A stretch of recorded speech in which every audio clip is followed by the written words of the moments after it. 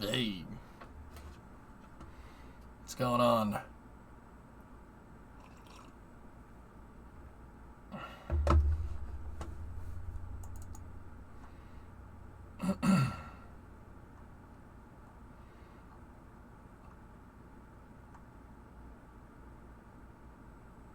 How you doing? Dude, I slept through like 3 alarms, man. I'm not. I, yeah.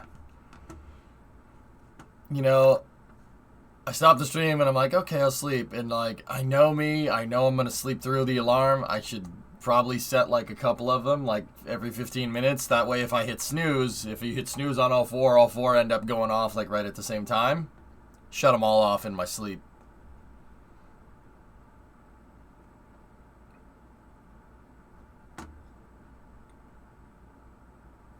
I guess my body wanted to sleep.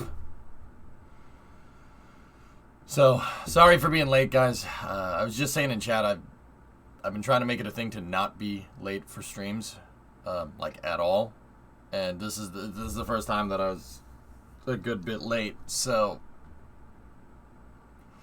I'm still recovering from the cringe that was the Blue Origin launch coverage. Yeah. Yeah, they're trying, man. Serious, they do the same thing as NASA, where they try to. It's lowest common denominator, like not pandering, but like they try to talk like you're 5, and I have a theory that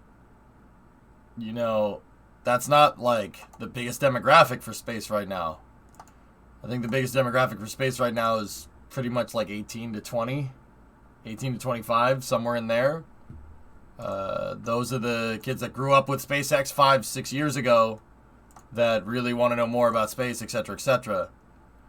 So, like, for me, I don't teach at an elementary level. I teach the spaceflight stuff that I teach is high school, college. Like, Aerospace 101. So, like, what you'd get is like a first year aerospace student. That's the level that I teach at, and it seems to work very well. Yeah, Metroid. Yeah, it's really, I don't know, man. Hey, they're doing their thing, and it's fine. And yeah, like, I don't like it when NASA does it. I don't. And Blue is doing thing. Yeah.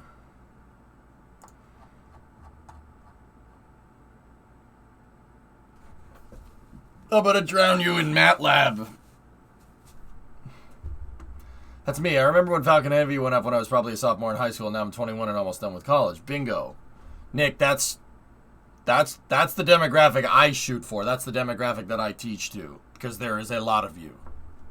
There's a lot of kids that grew up with it, and I know what it's like to grow up with a launch vehicle, man, because when it was me, when I was in high school, well, when I was in high school, I wasn't flying very well, but I grew up with this. This is Bay right here. That's my favorite, man. But yeah, did you see Heiss's air brake video? I haven't watched all of it, SC, but yeah. Turns people off when they act like everyone's an idiot. Yeah, it's really. Hellfish. I mean, I don't know, man. Dude, like, the way I see it is that, their cast gets thousands of people watching, and then there's us over here on Twitch, and it's clearly niche over here, so I don't know, man. Maybe we're doing something wrong. Maybe I'm getting too advanced with this stuff. Who knows? And you're back in high school during the Stone Age. Yeah, I guess. And when I was in high school, we lost Columbia. My sophomore year of high school. Lovely.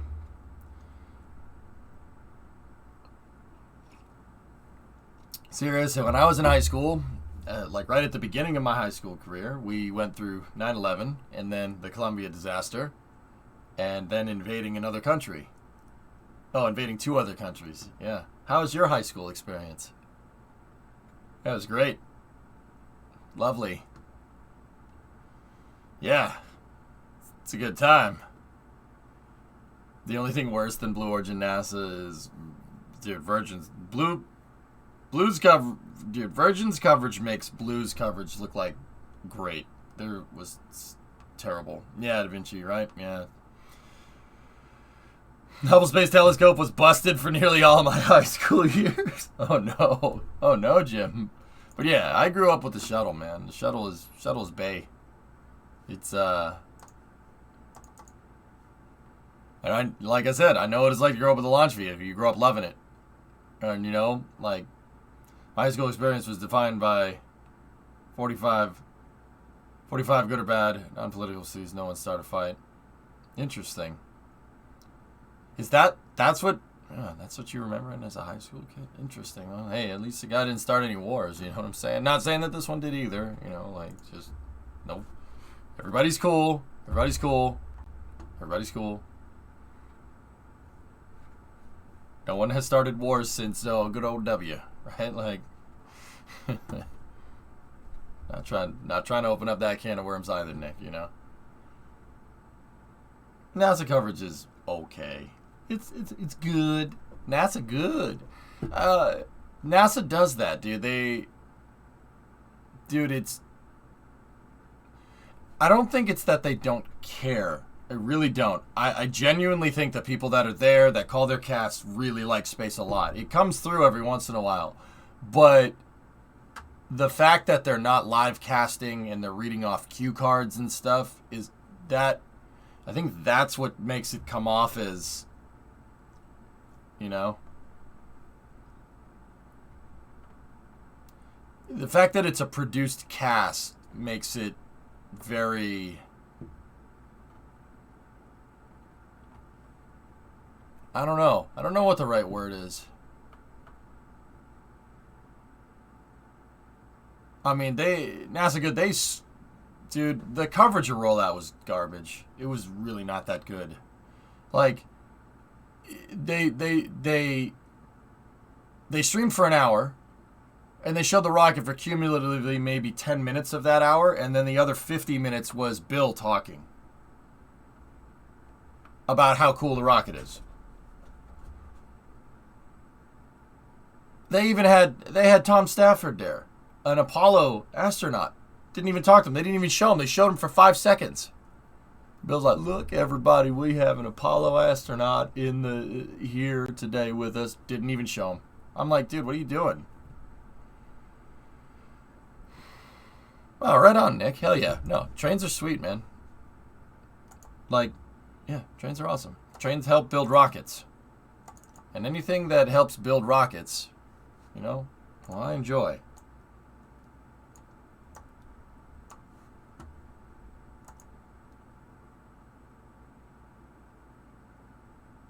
Yeah, NASA good. It was really, like, I don't know what the heck that's about, man. Like, I don't get it. Like, dude, all you have to do is just point the camera at the rocket and then tell people about the rocket. That's it. That's all you have to do. Like, it's not... Did I miss something? Like, Tom didn't have any pudding, so he got no airtime. Yeah, but it was just Bill talking about inspiring generations and whatnot. Yeah, it's very strange.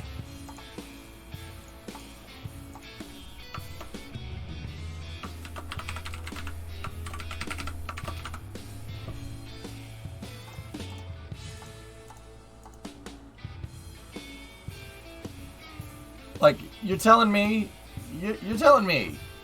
all this equipment, and you have a piece of crap stream like this. You can't say that, it is a NASA stream. Ugh. Of course I can, it is a piece of crap. Yeah, I saw what Thomas posted, Hellfish. Like, dude, it's the same cryogenic timing as the shuttle. What are you guys talking about? Like, what are they, like, I don't... Oh, wow. That bridge is sick, Altio. You did a great job. And you got your guide tracks and stuff. Hell yeah. That looks really good, man. Hey, RV. What's up?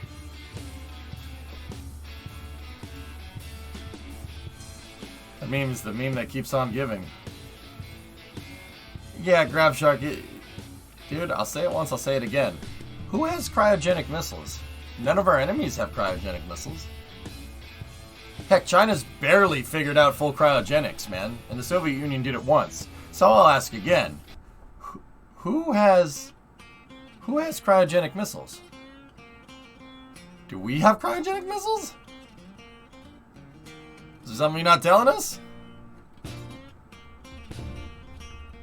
Like, I don't mean to bark up that tree, but...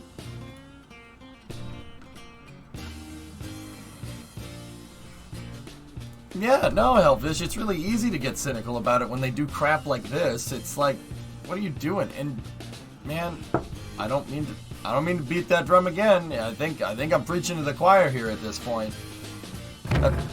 That's why I saw what Jim was doing, and I'm like, no, he has to stay. He has to stay there. Jim is, like, the transparency. He forced Boeing to stream their in-flight abort, man. Like, hang on, I gotta restart. Hold on. What do you think of the new Vegas track? Oh, it's Clutch. I don't mind it. It looks okay. I mean, it's not... It goes up the strip on the backstretch, which is pretty cool. And people are saying, oh, it's gonna suck. Oh, it's gonna suck. You guys don't know. It's gonna be amazing. You know how much passing they're gonna do on the strip with this track?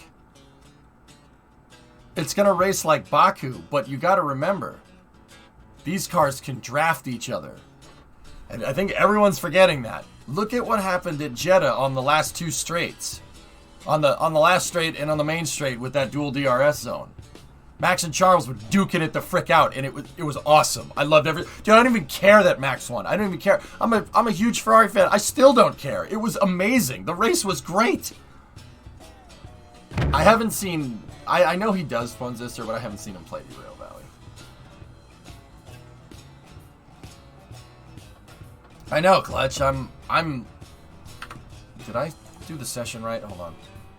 Charles. Yeah, I thought it was Shaw. Yeah, and...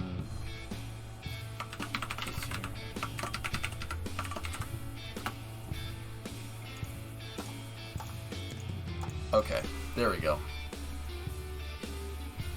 That was your first time watching F1? Vin, dude, I envy anybody that if this is their first season watching F1, I envy you, because, man, this season is good. I hope it stays like this. I really do. I kind of think, though, the cynical F1 fan inside of me says that, you know, they're going to have most of the aero kinks figured out, and one team is going to be dominant by the end of the year. But, man, is this fun. You're not an F1 guy. What did they do to make this season so good? So, Grav, they redid the aero regulations for the cars. I told you about the ground effect that the F1 cars have that suck them to the ground. I'll describe it in plain terms, because plain like airplane terms, not plain like, you know, plain Jane. Like, the cars have less wake turbulence. In racing, it's called dirty air. They have less turbulent flow coming off the back of the car, so the Formula 1 cars can follow behind each other now. If you tried to do that with last year's cars, your front spoiler would be stuck in non-laminar flow air, and you would have a very bad day. You would ruin your car wouldn't perform correctly because it's not getting the air that it needs. It would overheat. You'd ruin the tires. You'd ruin the brakes. Them adding the ground effect and stuff reduces the wake, the aerodynamic wake of the car. So Formula 1 cars can draft. You can follow another car around. You don't have to worry about it wrecking your car, which is actually pretty cool. All right. Yeah, it's gonna be awesome, Phil. Electron, this is... Their racing these cars, this is like 2007, 2008. That's what these cars are racing like, which is fantastic. I am not upset. I presume teams are having issues getting used to the new aero, and it's getting spicy. It's a little bit of that, yeah. Mercedes redesigned a lot of aerodynamic parts on their car, and they are having a little bit of trouble with it. Yeah. It's cool, though. It's cool, man. Like, I'm happy that they're doing that.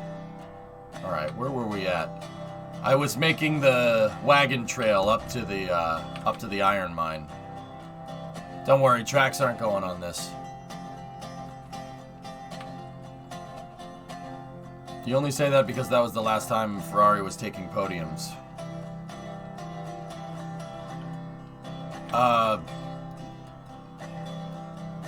No, they're racing like 2007, 2008, where you can actually follow somebody. They changed the aero regulations in 2009 and Braun GP won every race. It was terrible. It was just absolutely horrible. What are you talking about? Alright, we gotta focus more on our walking path here. I think you should do that. I think they should include that as a game feature, Panta. I think you should have to fell the trees, Icarus style. That's just me.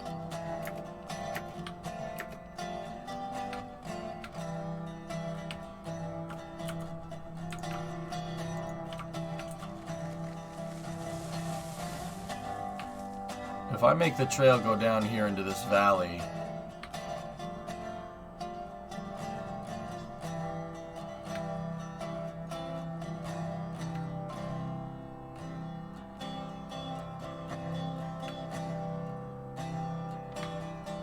Yeah, we don't want to make it go down in that valley. Go up the hill right here.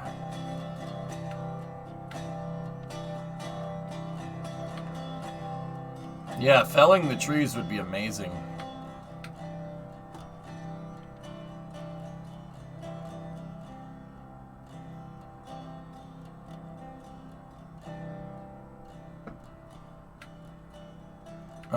Yeah, W, that sucks. Tornado warning in the Richmond Raceway area. Uh-oh.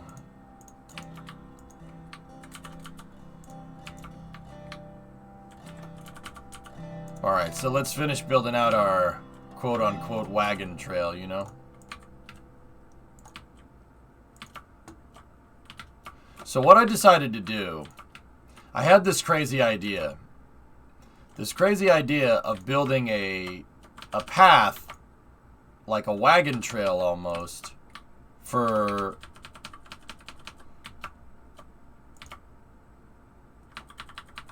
to get up to the iron mine. And the reason why I wanted to build out a path like this... Excuse me. The reason why I wanted to build out a path like this is because we were thinking about it yesterday. And the idea is that, you know, look, they wouldn't just make a train track. They wouldn't build the mine up there, right? And they wouldn't just make a track that...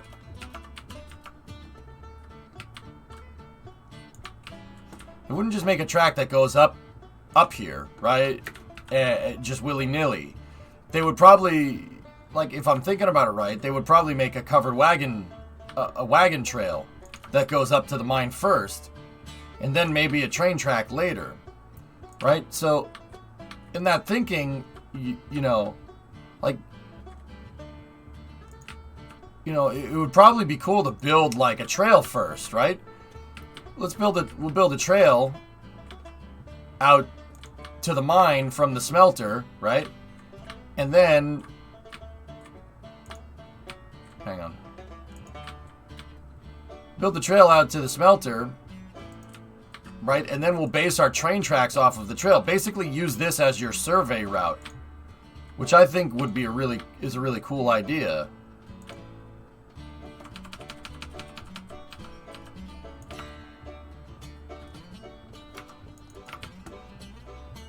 So, like, this would be the trail that they would use to get up to the mine, right? And then later, they would build a train track based off of it. I think that's a really cool idea, and that's what I've been doing.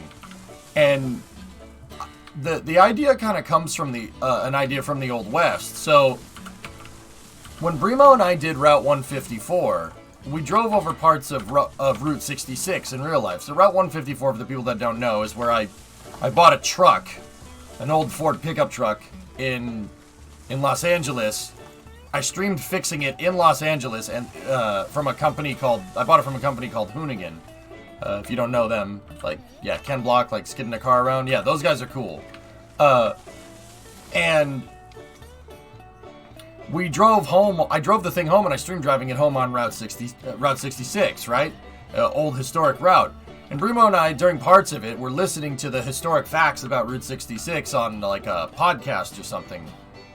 And what I realized is that Route 66 it kind of goes from Chicago, and then it, like, starts going south, and then it goes through Oklahoma, right?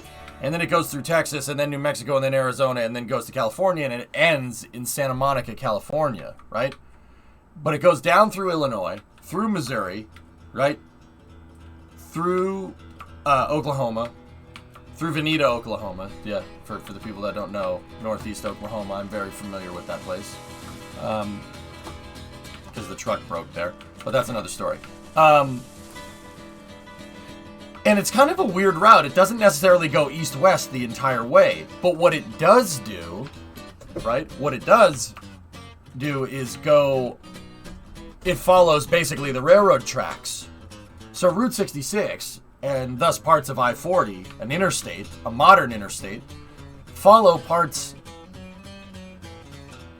they basically follow the railroad tracks through the western parts of the United States. And then that got me thinking, like, oh, well, what are those railroad tracks based off of? Well, the railroad tracks are based off of wagon trails. So they made the wagon trail first, and then they would have made the train tracks after that, and then they would have made roads after that. Which I think is actually pretty neat. So I got an idea with RRO to do something similar. Make a path first. Make a wagon trail. And that's what I'm basically doing here. This wagon trail goes all the way up the hill. And then I'll use that as a route for the tracks. It was a Brimo cast. She was reading it out of a book. Yeah, there you go. Dude, I was focusing on driving. I forgot how that happened.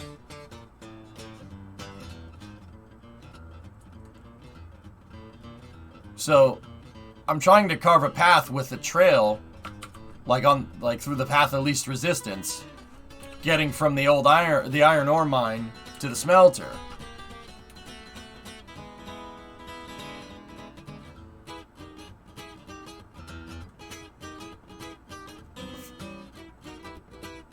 And it looks like I got the route to part of my train tracks right there. There's the outside leg of the paperclip right there. So, here, let's go. Let's finish it up.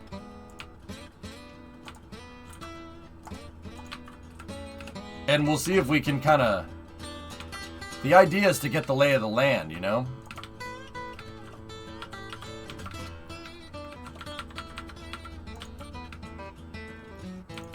I don't know. This might be a stupid idea, but then again, it might work.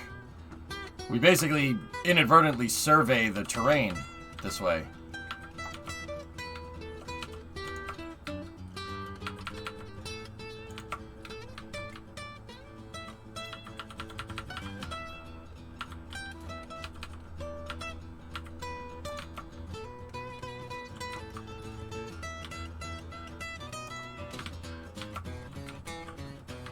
So once again, these won't be train tracks. This is just a quote-unquote walking path.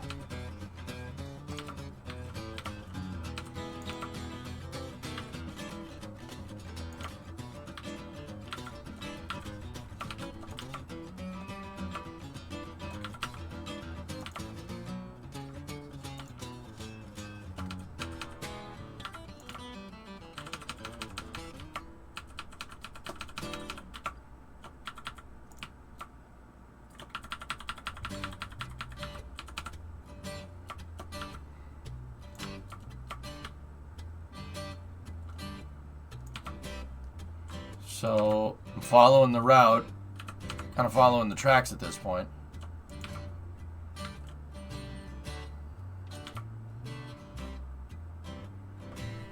Here in the North Georgia mountains, there are a bunch of old mining trails. There's one old one I know of that has some old mining rail popping out with 4 foot of dirt on top of it.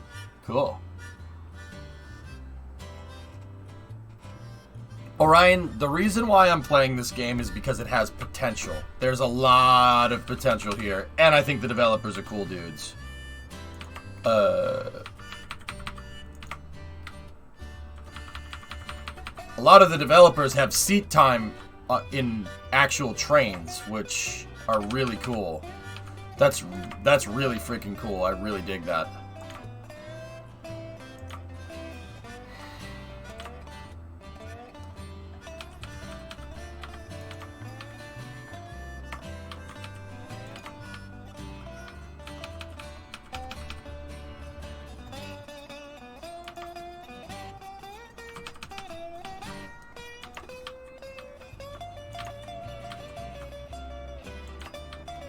I don't know if you call it seat time. Do you really call it seat time if you're like on a steam locomotive?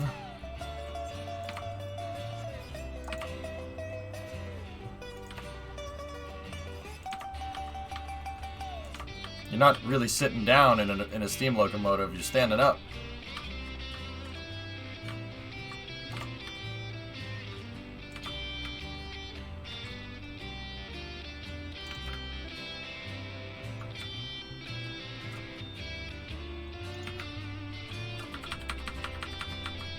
Operating time? Yeah, maybe.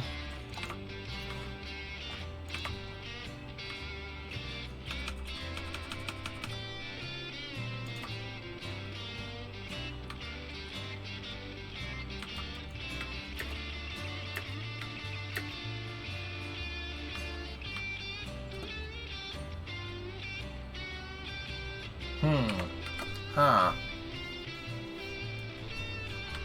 Rail time? Yeah, something like that. I don't like that.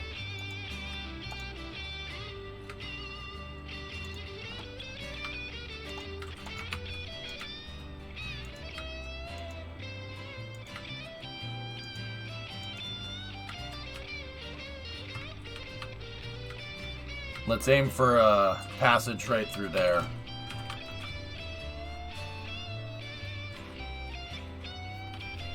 Yeah, exactly, Orion. I think, like I said, I think the game has a tremendous amount of potential, and I really hope these guys can get it done.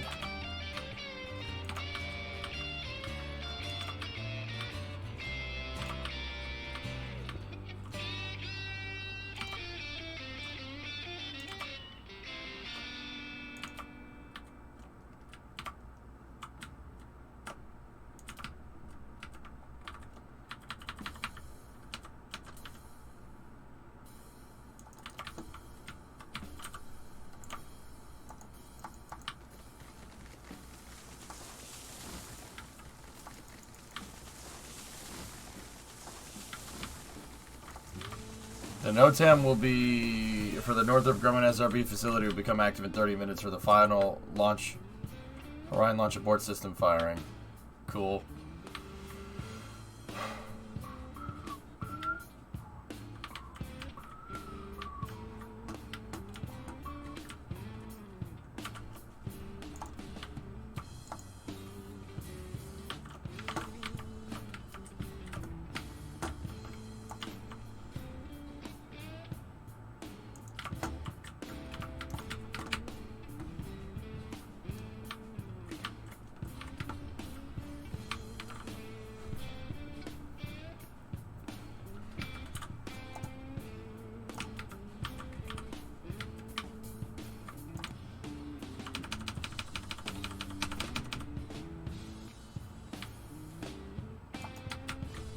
There, little covered wagon crossing thing going on here.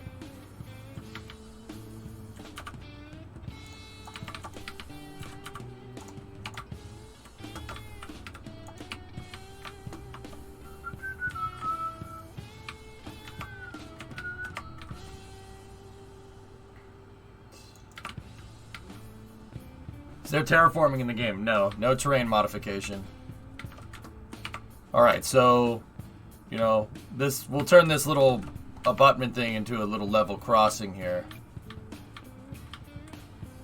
I think that would be that's pretty cool.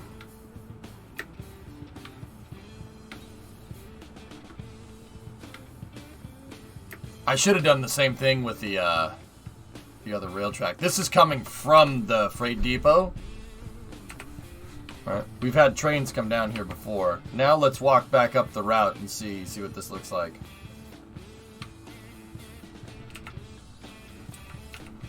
I'm not sure if it's going to... Stuart, I'm not sure if it's going to be for both of these lines. Did they already launch? Yeah, like 6 hours ago. Yeah, man. You missed it. That must be the old New York Central, City of Albany. Derailed in 1920, killed hundreds of people. Did you catch a license plate on the locomotive? Sorry. I missed it. It's my favorite song. I'm turning it up.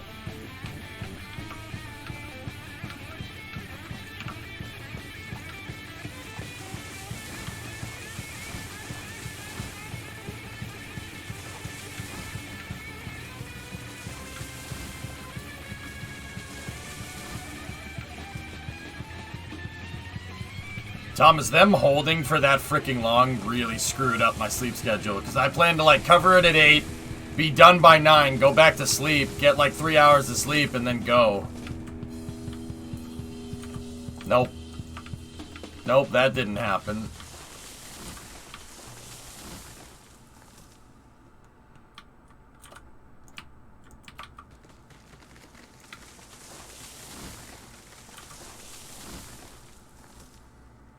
Yeah, I thought they were going to scrub. Yeah, Neo, I don't like all those short holds in the count. That really is like, okay.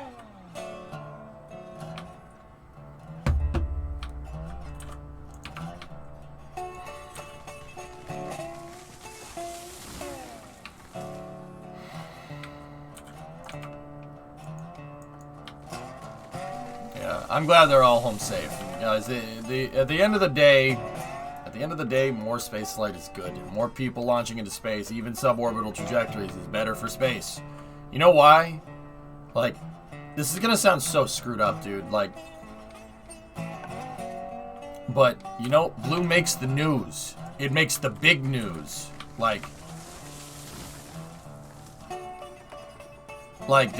the Blue Origin launches make the news, man. Like, not SpaceX does too, but you know, it's not. It's not like you know, you can say whatever you want about Blue, but they make the news, dude. Their stuff makes headlines for whatever reason, and that's a good thing. That's better for us. That's more people That's more people understanding that spaceflight is becoming the norm, which is good. That's a good thing. Alright. Before I built the trail, and I built it fast, I didn't cut down all the trees. Headlines because they throw celebrities in space. Doesn't matter. Yeah, you're right, Plums. Absolutely, but that doesn't... I mean, that's... Who cares? That's... You know...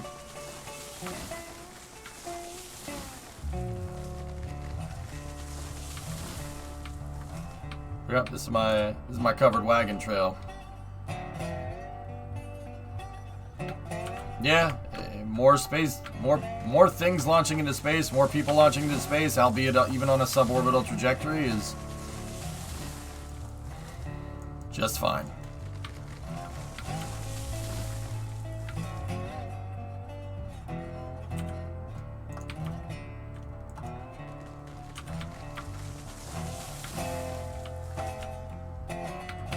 Got some switchback action going on here.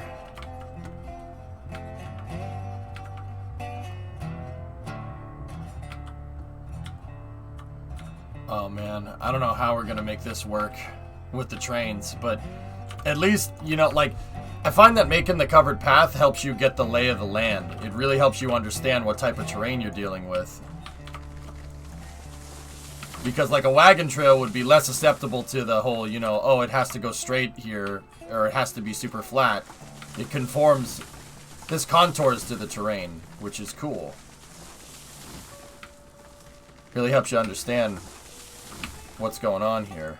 Like, what you're up against. The first big obstacle that we're going to have to deal with is this ravine.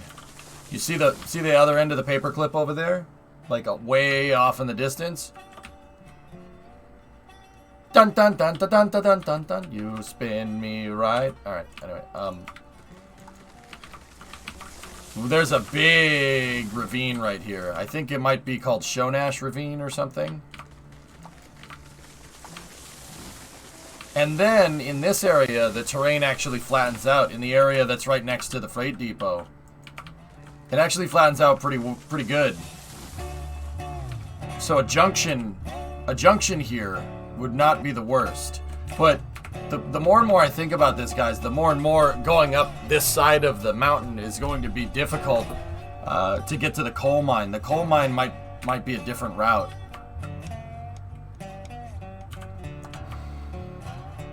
Eastwood Ravine? No. I think it's called Clayton Ravine or something.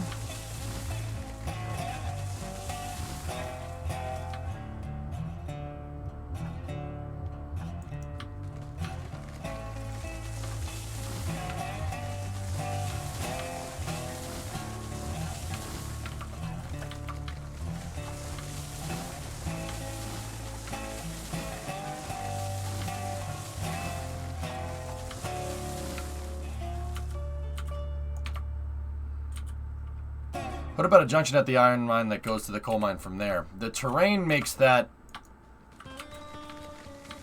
a little bit on the difficult side.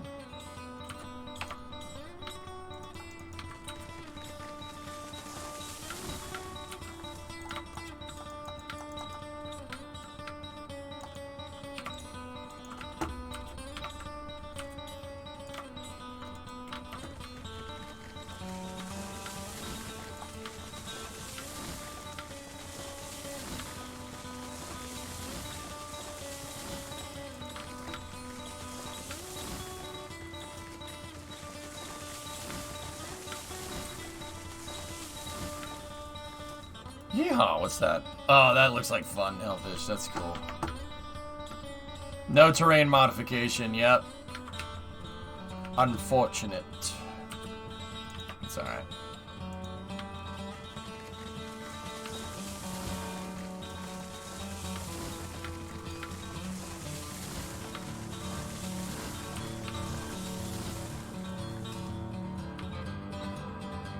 Wow, man, that tree got some distance. You guys see that?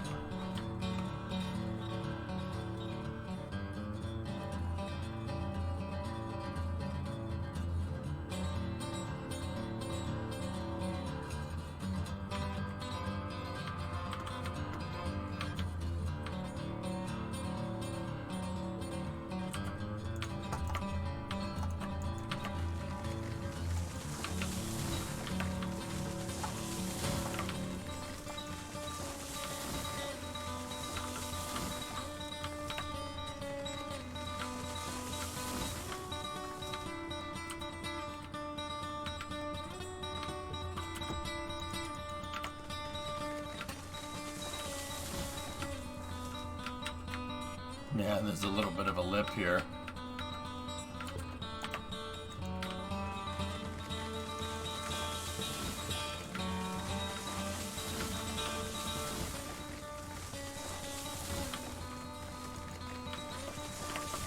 You'll be able to change the angles of these with the splines update.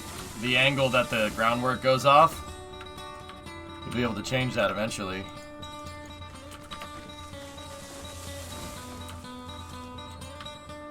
Is it planned or no way the engine could handle it? They would have to port to U5. So it's not on the current roadmap from what I understand, Ren, but maybe sometime in the future. Maybe.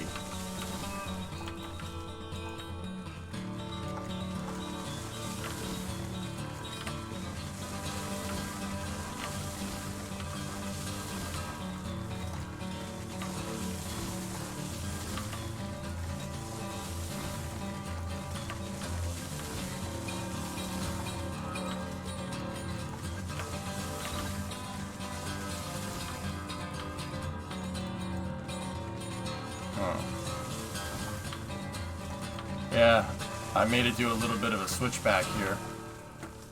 So once again, this is the footpath. I made a footpath out of railroad groundwork that goes up to the smelter.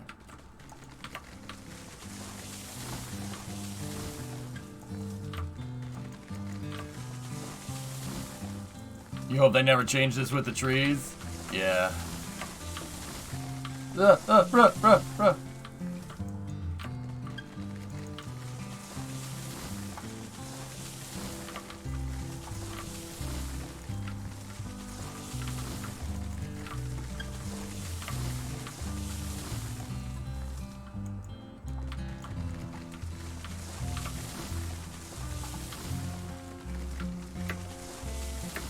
And here we are.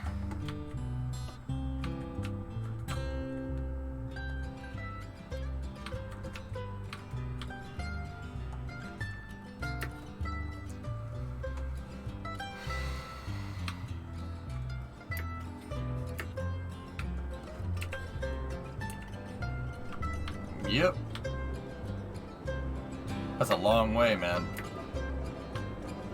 There is a pre-cut path over there for the train, but I don't know how much I want to do that, you know?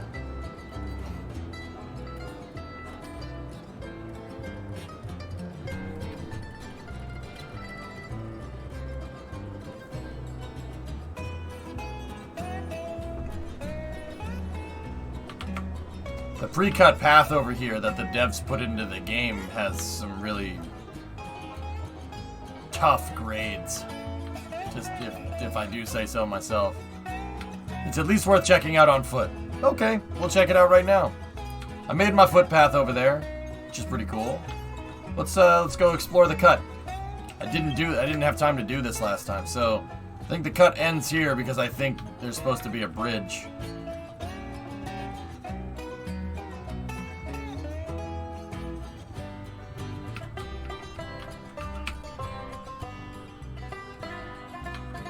Yep.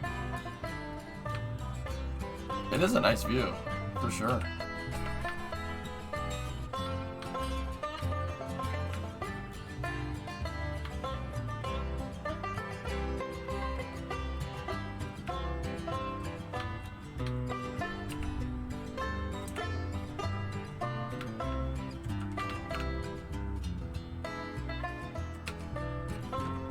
Oh, I see.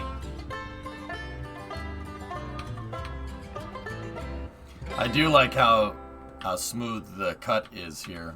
I might use some of it and then just do my own grading.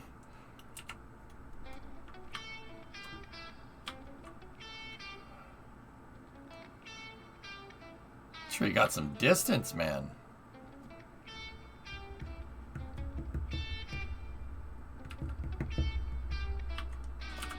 Hang on, do we have a room for like double track here? Yeah, we do. You should have been cutting down the trees as you went? Nah. If I don't want to use it, I don't want it exposed, Ren. At least that's my kind of thinking.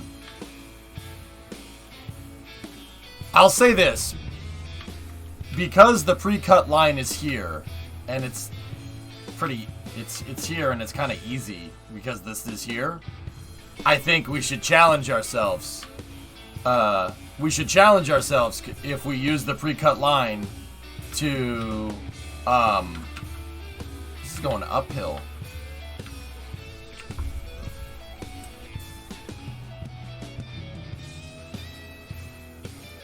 We should challenge ourselves with the pre-cut line to make it a double track.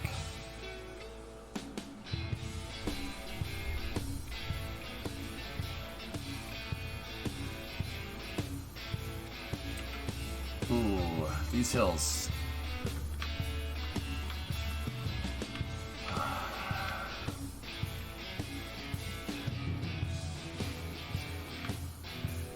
Yeah, this gets a little treacherous, huh?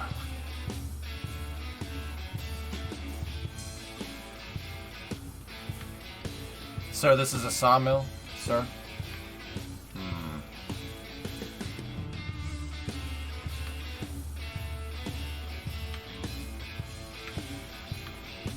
Yeah, there's another ravine here.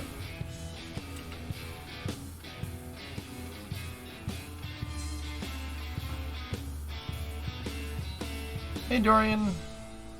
Happy Friday Eve. Nice. There's that plateau that we found with the... that's the plateau we found with the wagon trail over there. And that's where my switchback is.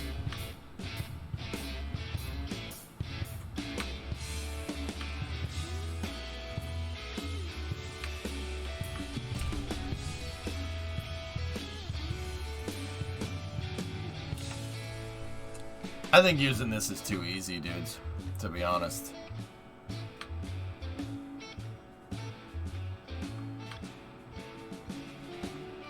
I think it's too easy.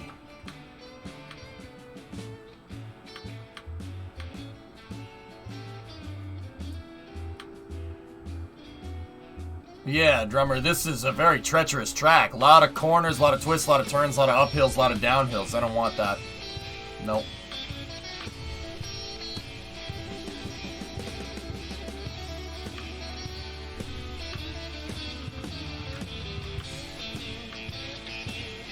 Have you checked that valley to the east yet? Maybe you can route through there.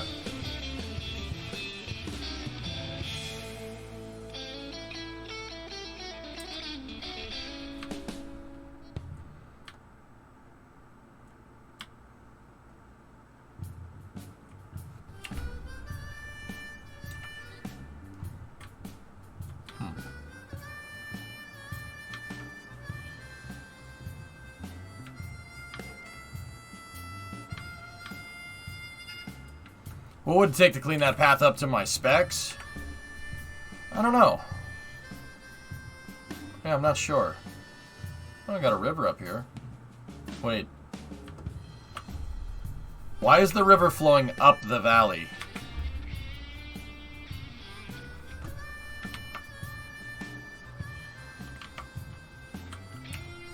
The river goes up the valley.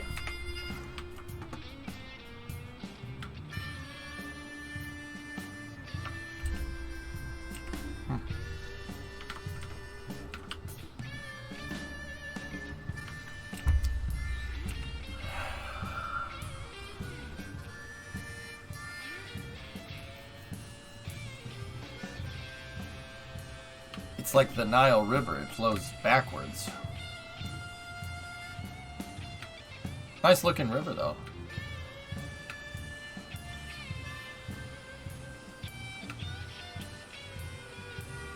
Nice waterfall. Alright, where are my tracks? My tracks should be over here.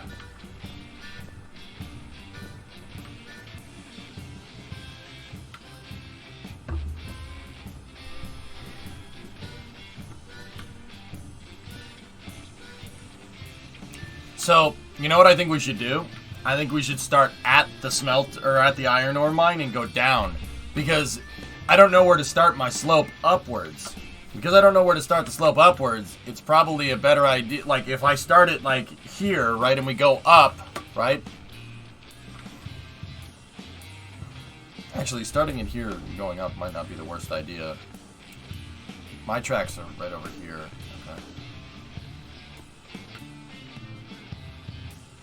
Oh, nice, Thomas. There you go.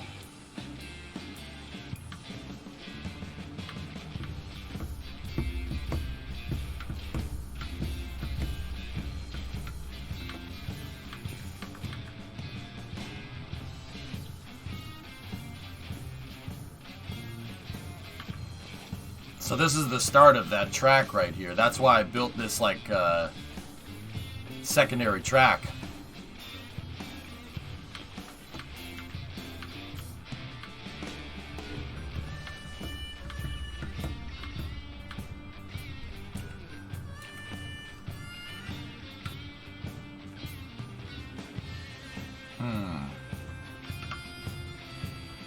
Yeah. You guys want to start up there, or do you want to start this way going up? I would think starting up there and building the track down would be better. Because that way, you know, the train spends more time on flat ground down here than it does flat ground like on a super big trestle. Let's go top down. Yeah. I think that's a good idea. If you use the pre-made cut, you could make a challenge to get 2 tracks in there.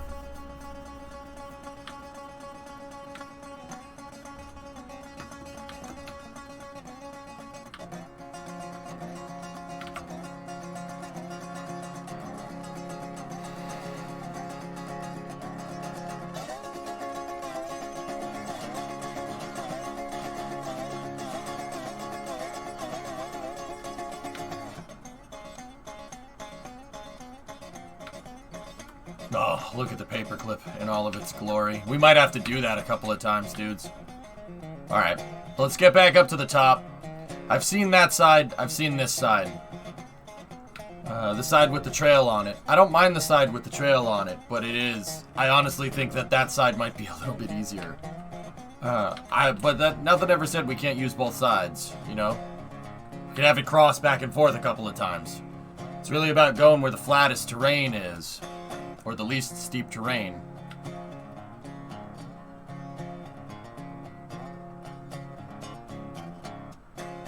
I can use some of the pre-cut line as well. We can do that. That's not a problem.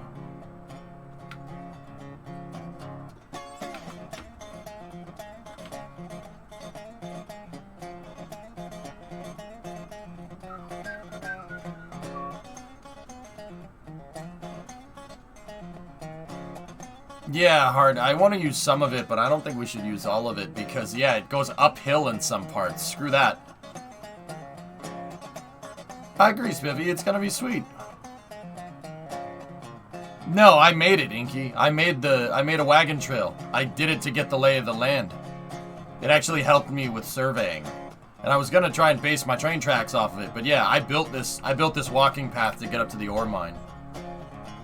Orion is live for the final Orion LAS test. Cool.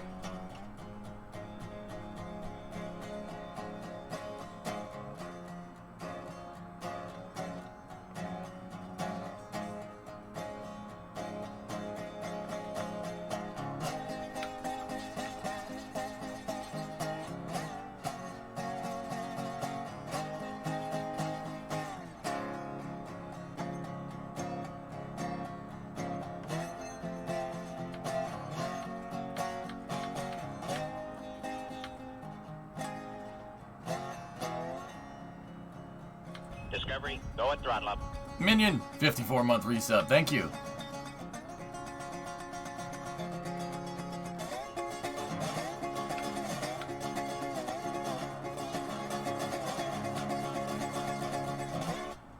Oh, hold on.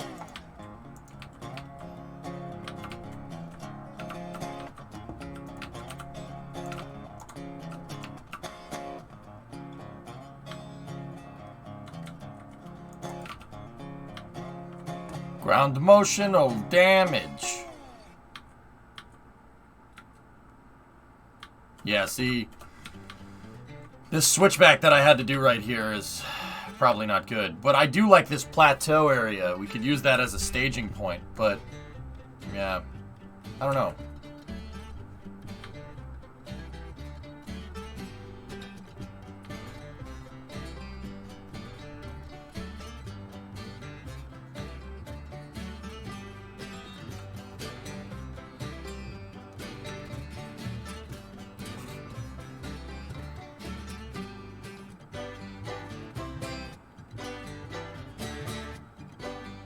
Is there a fast travel option in this game? Ansel, do you think I'd be walking up this wagon trail if there was?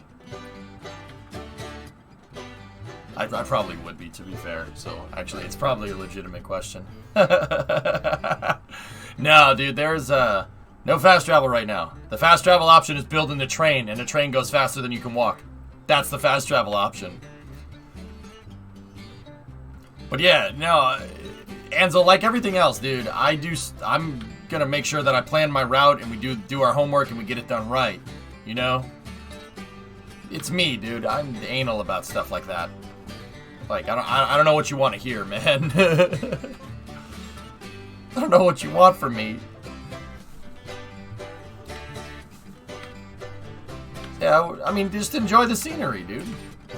Oh, here. I do want to show you guys this. Let's walk up here real quick.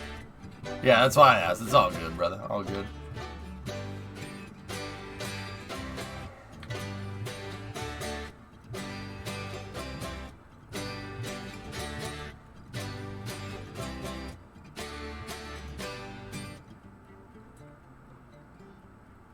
I'm evaluating the game to see if you would like to get it. Fair?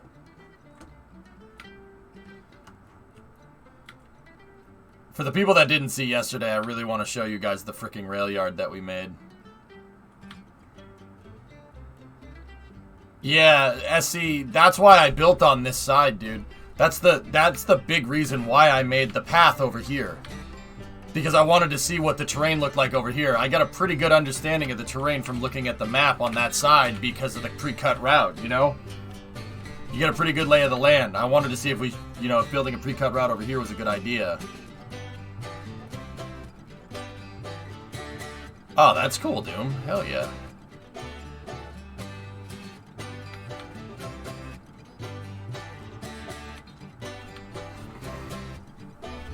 Can I build this next to the highway on both sides in Minecraft? Yes. Sure, DB. Yep.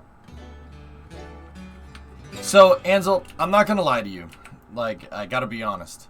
The track building mechanics in this game are very lacking right now, but literally the next update is to redo them. It's very clunky, kind of counterintuitive controls. But the next update should fix that. And the second part of that is, just because the game right now has clunky controls in the state that it's in doesn't necessarily mean it's bad. If you remember, Kerbal had very, very clunky controls. KSP had clunky as hell controls, and we dealt with it and we made some awesome stuff because I saw the potential of the game. With that being said, I see the same potential with this game.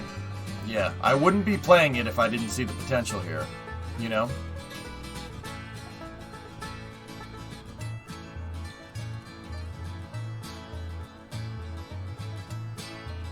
Test complete on the Orion LAS motor. Cool.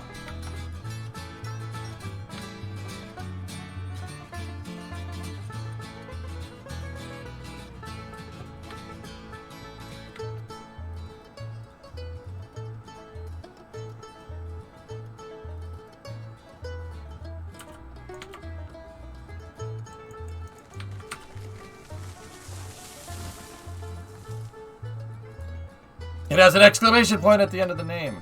Yeah, yes, Wishio, you love it. You love it.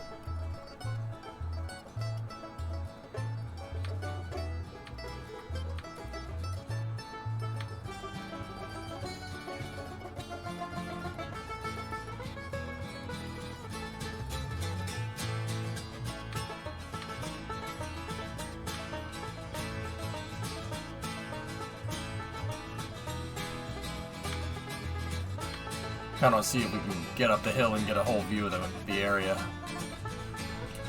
And I also want to show you guys the freight depot. We completed the roundhouse and oh man. Or the turntable and everything. I only have one turntable and no microphone, but also nice toasty stand after the firing. Let me see, Thomas. Sweet. You know what this reminds me of? This reminds me of northern Arizona. Anybody else? Does this look like Flagstaff to you? It looks like Flagstaff. Read last. No, you read my last. I'm talking about Flagstaff, you dope. Yeah, Linus, I said that was cool, dude. Absolutely. Yeah, the design next to the road, right? Yeah, do it, man. Oh. Peep that. Yeah, we drove through Flagstaff on Route 154. I'm sure. Let's see the locomotives down there, or the roundhouse, and there's the roundhouse in my depot.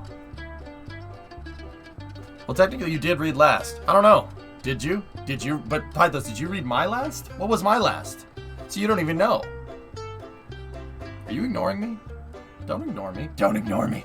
Anybody got any jelly beans? May drop the 2500 on an open wheel class day at Laguna Seca to see if I'm into it enough and can get in and out of the cars. Doom, let's start a race team. No joke. I'm not joking. Your last was last. I think you're lying. No. I mean, I read last. It's last. No, it's not. I didn't type anything. This is entrapment. I'm like, you're John DeLoreaning me. How dare you? How dare you?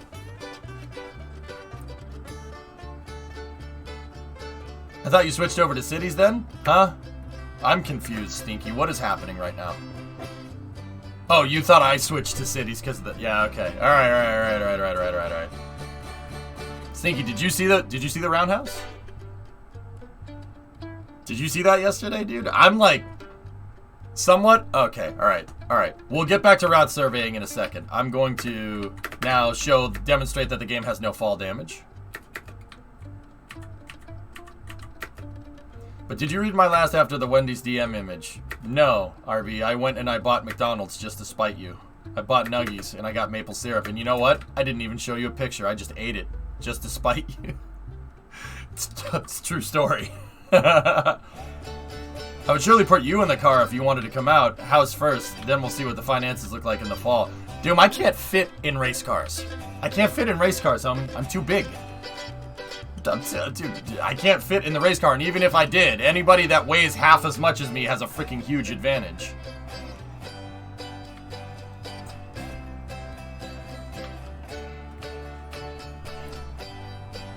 Make your own race car, then. Apparently in Popeyes, you can order biscuits and ask them to put cinnamon sugar on them. Word. But those, I was trying to tell these fools in here the other day how awesome chicken and waffles are. I had some fried chicken and waffles at... There's an invisible wall right here. I had some fried chicken and waffles at IHOP over the weekend. Oh, man, was it good.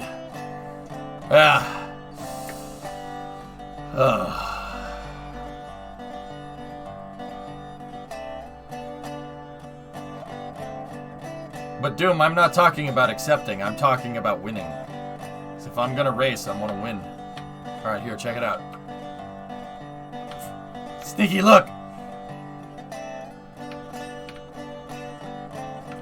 Yeah, it's just, yeah, whatever. It's fine.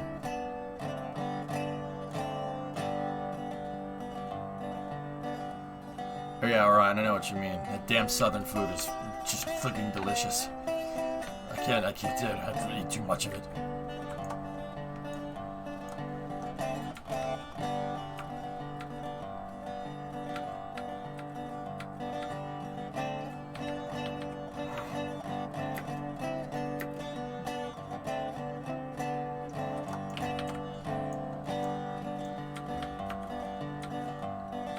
Yes!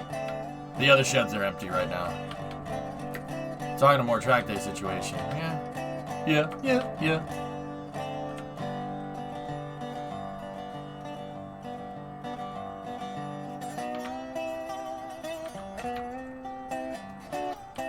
This took forever to get right, but once we got the workflow down, I could literally duplicate this very quickly. Welcome to the dank tank. Why did I accept that Discord invite? It's just gross.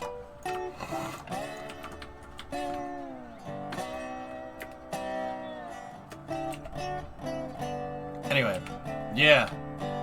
I'm really proud of the roundhouse, honestly. I'm going to fill this up with Eureka locomotives. Because we have locomotive 54, right? We have locomotive 54, which is Jebediah, right? We got Jeb. And we're going to need locomotive 55, 56, and 57. And they all need to be Eurekas because we're uniform here, right? I'm designing all my routes to go fast, right? And to not need like a Heisler or anything, right? To not need the Heisler or the Climax. So we need 55, 56, 57. 55 is going to be Bob, 56 is going to be Bill, and 57 is going to be Valentina. See where I'm getting at? You can't dig out the turntable ditch, Sneaky, and I'm not happy about it. But, I don't know. This is kind of cool.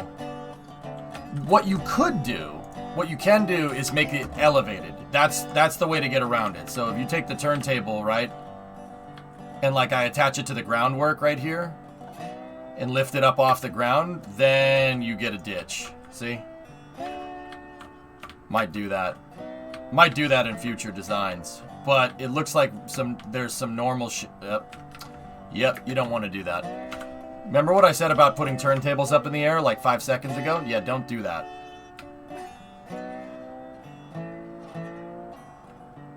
Don't you mean Bob, Doug, and Megan? No. Different locomotives. Alright, anyway. Let's go over to the iron ore mine and see what we can get done.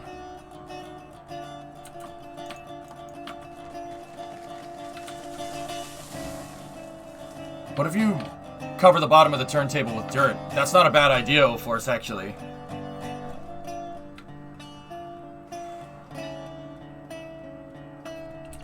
I'm thinking, Shy, that's probably a good idea, dude. What about the cook in the 70? I like the cook, Stuart. We'll use that, but...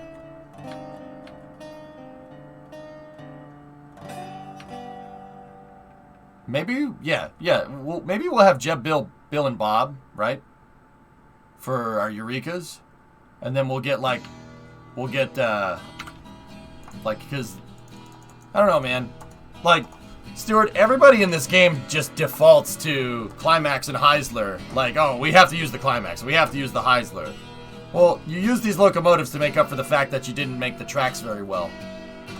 I want to prove that you can make a profitable railroad hauling big trains around with Eurekas despite the low tractive effort. I have a theory here. The Eureka has low tractive effort because it's light, not because it doesn't have a lot of power. You have a 120 psi boiler, right? It's light compared to these other locomotives. The Climax is 53,000 pounds. The Eureka's only 37. So you know what that tells me? The big drive wheels on this 440 locomotive are designed for speed. They're designed for speed and relatively low grades. What do the arrows on the smokestack and headlight do? The arrows? Oh! Configurability, dude.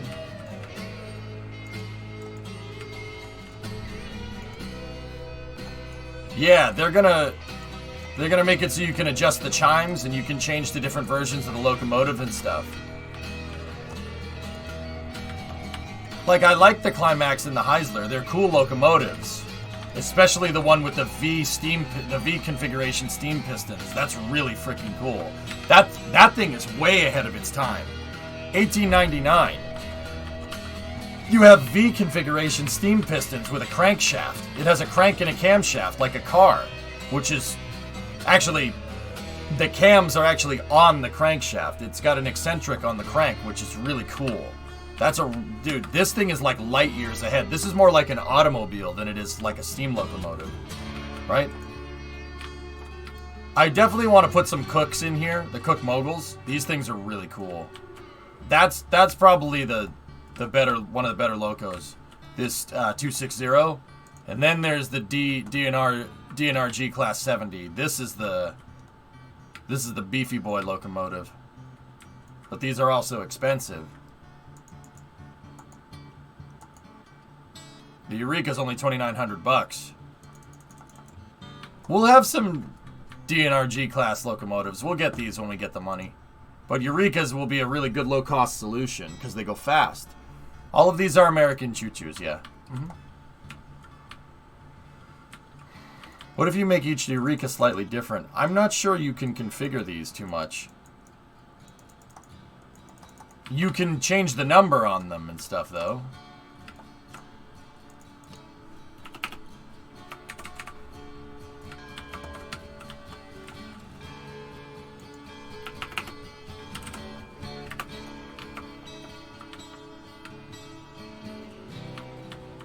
What does the gauge mean in the menu there? It's the track.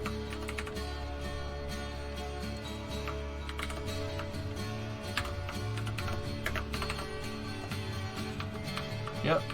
We'll get Loco 55 here in a moment when we get some cash. I only have 900 bucks. So, RB, gauge is refers to the type of tracks that they're going on. Every single train in this game is narrow gauge, so 3 feet between the rails. That's not like the trains that we have nowadays. The trains that we have nowadays are standard gauge. Standard gauge is 4 foot 8.5 inches. It's called Stevenson gauge, George Stevenson. That's the one that's based off of Roman carts. Yeah. Most of the world's train infrastructure is based off of Roman cartwheel length. Because 4 feet 8.5 inches was the distance between the wheels on a chariot. Yeah. That was the track width of a Roman chariot. Our trains are based off of that.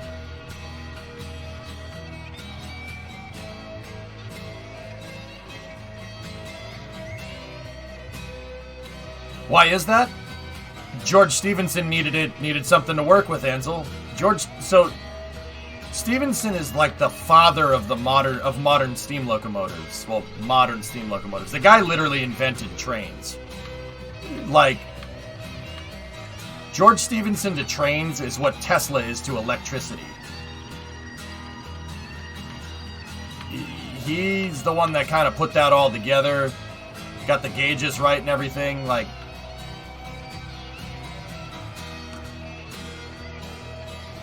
I was wondering if there are wider tracks for higher speeds. It's only narrow gauge in the game right now. There's clearly architecture in place to add other gauges if they needed to firework. But, yeah, the devs said only narrow for now.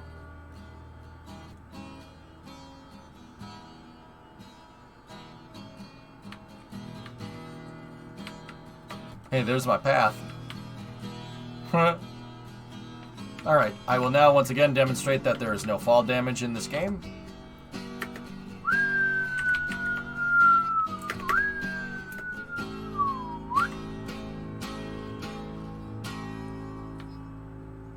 Yeah, Nikola Tesla, not Tesla automobiles.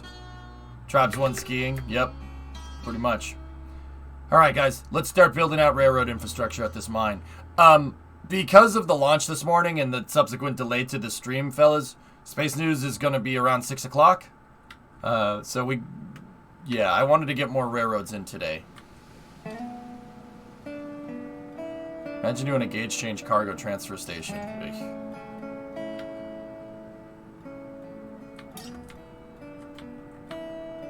I think the wise move would be to use the left side here. Well, the left-hand side if you're going up the mountain.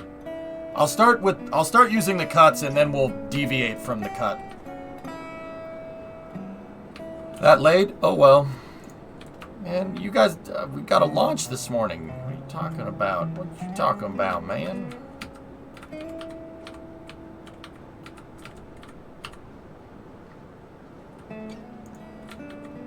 Alright, we'll start placing down the tracks. Let's make sure that we do this right and get these tracks perfectly straight.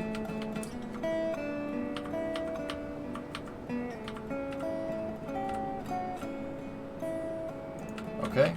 I'm using these posts right here as a datum to make sure that the track is straight.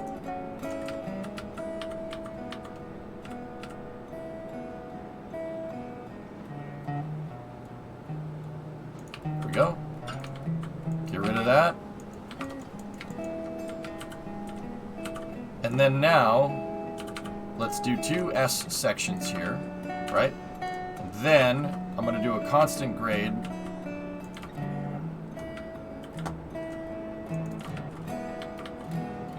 You're a datum.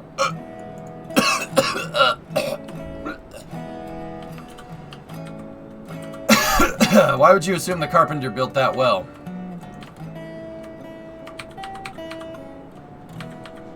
Did you just assume my carpentry? Did you just assume that? How dare you? Discovery, go and throttle up.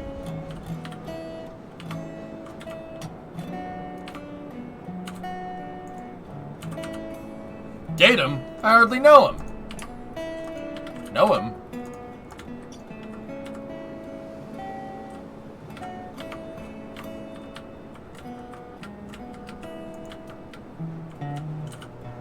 Now I want my tracks to be slightly raised off the ground.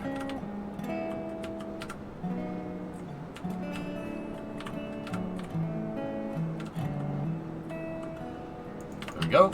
Alright, so now get rid of the rails here, get rid of the rails here. Are we still aligned? Yep. The track goes a little bit to the left, but that's okay. Alright, so now get rid of the groundwork. Right? Get rid of the groundwork, and we'll put that piece in. And sometimes it places that piece incorrectly once it's up, when it's up in the air. If you look at the second T. It's kind of crooked, so we don't want that. That sometimes screws up rails and groundwork, so there we go. Now we can get rid of this, and now I can snap final groundwork.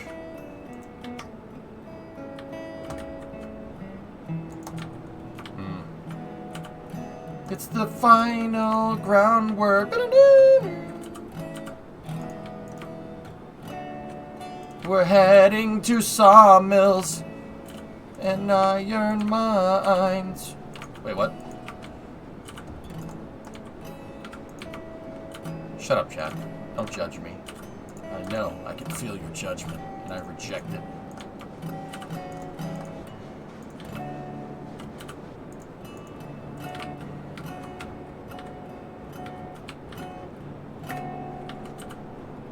If people are wondering that are newer to the game, you're wondering why I'm placing these down. I place these down because these are great rulers. Making straight tracks in the game is a little bit difficult because of the clunky-ish controls right now. So I use this to ensure that the tracks are perfectly straight and each segment is the exact same length. It's just uniformity, and it helps you keep a clear head when you're building.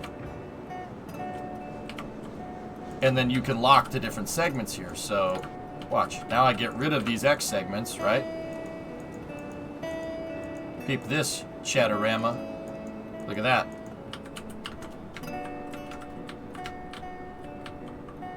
Perfectly straight rails.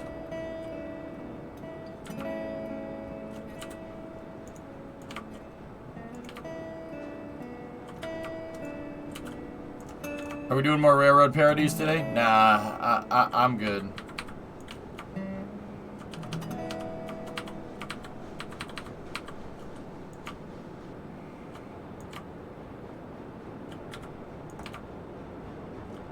We're gonna turn the train around up here or go backwards down the hill. I got plenty of room for a SC. We got plenty of room for a turnaround, for a turntable. I think a turntable might be a good idea here. Do you? Oh yeah. The flat ground goes all the way over there. We figured that out from surveying the damn wagon train, you know?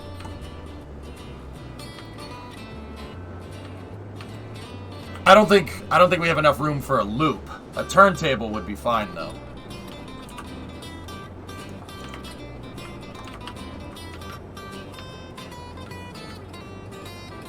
I was thinking of why, yeah. Is there a NASCAR or Indy this weekend? Yeah. Sebby, NASCAR and Indy are every weekend. It's very rare that they take a 2-week break. NASCAR, I know is happening. I just don't know where they are. They were at COTA last week, and that COTA race was really fun. It was a really good race. I'll go out right and say it. It was a good time. Richmond. Oh. Uh-oh. Yeah, they're in Virginia. The tornadoes. There's tornadoes out there. Thanks, Bandit. I love how, and I do not mean this in a fricked up way. I love how somebody mentions NASCAR and you pop out of the blue. NASCAR? Dude, no. I actually appreciate it, man. That's funny to me, dude. I mean that in an endearing way. It's like, what? Somebody say NASCAR?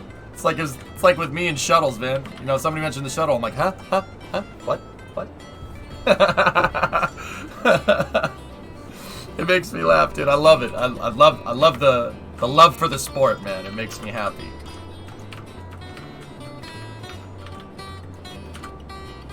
Dude, the COTA race though, Bandit. I got a chance to. Well, I fell asleep to it, but I watched some of the highlights, man. I was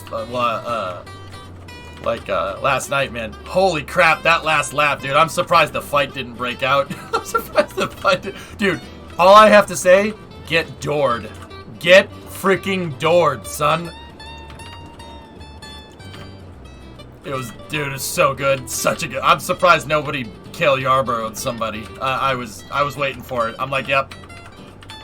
So this is what they were on about in the Discord, man. I couldn't watch the race live because I was on the toilet. Now I really wish I hadn't told you that, but whatever. That's good, man. NASCAR, I'm telling you, NASCAR on road courses is fun, dude. Those cars slide, man. It's tough to drive them around those tracks because it's like a freaking 6,000-pound box. I mean, you did have food poisoning. I don't know if it was food poisoning or a stomach bug or something, but yeah, it was not good, whatever it was.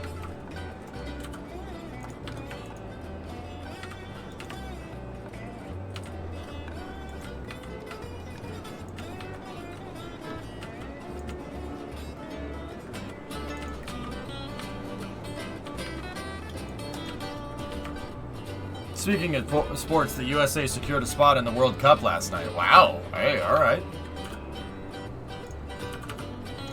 See, the reality of the situation, guys, I love my American sports, but yeah, the reality of the situation is that I'll watch any sports. I grew up playing sports, so I watch sports. I don't care what it is. I'm actually, well, pretty sure the Euro guys don't really give a frick about this, but I'm pumped for baseball season, man.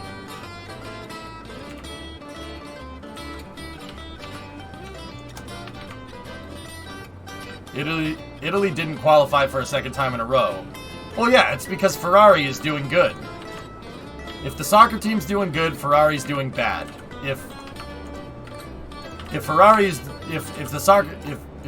good, the soccer team is doing bad. It's true. And you can sit here and say, "Nah, that's not how that works," but it's true.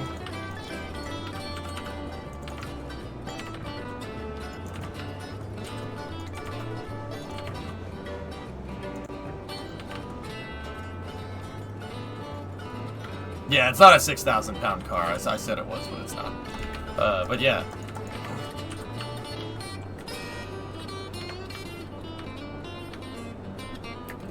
Canada versus the United States in soccer for the World Cup? What the heck kind of timeline's going on here? What the heck? Like, alright. I mean, I know it's not like the World Cup, but yeah. World Cup's fun to watch, man. I enjoy that. I like... The more and more I look at it with soccer, guys, soccer is like the regular, like kind of the regular season stuff is meh, right? It's just, you know, it's just another soccer game, just a game to watch. But when you get into like the championships and stuff, that's when soccer gets really fun. That's from what I can tell. Am I right in that assumption? I think I'm on the right track there.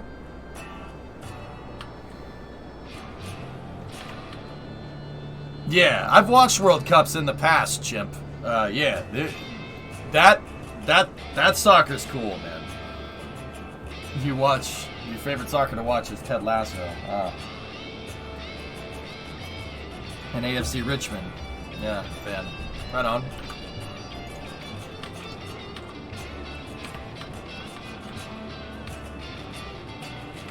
You ready for Sebring tomorrow?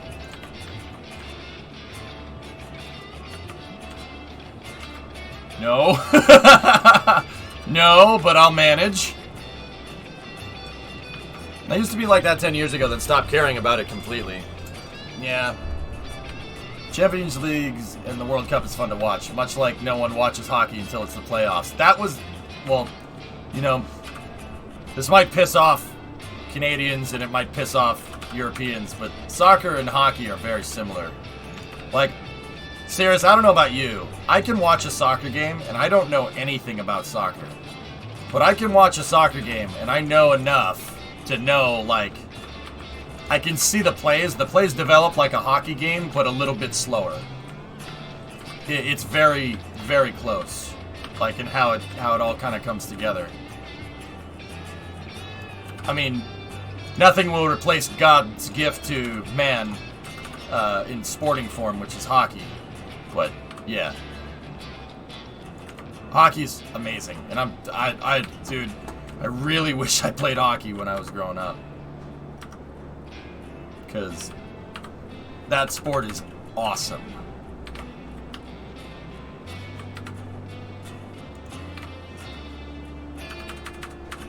What a great sport it is. Uh-oh. Uh-oh. Big grouper fish.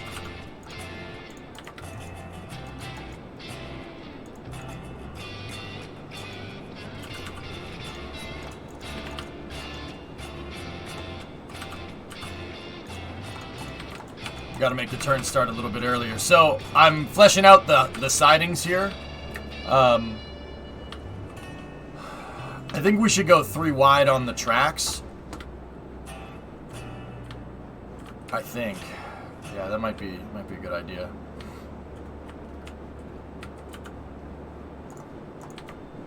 Yeah, Havoc's hockey's awesome. I'm sorry, like yeah, it's such a fun sport to watch, dude. It's such a good time. I really understand why Canadians love it. It's really good.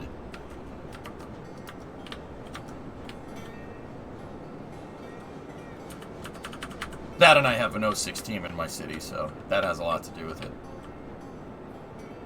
But like, as embarrassed as I am to say this, I didn't grow up with hockey. I played baseball and football. Baseball, football, and track is what I did. A little bit of basketball too, not as much.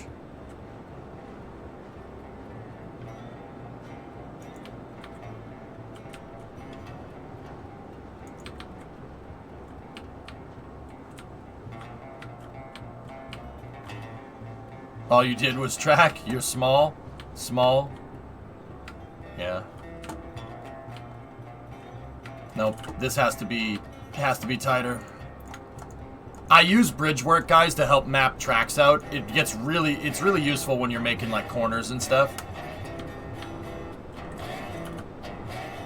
What do you think about Arians retiring?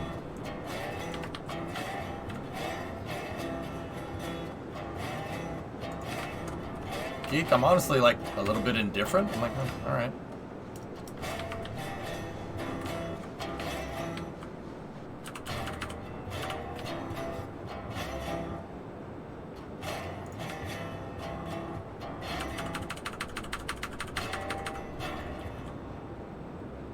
Thoughts on the Vegas F1 track?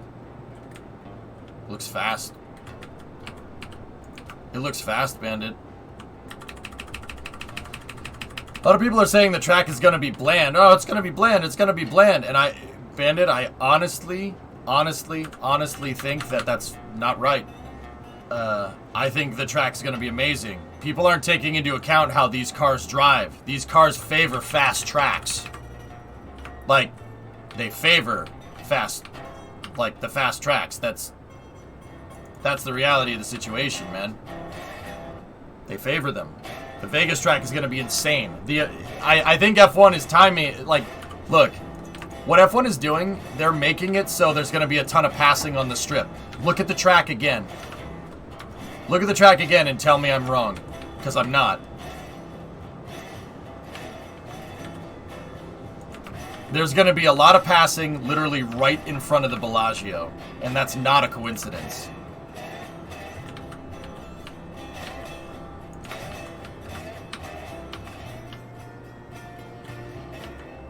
Also, seeing F1 cars go up and down the strip is going to be really freaking cool.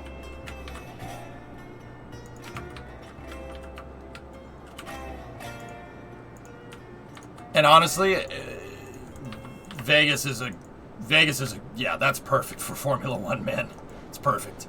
I would have liked it if they went to Long Beach or something, but I just think that Long Beach is too bumpy, unfortunately. I don't think the Formula 1 cars would like going through turn 1 and 2. Yeah, that with the ground effect would probably get somebody killed. Like, I'd never want that to happen, you know? But yeah, guys, the way these new Formula 1 cars drive with, you know, with being able to draft and being able to, like, if somebody overtakes you, that's not that big of a deal. You can get them back. I actually really, really, really, really appreciate that.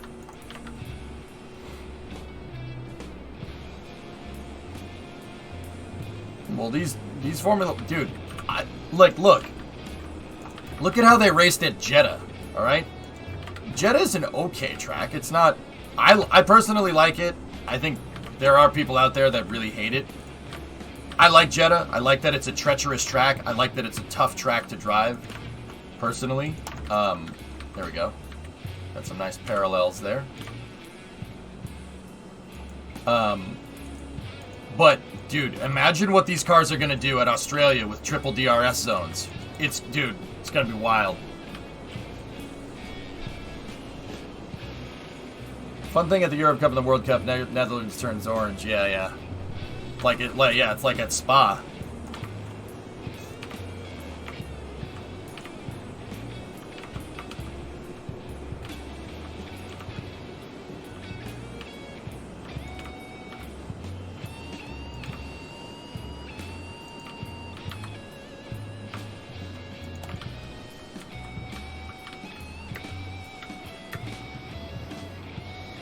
Although Spa may get removed from the calendar? Where'd you hear that?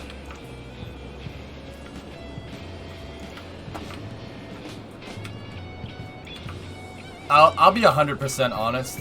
Serious, as an American, you don't really have that much of a horse in that race. But if they remove Spa, I will not watch Formula 1, man. I'm serious.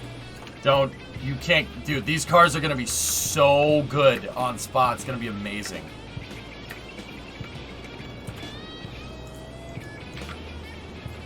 Oh, good old Zandvoort. Zandvoort.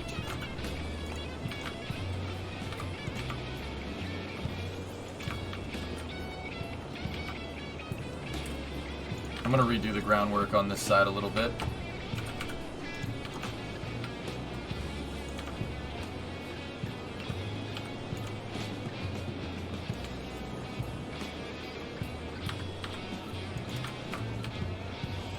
There we go. Me too, man. No way, yeah. Why is the sun angry right now? Huh? What's angry about it?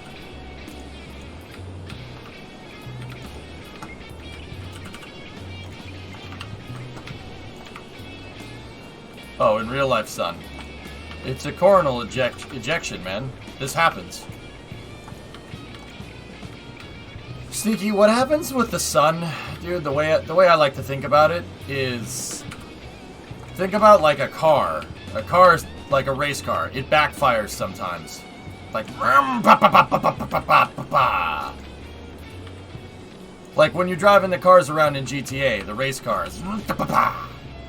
Backfires. Sun backfires sometimes. You get coronal mass ejections when that happens. It's no big deal. You're a train. I heard there was a nerd here addicted to trains. I think I found the right place. Spare me. I won that tournament. Freaking Chuck Norris.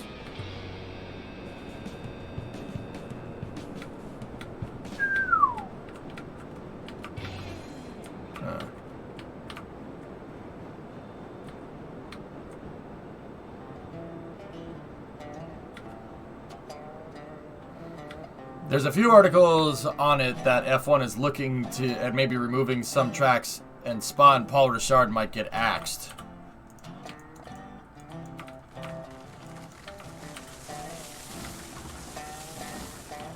I'll say it once, I'll say it again, Sirius. Removing Spa would be a very, very, very big mistake. Miami, Austin, and Vegas, pretty cool. I don't mind the Vegas track. Coda is obviously legendary.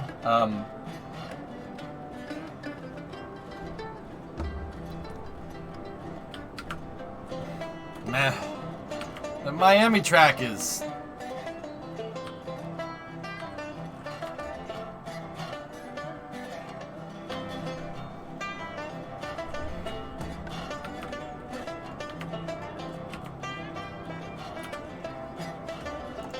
Alright, let's see if we have the bandwidth to get this done. So what we need...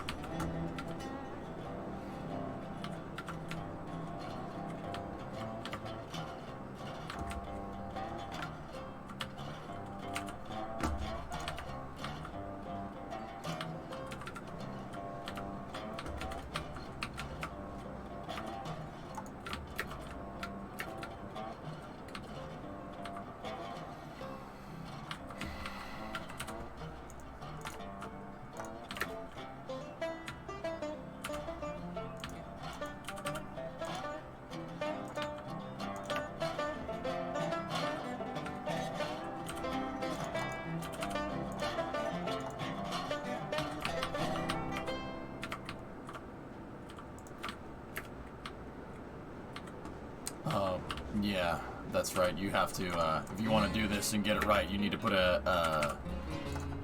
one of these bad boys in here, cross section.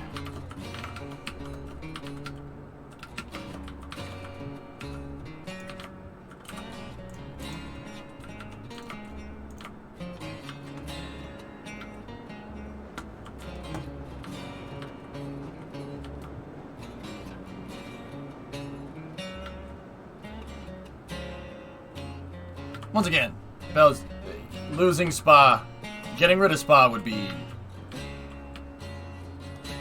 stupid. Yeah, that would be really dumb.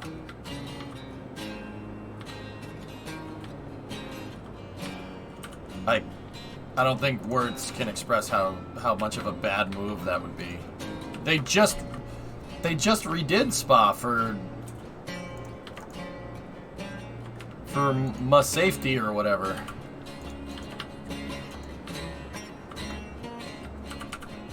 They just redid Ravine. I don't understand why, like, what's going on here.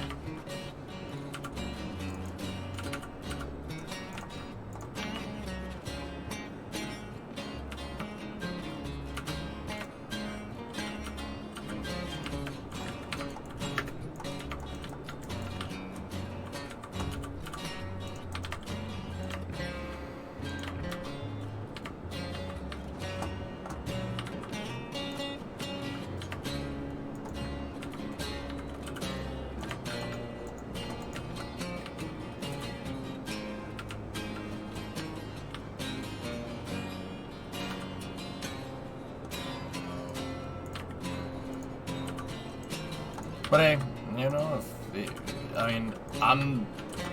it's a shame, because it does seem like every time, it seems like it's this big give and take thing, which is really annoying, right? It's like every time they make something awesome, right, they end up screwing it up with something else, like, oh, well, you're gonna have all this awesome racing that's gonna make these tracks good, but also, you know, the tracks can't be too good.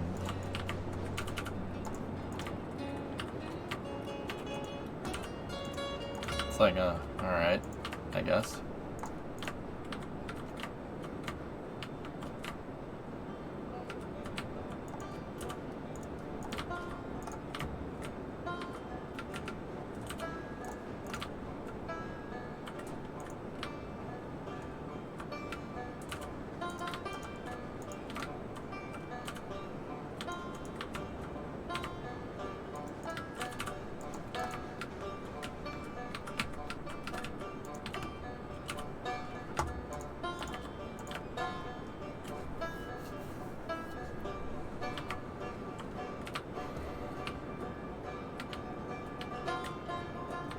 You think you're allowed to have fun? I don't know. All I know is that these cars on Spa are gonna be amazing. Like out there, I said it. Alright.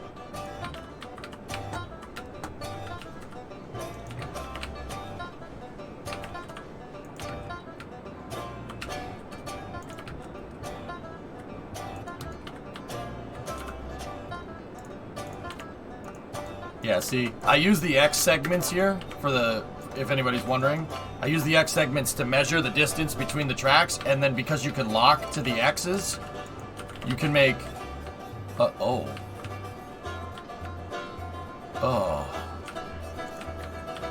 Oh, excuse me. That's disgusting. I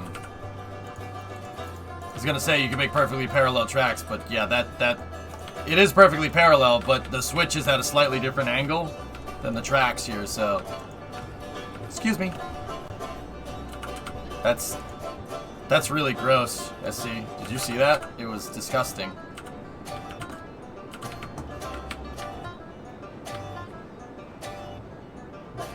I'm just not sure about the LA track though. Like, the location is awesome, but I wonder if the track itself would be fun. Alright, get rid of this. And I'll use the steel trestle bridge. That's my ace in the hole here.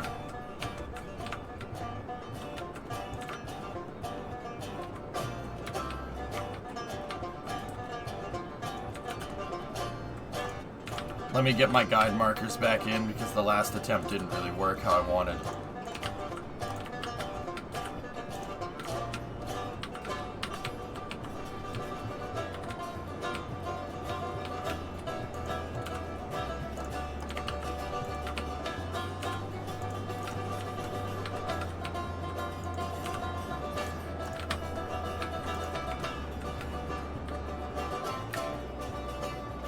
That was just hideous.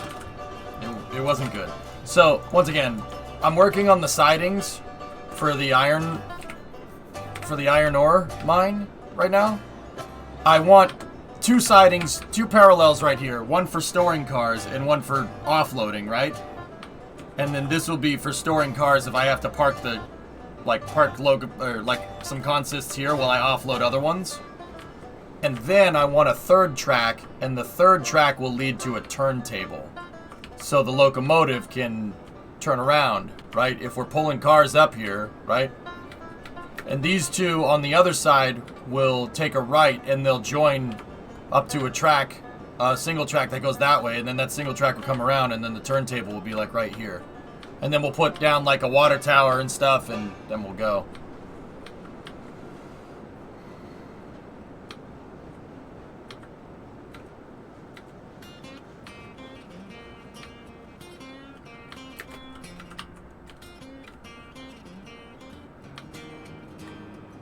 Alright, so give me the bridge work here. I like using the steel trestle segments. They also make really good markers. Right, so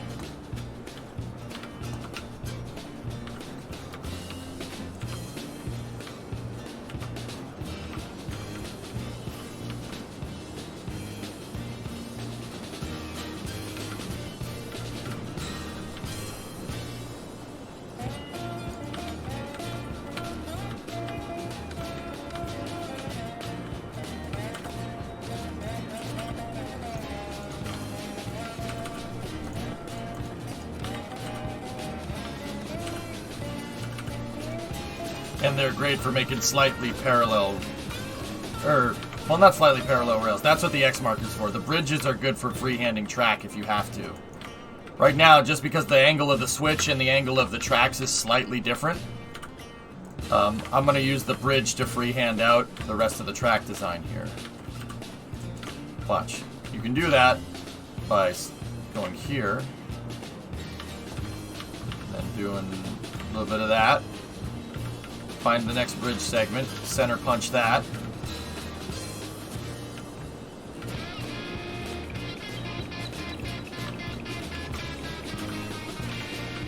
It wouldn't let me place. Damn it.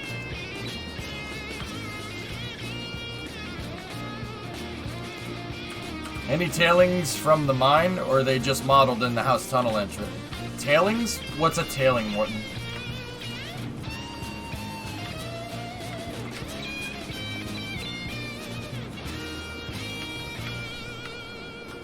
That last segment is a little bit too long, so we gotta punch there.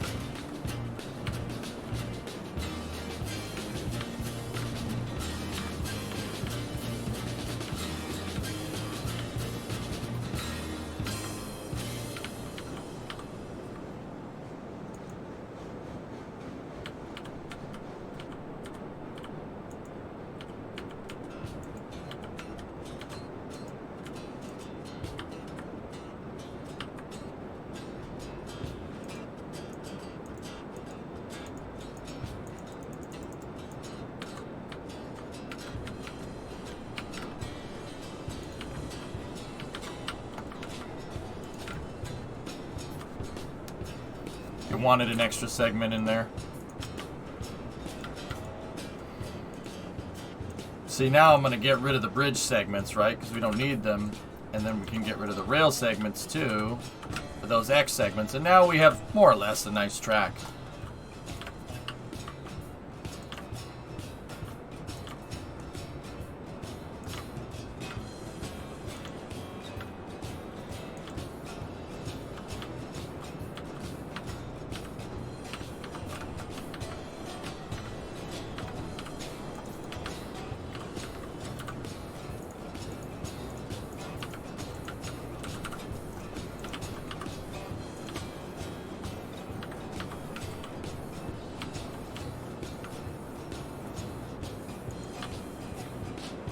There we go. Nice. What's the point? Toon Titan, the point of this game is to... So you have a bunch of different locations on the map, and different locations have different commodities, and you have to build the train routes to connect all the different locations on the map. It's really fun. And then not only... Once you build out the tracks, you can drive the trains. You have to drive the trains around, which is really cool. You have to drive the trains, you have to set the switches, so you get some trains railroad simulator going, but you also get like the track building mechanics of like Transport Fever. It's a fun game. It's really good. My only thing with it right now is that the track placing mechanics are kind of clunky, but they're working on it. The developers are working on that right now.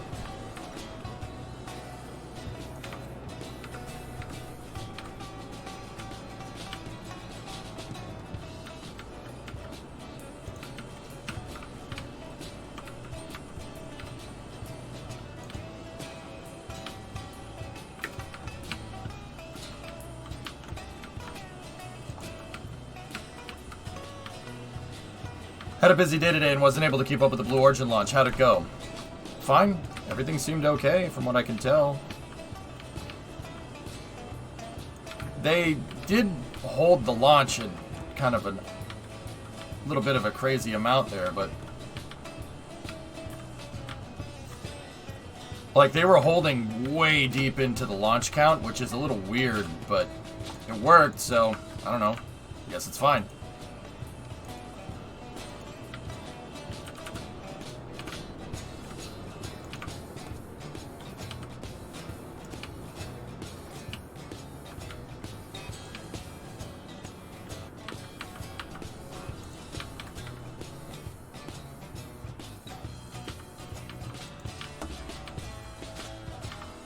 Oh.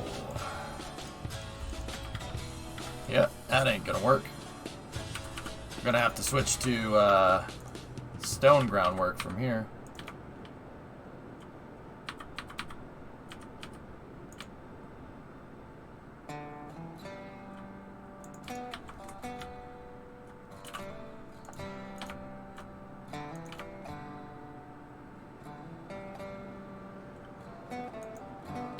I hate how the stonework is, like, yeah, that's annoying.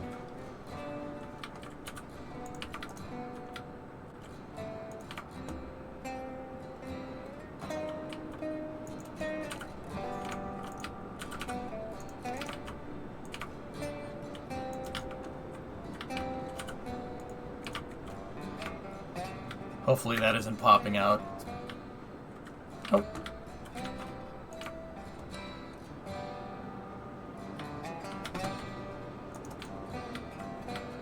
Hopefully that's not popping out.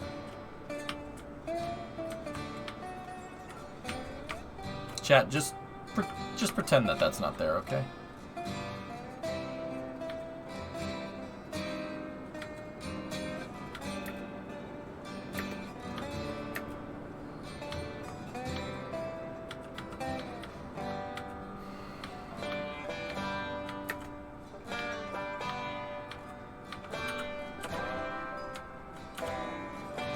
You know what? I hate this, putting the stone wall here. I'm not putting the stone wall here, okay? At least not where the switches are. You know what we're doing there? We're putting in bridge segments.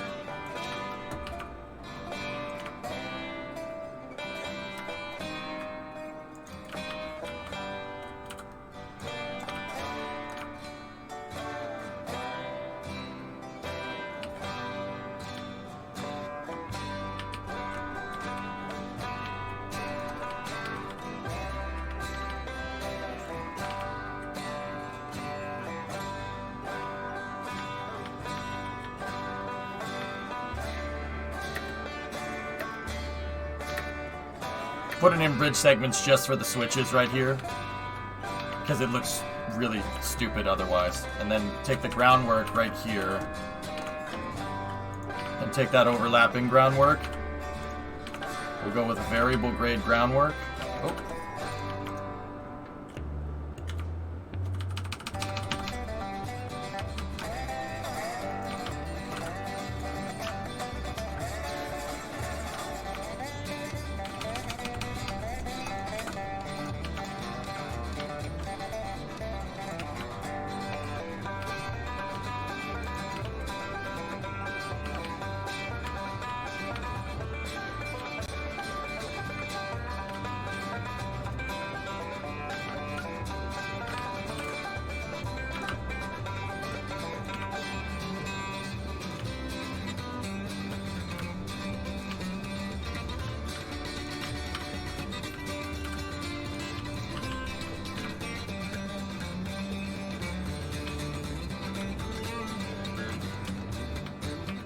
There, that looks a little bit better. And we don't have to worry about it sticking out.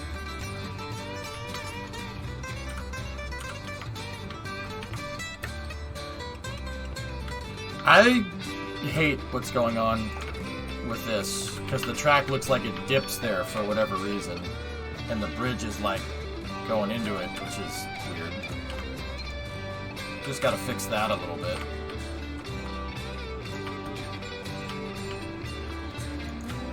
There we go.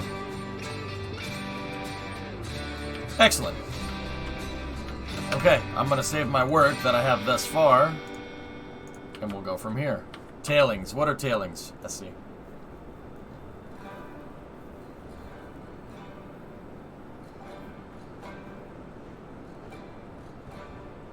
Interesting.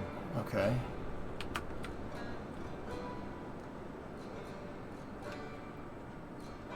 All the light stuff in that photo? Yeah.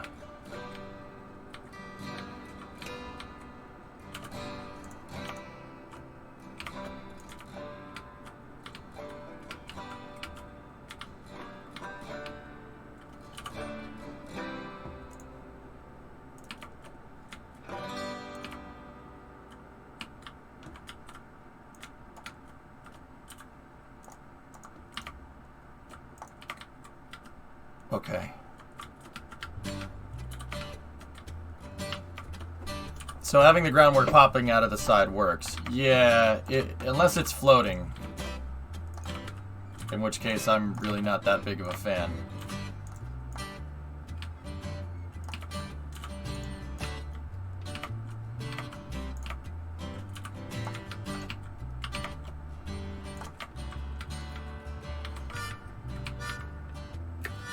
Hey Alexis, what's going on?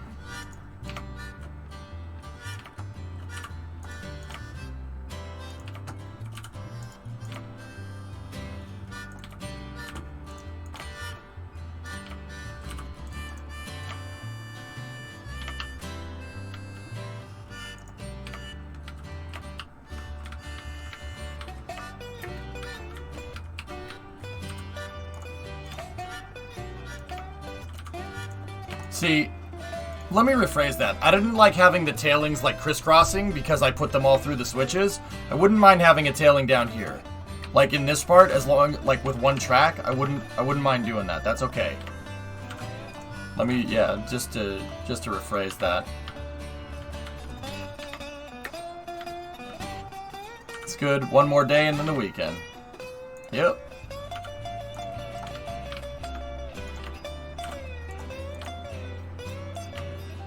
Yeah, it's pretty clear that this part of the track is graded, right? Like, it's the cut in the terrain here is designed to go down. We won't do that until we bridge the gap.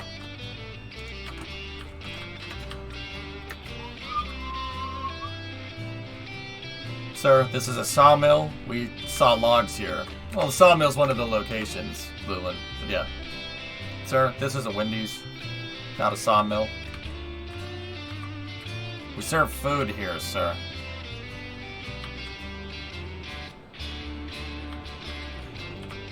It's not necessarily a secret path, but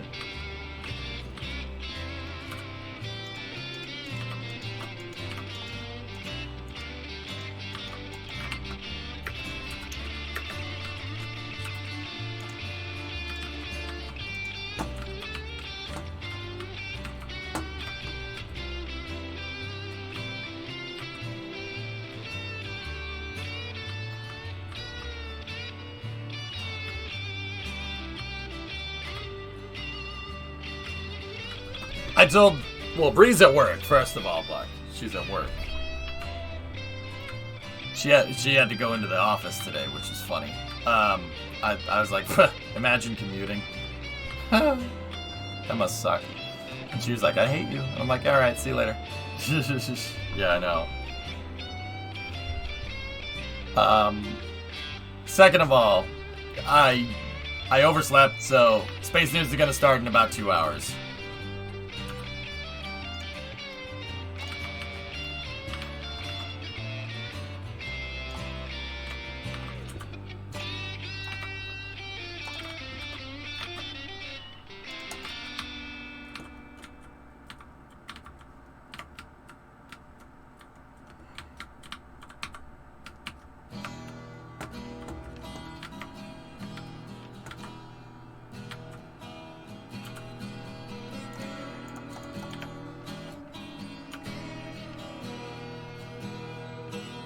You guys know what I'm doing? That's right. I said if we use the cut, it's going to be a dual track, at least as much as it can be.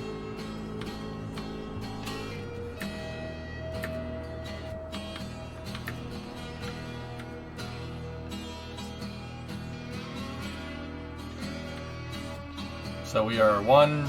Oh, I gotta do this a little bit different. Hold on. We gotta make the X segments off of the switch for this to work correctly. To space this out, right? It's 1, 2, 3, 4, 5.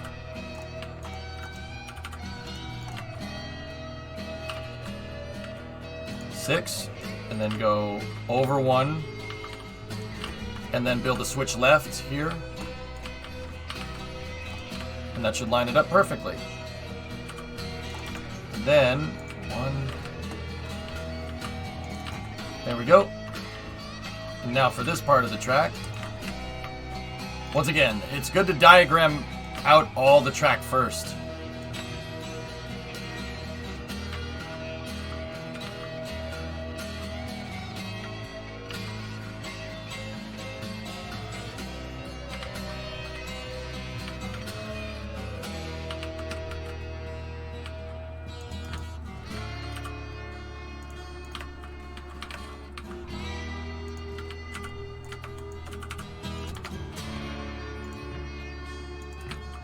Nope.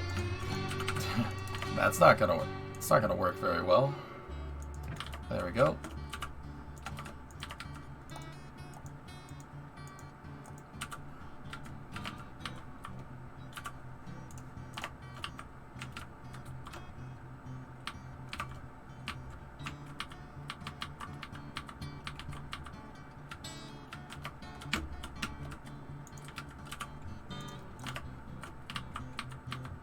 This will help us with our loop track that we're going to make.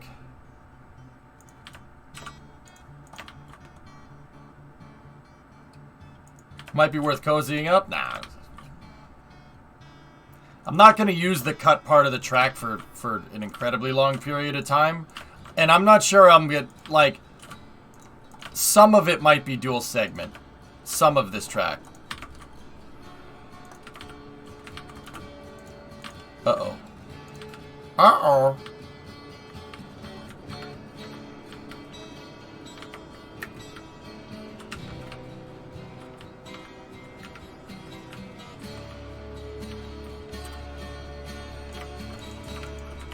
So we'll have this track do the loop segment here, so...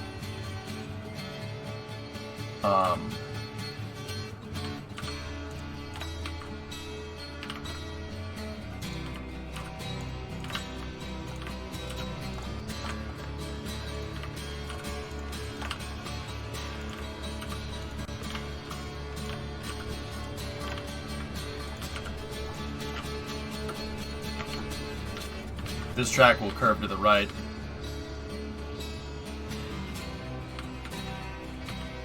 So it'll do something like this. Let me fill it in first.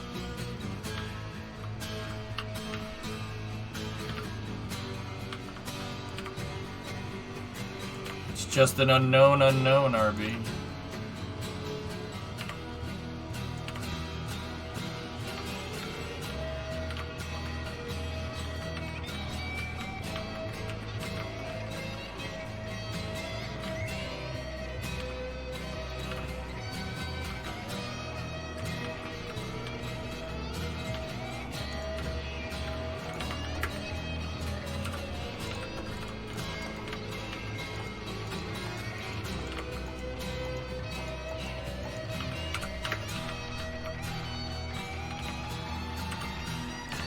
Don't like it. We'll do it with the bridge segments. Yeah. Heiss is one of the developers that is playing the guitar, man. He's really freaking good.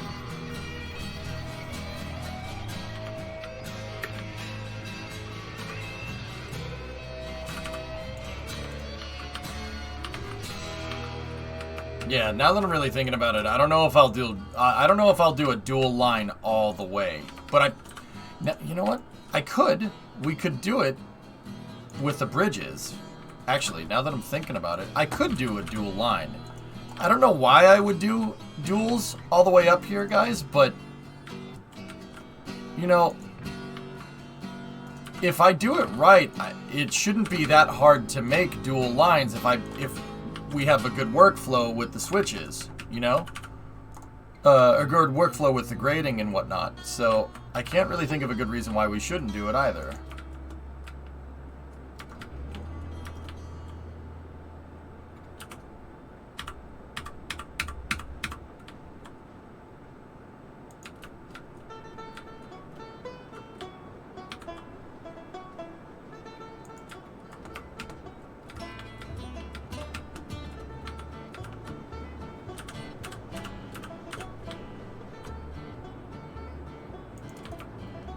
Audi and Porsche planning to enter F1. Cool.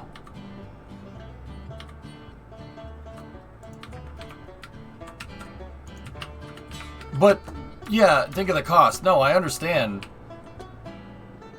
But the point is, yeah, it'll cost like double the resources, but it'll take half the time to do a dual route. Like, the point I'm trying to make is, that it's not going to cost very much. Like, it's not going to take that much extra time. It's like when we were building the rail house yesterday, or the roundhouse. It's really not going to take that much extra effort to make this a dual line if I get the workflow right. It's really not.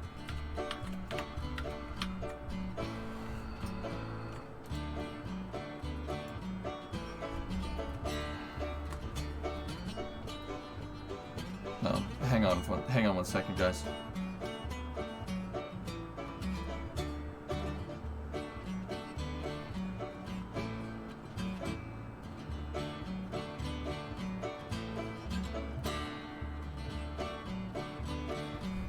I need to see something, fellas.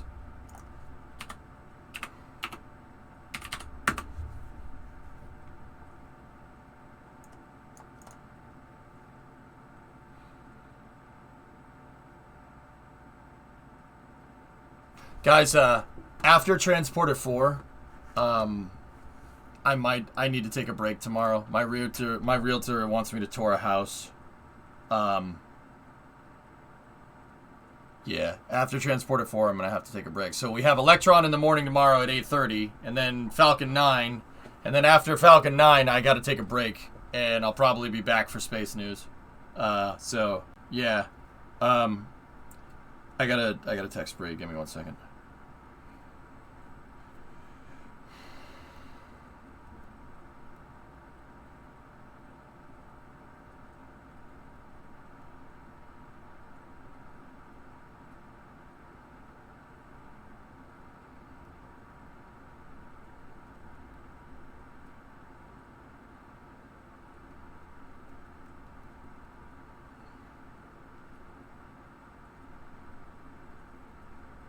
Talk to realtor to see if we can get a tour around 2 p.m. There we go. Okay.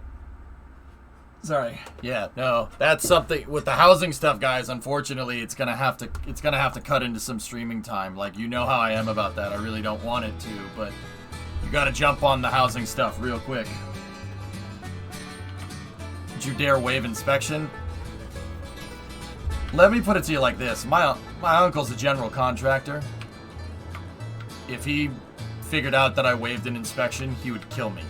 Yeah, out of principle. So, yeah, don't worry about that. I'm looking. Brimo and I are looking, you know. We're looking.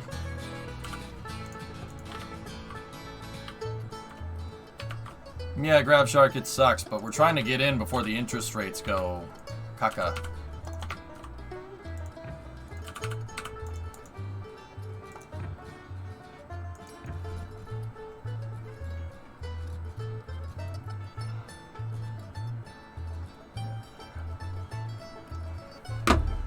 Congrats on getting in the housing market. Just moved into my first house on Tuesday. Nice job, Lou. Yeah, we're trying to buy before the interest rates are caca. Yeah, it's tough, man. Tough. Like everybody's like, oh well, you should have just bought in 2019. I'm like, yeah, you can't do that if you don't have money saved up for a down payment now, can you? Oh well, you should have saved up for a down payment earlier. I'm like, oh yeah. That's literally a conversation I had with somebody about this the other day. I'm like, yeah, okay. Watching you while I unpack. Nice.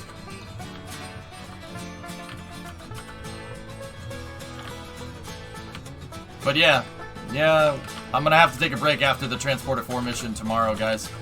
If my realtor is cool with it. I should have started a Roth IRA. It's like, oh, literally, have you tried not doing that? Somebody said that to me in a conversation. I forget who I was talking to. I don't think it was anybody from chat, if I'm remembering right. But I was like, they're like, oh, why are you trying to buy a house right now? I'm like, because I'm trying to do it before the interest rates get terrible.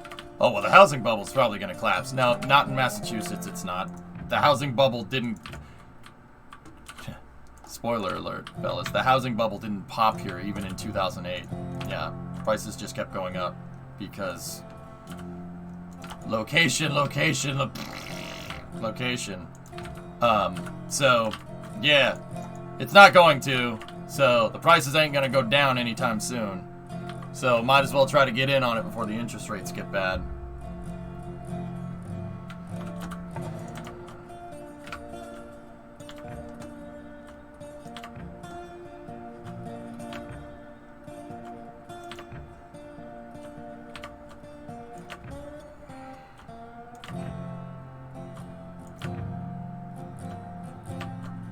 We'll find something. I'm not worried. And when I do, fellas, when we do that, guess what? You're gonna get a nice helping of automotive streams when we find a place. You know, yeah, I'm looking for something with a garage. And if it doesn't have a garage, I'm looking for something that's inexpensive where I can build a freaking garage.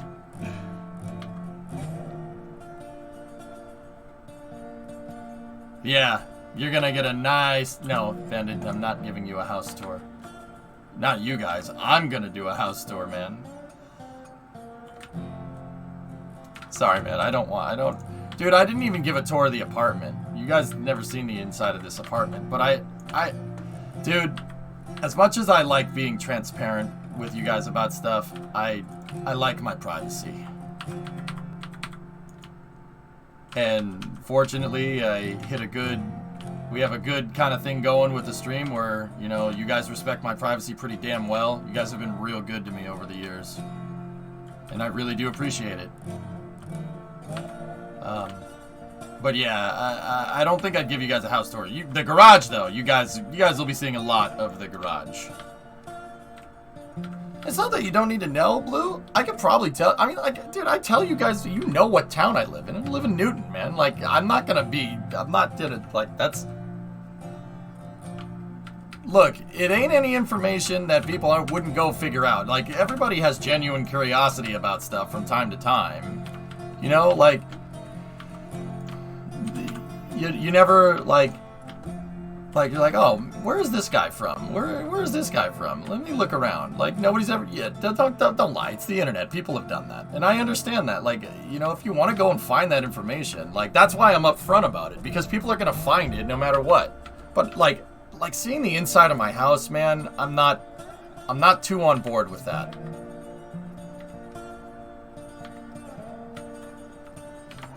Like, I don't like that, you know?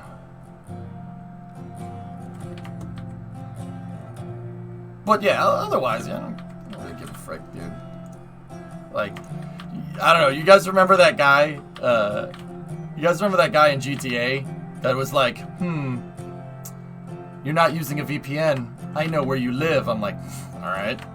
And then he's like, Boston area maybe. I'm like, that's no secret, dude. I don't know who you're trying to please right now.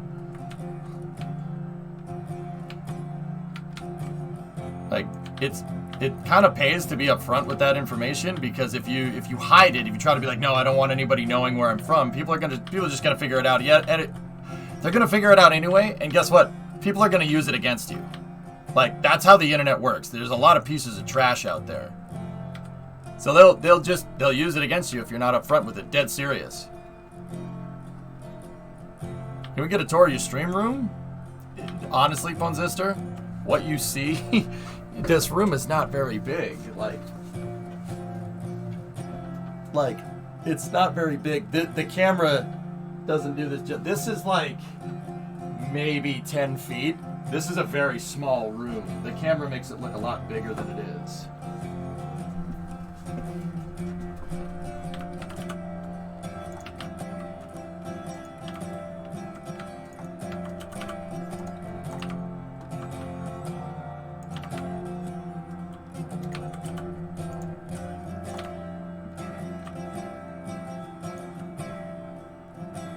But yeah, there's a reason why I'm upfront about this stuff, guys, because like it's the internet, dude. People will, if you try to hide it, the more you try to hide something on the internet, the more people will want to know, and they will figure it out. So I've always been pretty damn straightforward about that stuff. It's so much easier.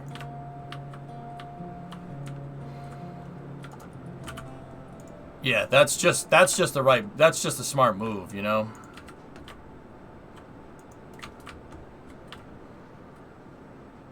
It's not 10 by 10, Doom. We're like, actually, I would say like maybe 10 across, 15 deep. This is a small apartment. I live pretty frigging modestly. Because I can't afford anything else. I didn't really like saying that out loud, but...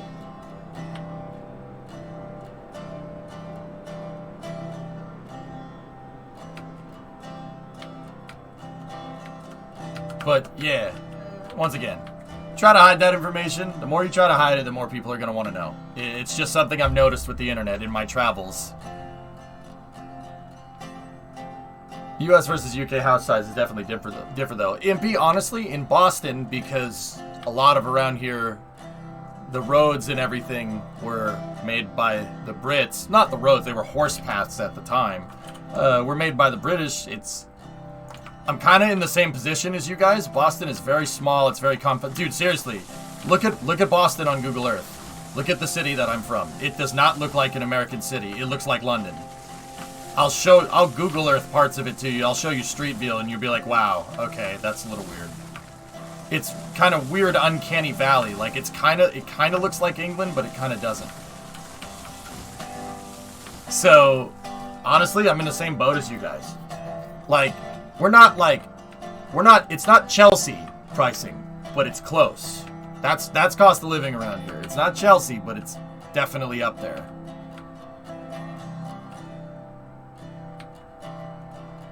Well, I wish you the best in your house hunting, and hopefully you can find something that pleases you and bring up for future family. Bandit, honestly, dude, we're just looking to get in. We're looking for an entry level. Like, okay, Bandit, what I've noticed is that buying houses is a lot like buying cars. And so, buying cars is something that I know a lot about. When you're 16, right? Are you getting a Ferrari for your first car? No, absolutely not. Would I get a Mustang for my first car? No. Why? Because you'd crash it. You don't know what to do with that thing, right? Houses are kind of like that. It's kind of the same way. You want to buy an entry-level house just to get into the market. Then you have real estate. It's free real estate, Jim. Unless you have rich parents. Well, yep, nope. Yeah, you know what, Bandit? I do not have that. So my first car was a 91 Honda Accord. If you really want to know. 91 Honda. This is a 91 Honda. How dare you?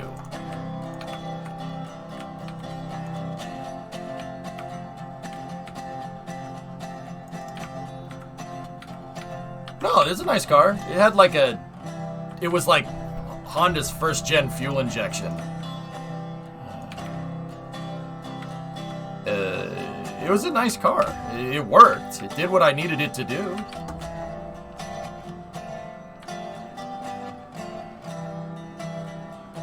Nice car, but you're a giant. Gee, that's part of the reason why I like American cars, because I'm a big guy. I can't fit in a frigging Civic. I can't fit in a smart car. Like, that's not a thing, man. I can't fit in that thing. I like bigger cars and I like bigger old American cars because I can fit in them comfortably.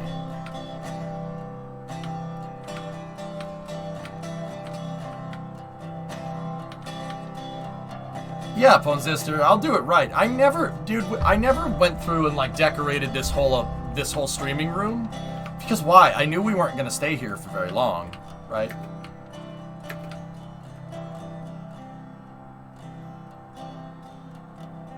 You know? Yeah. So, yeah. Alright, let's build the bridge here.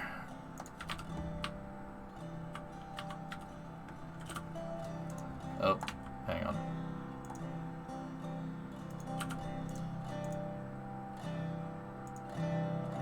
Yeah, so I never really bothered to decorate this up. I mean, like, I got the Bruins jersey hanging, but on the wall right here, I have a bunch of posters just up against the wall. I never bothered to hang them because, yeah, I knew Bree and I weren't gonna... This isn't, like, forever place, dude.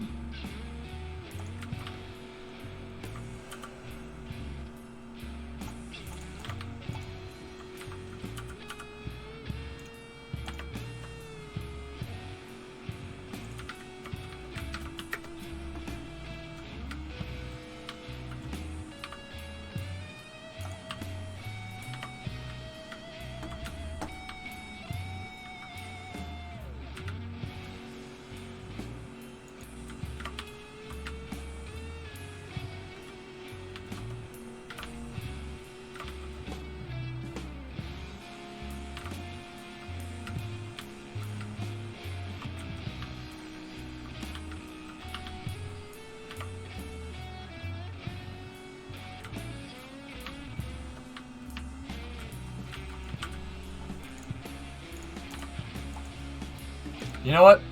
I remembered how we did this. Sorry, I forgot my own workflow for a moment.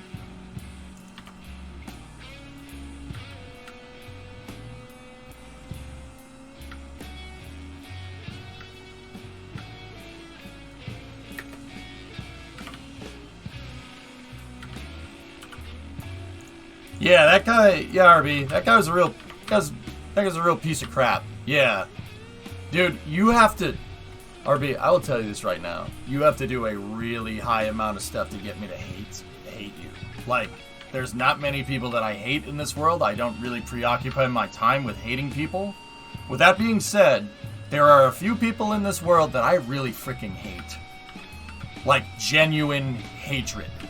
Like, genuine going out of your way to make my life more difficult hatred. Yeah, I know. Yeah, piece of crap doxed me. Like, what are you doing, dude? He doxed me because I banned him from Twitch chat because he was being a dickweed. You know, it's pathetic. Like, the hell's the matter with you? Like, yeah. That's, yeah. Kid's gonna kid, bro.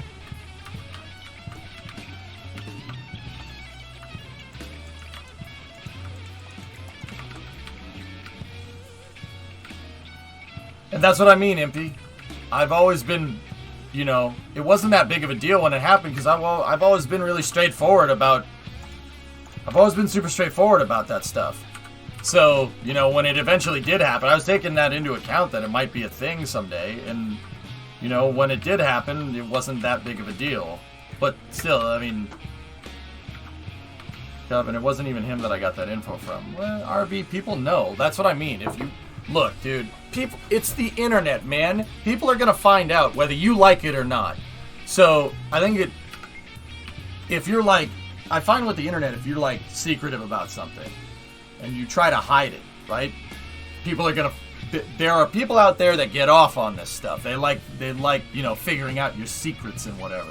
That's why I'm really straightforward with stuff. Like, I don't mind that people see the license plates on my cars. I don't care. Because they'll find it.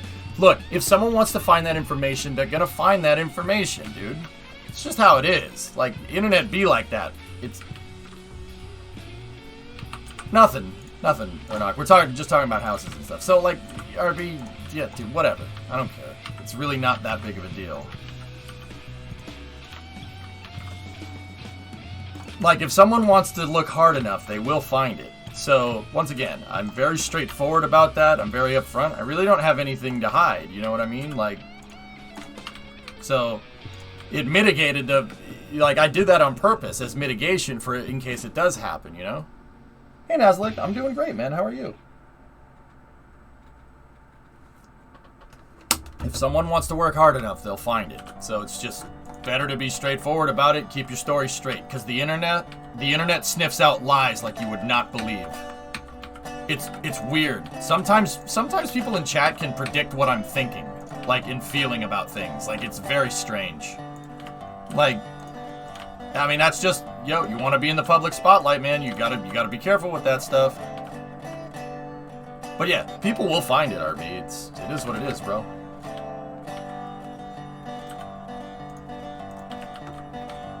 Yeah, that's kind of the Streisand effect, but it's kind of not, but it kind of is.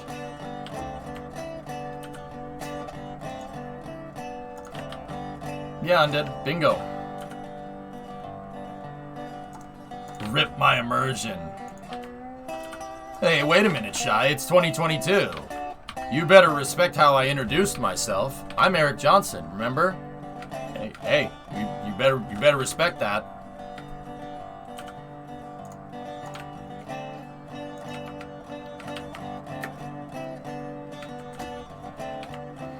Did Blue Origin manage to launch today? Mm-hmm. Yep. Lego. Yeah. So, I mean, guys, like I said, Newton, Massachusetts, go look it up. I live near the like, Newton is split up into a bunch of little, like, kind of boroughs almost. Auburndale, if you really want to know. Like, I don't give a frick, dude. Auburndale, near I-90 and the train station. If you really want to know, like, I'm very straightforward about this crap. There's no point in not. And if, you know, you want to double check me on it, go ahead. I don't care. Doesn't bother me. I'm Jarek Onsen. Like, I make it no secret where I'm from and where I live and where I grew up. No, that was the name of the computer, Shaw. Greetings from South Chicago. Get to spend the night at HQ. I'll let you know if I spot a Bluesmobile. Nice. It failed to get to orbit, though? DJ.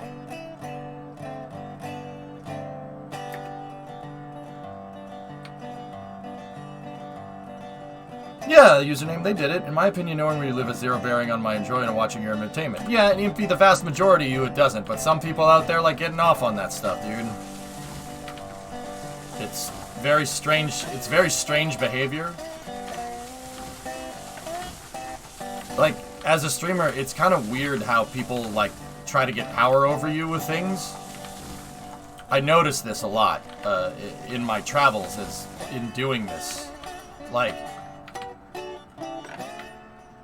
yeah, it's very strange behavior. I don't know, man. I don't know. People just, it's the internet, man. You're anonymous. Like, people are anonymous on the internet. Like, it's the internet. What do you want? Like, dude, I grew up with this stuff, man. Like, I grew up in the wild west of the internet in the mid-2000s. Like, dude, the internet, you think the internet's bad now? It was bad back then. Like, people, dude, kids have no idea. It was terrible. People would say awful, awful things. Like, awful freaking things, dude. It was bad. Like, you would go into an Xbox game, people would be shouting racial epithets left and right. Like, it was bad. It was a bad time. Yeah, get your if somebody hacks your MySpace, they just post pictures of dicks all over your MySpace. It's so fricked up, dude.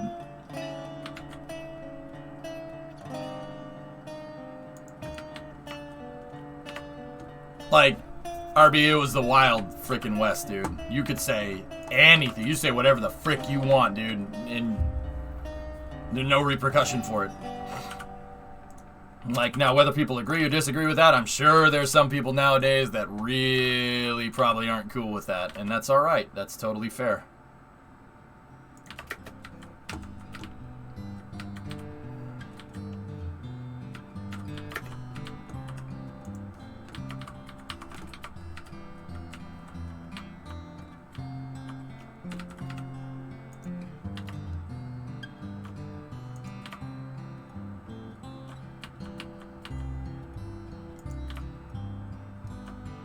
For this bridge, I'm not using the guide track here.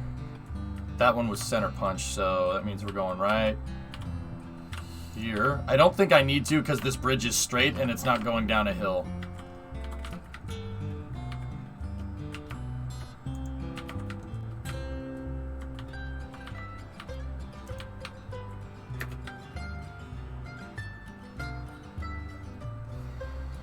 Yeah, Sun Temple, yeah. Dude, people were savage. They were savage individuals, man. Like, yeah. That was the internet back then, dude. Like, it was before you could... It was, like, it's not as bad as it was now. Like, you could go find anything. Like, people would say all kinds of crazy stuff, man. It was fun. I'm not gonna lie. It was fun, but you really had to be careful with how you disseminate information back then. I mean, you still kind of have to now. But, yeah. It is what it be, dudes.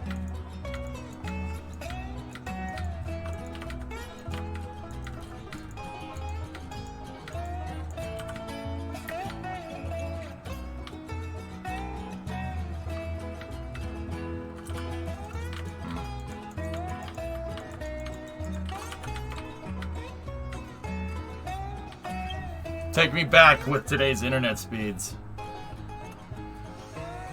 It's fun. It was fun, man. Not gonna lie, it's a good time. I really enjoyed it. But yeah, it is. It is what it is, dude. E-bombs. Wow, throwback, dude. Throwback.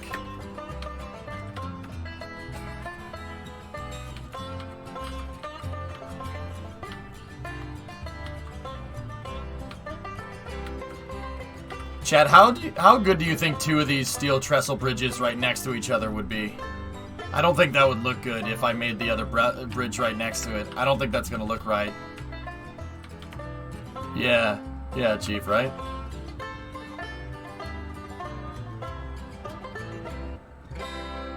Yeah, Shai, it's good to know yourself, dude. It's good to know these things. Jib jab. Try a section? Okay. But yeah. Like I said, man, that's the internet that I grew up with. So, you know, if you tried to hide that on in the old school internet, you tried to hide that stuff, people will figure it out. It's not. And nowadays, I'm not gonna say like it's worse or better nowadays. It's just people are gonna figure it out, man. If you don't want people to figure stuff out about you on the internet, don't be on the internet. It's that freaking simple. Like, and I know that sounds messed up, but that's the only way.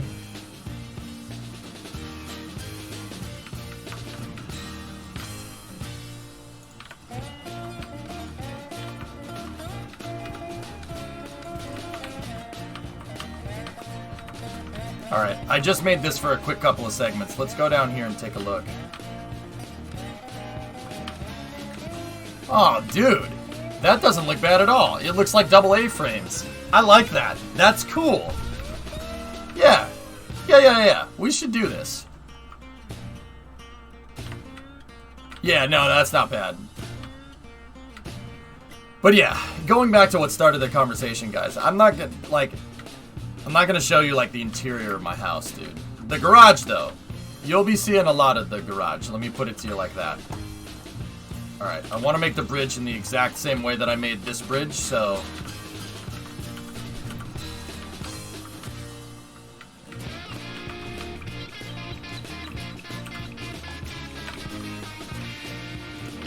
The real question is, when do we start going downhill?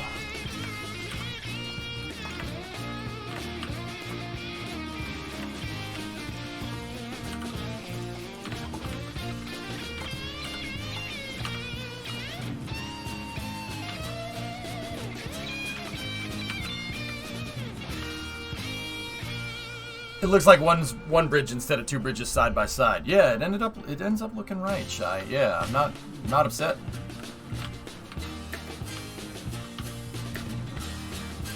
All right, let's get the other bridge up to snuff then. And then I think after this, instead of freehanding, we should go back. We should use the guide rail function, like how I made the paperclip, and then we should start going downhill from here. After we get over that hump right there. Do not hump, chat. Remember, do not.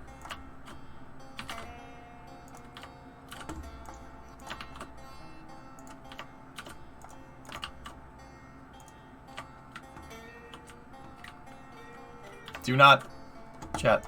Do not hump. Do not hump. I'm gonna hump.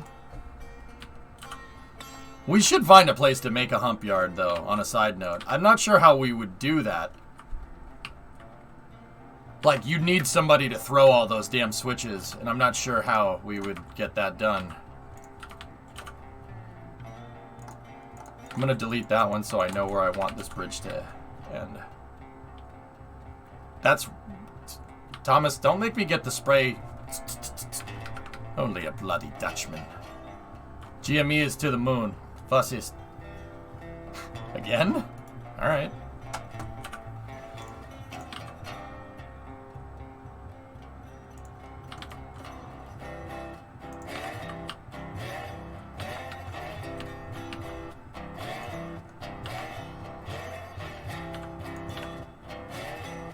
Giving the dog a bone.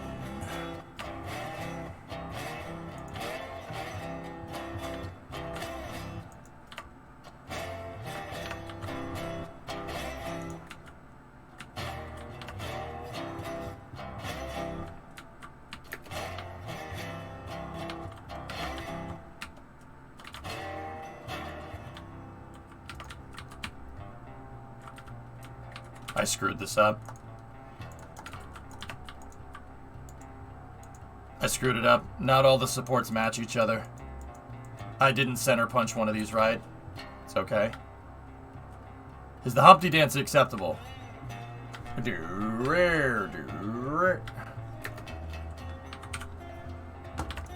Humpty Dance is okay. I even got my own... Damn, no. I got my own, and now I'm gonna do my dance. The Humpty Dance. Here's your chance to do the hump. Oh, baby. That's a great song. Fantastic song.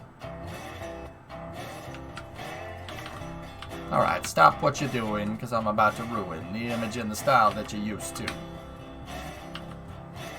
Oh, didn't lock in.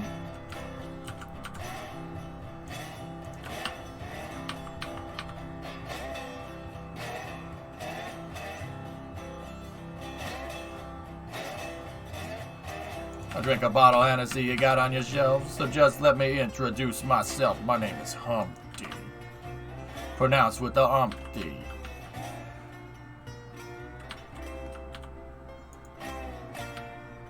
Okay, so 1, 2, we should lock right here. The supports do match.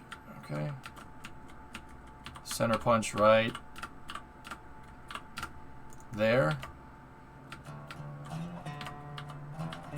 Now 1, 2, end of this right here. Hang on, guys. Brimo's calling me.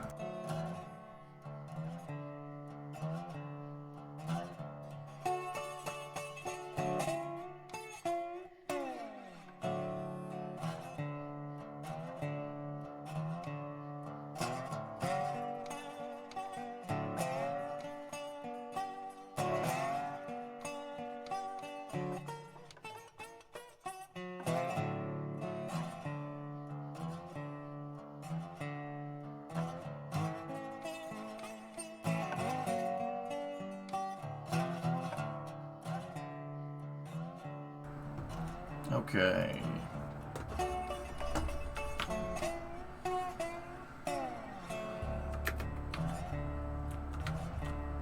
The supports are a little bit off. But, you know what? It's fine.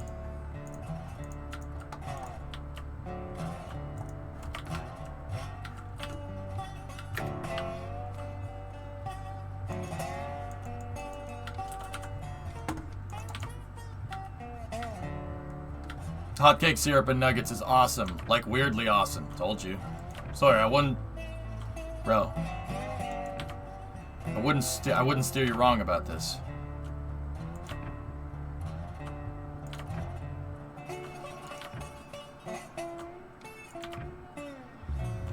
It's frigging delicious, and you can't stop eating it. Like, I don't know why nobody has... Like, why this isn't, like, a big deal. Everyone's like, oh, Szechuan sauce, Rick and Morty. I'm like, no. Screw that. How's Officer Brimo? Everything is good. She's talking to me about when we're going to coordinate with the realtor tomorrow, guys. I think I have a house tour of we have a lead on a house, and the tour is tomorrow at 4. So, fellas, I might... Well, not might. I'm going to be a little bit late for Space News tomorrow, and there's probably not going to be any early hours. But we got two rocket launches in the morning, so European viewers, you get early hours tomorrow. A lot of early hours.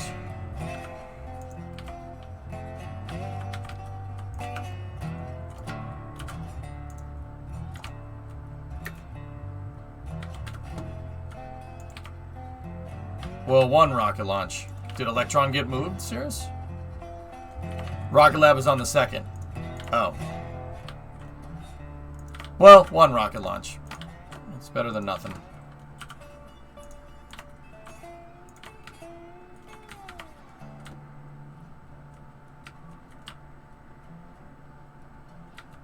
That's good news. Yeah, that means I don't need to get up in the morning tomorrow. So I'm going to get up and we're going to cover the launch. But you know what I'll probably do, just because... You know, I like doing my VOD viewers a solid here. Hi, VOD viewers. How are you? I like doing those guys a solid. Get them enough content that they need. I always try to make sure the content supply is high. You know, like if I don't stream for an hour, you know, I'll make it up with another hour some other time.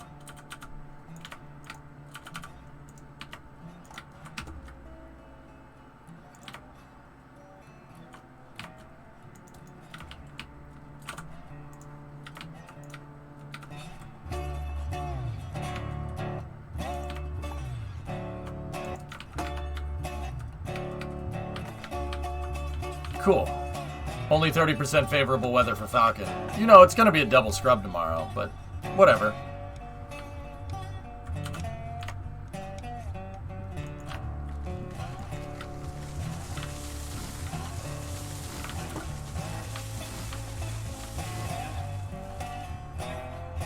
Hello, I'm VOD Viewer. I'm watching from the future on 4/1/2022. Yeah. Nice. Alright, I need long pieces of straight track here to see if this ever crests the hill, like if it goes into the terrain. Let me just put 2 switches down here because they're longer, straighter pieces. Oh. Oh, wicked. Nice. Sweet. I thought we were gonna hit the top of this, but nope. Nope.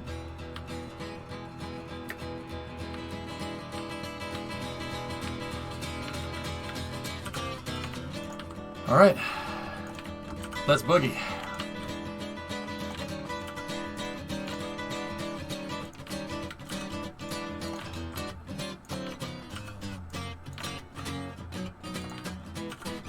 Now, once again, because the track is like perfectly straight here, we don't really need to make guide tracks. We don't need first draft groundwork. Track is straight and level. But it's gonna start, that's gonna start changing pretty much right when we get to this hump right here. Remember, do not hump, okay? Now, once again, for the people that don't, why am I putting down these cross segments? I use them as rulers. Just, once again, I can't say that enough. I use them as rulers to make sure my track is straight. And if we're going to do parallel lines, all I got to do is place them down and make sure that these rails are more or less lined up. And that'll get me exactly what I'm looking for. And then now we only need to do like every other one out here. And once again, you can use this to make, with the current track making system, you can use this to basically make a grid for your tracks. Very useful. I'm going to hump. Do not hump. Do not. I'm gonna hump.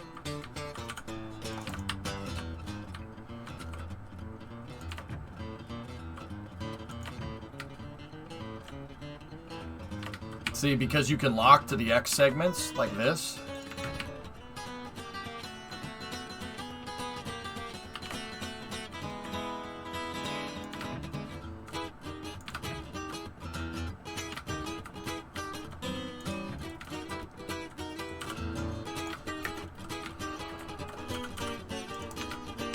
And this ensures that all the straight segments of track are perfectly straight, same segment, perfectly uniform. And you can overlap tracks like this, so once again, I basically place these down like if we had it basically is synonymous with a snap to grid function. But on a side note, fellas, and then so you get rid of the X's and you got two perfectly straight tracks.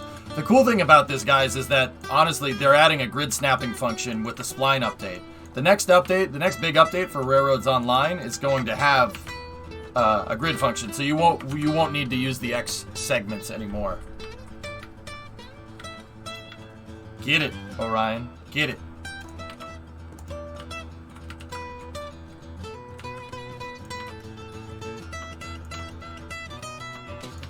How's that get working for you?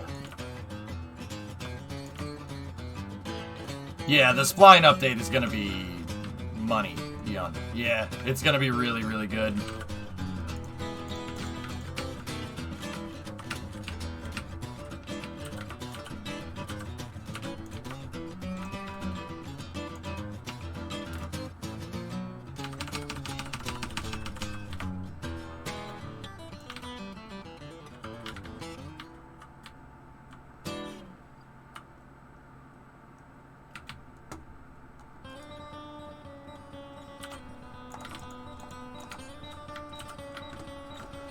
Thoughts on the hump yard system that you posted? I didn't see it.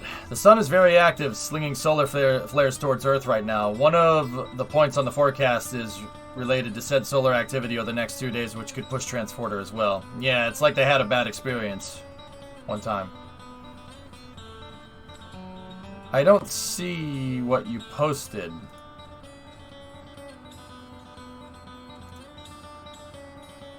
Basically, the trains would go straight through a junction up a hill, but the heavy trains couldn't clear and fall down on the other rail. A hump yard, the theory behind it is not that big of a deal. We could figure that out. That's no problem.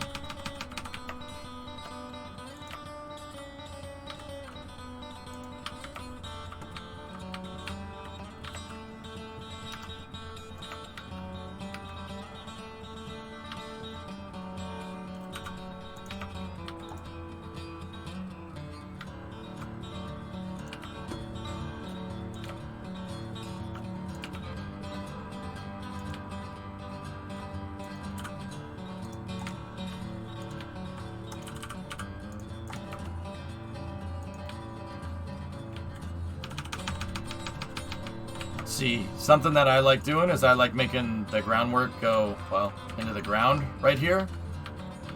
And I didn't really do it over here because it would have been, oh, you know what? We can. Watch.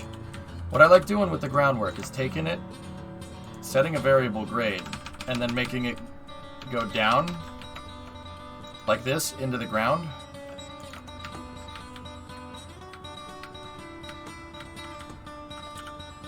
And then, so variable grade, pin the variable grade, make it go down at a 10 degree grade like that, and then we're gonna get some constant grade stone wall right here and do that. See? Doesn't that look nice? And you will be the ruler of a living god. Doesn't that sound nice? Free parking? Yep. See? Make the groundwork go down underneath it. See, I did that on both sides right here. Now, we're going to have a little bit of a seamage right there, but it's okay. It's not that big of a deal. And then, take your constant grade, snap it again, snap it again, snap it again to where you want your bridge to start, and now the groundwork will blend. The real question is, chat, how well will it blend?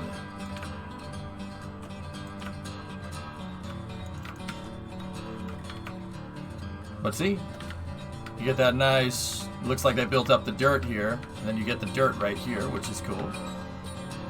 It's very nice. Okay.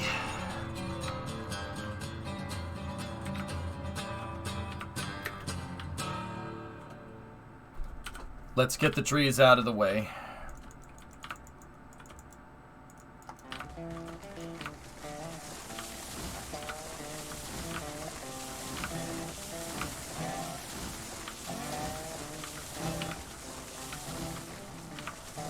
Where are we bridging to? Oh, right here.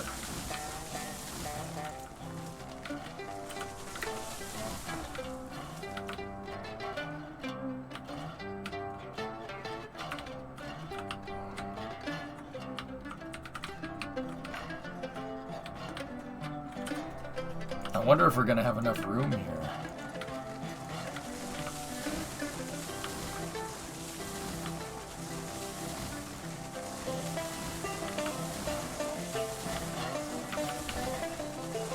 Honestly, right here is where we should start diverging from the cut, I think.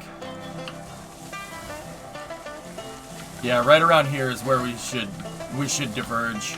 Our tracks, I'm gonna try to fit both of them in here, and then right here, my tracks should start getting off of the cut surface, and we'll start scaling down the side of the mountain over there. 1% grade all the way down. Well, Rolly, the devs put this in the game on purpose.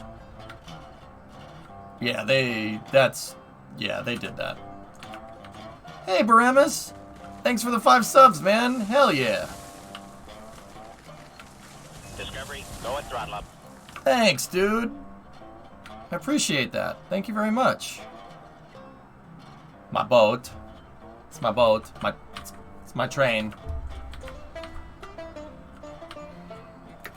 But let's see, how far are we away from... Yeah, okay, we're like maybe an eighth of the way there. That means it's only going to take, 7 more eighths to get to the smelter. Isn't that cool? Fun math facts with EJ. Alright, so the way that I think to do this is to do this.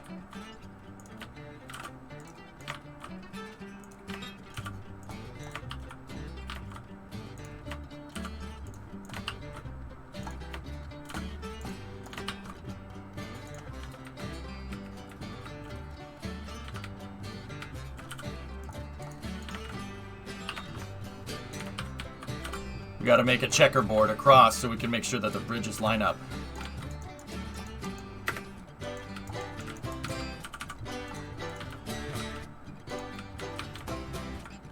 When will your track turn? Basically at the end of this bridge right here, I watch. Yeah, I'm gonna see if both of the tracks fit inside of that hump right there, and then they're gonna turn, and then they're gonna start going down the side of the valley there.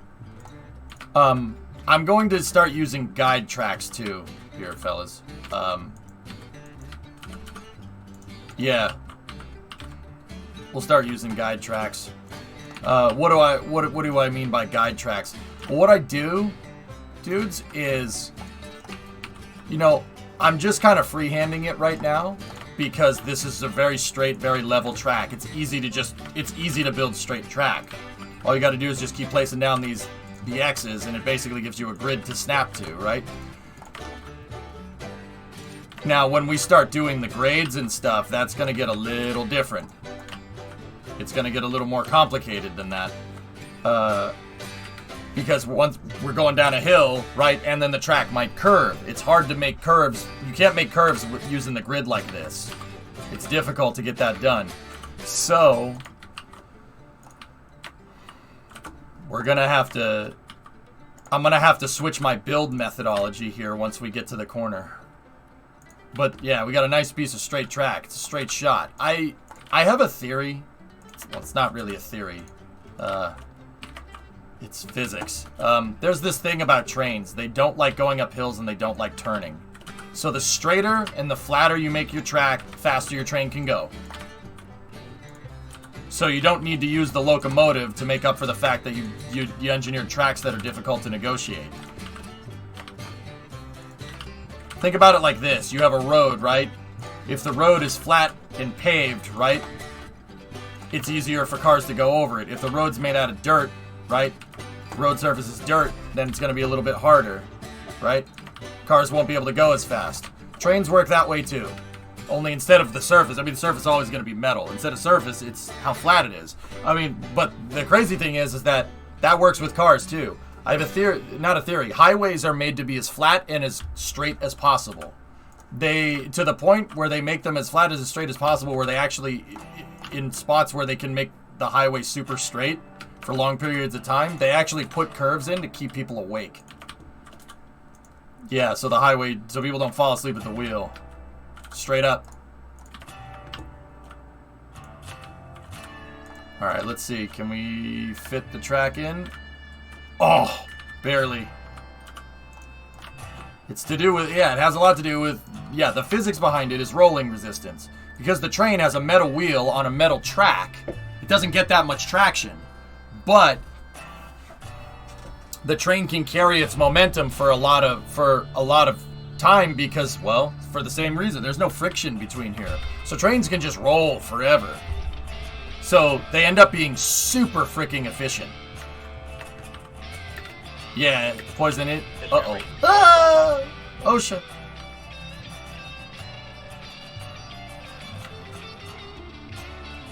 Mute hand. 60-month resub. I thought that was more for speeding. Well, you want the train to go fast. You don't want to make up for the fact that you have if you have a powerful locomotive, Crunk, right? If that locomotive is using more of its effort to pull the train instead of more of its effort to pull the train up a hill, right? The train goes faster.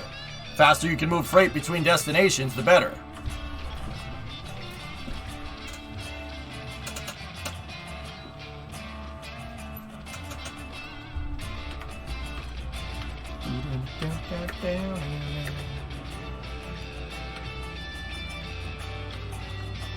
Okay.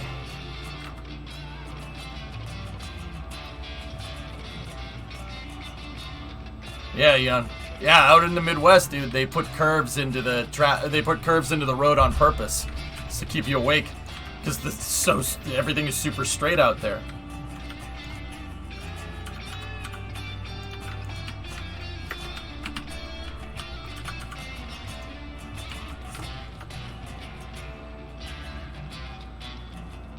Okay.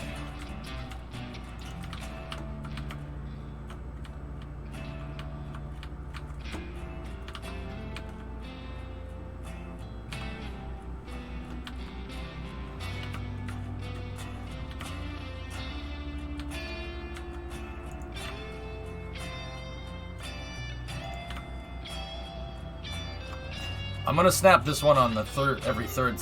We're crooked. We're crooked. Hold on. Bridge is crooked.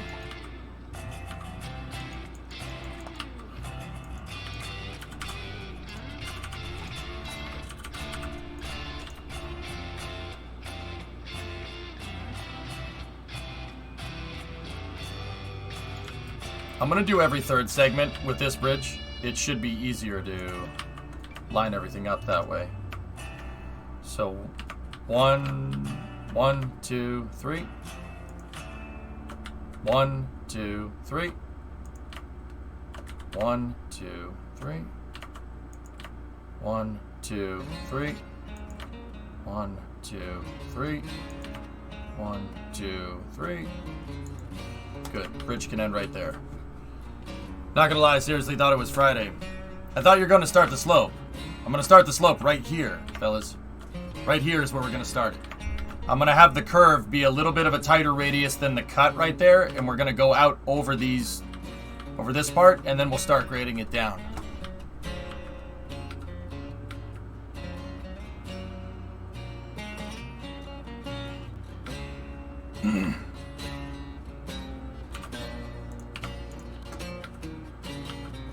Grade the curve. Bingo.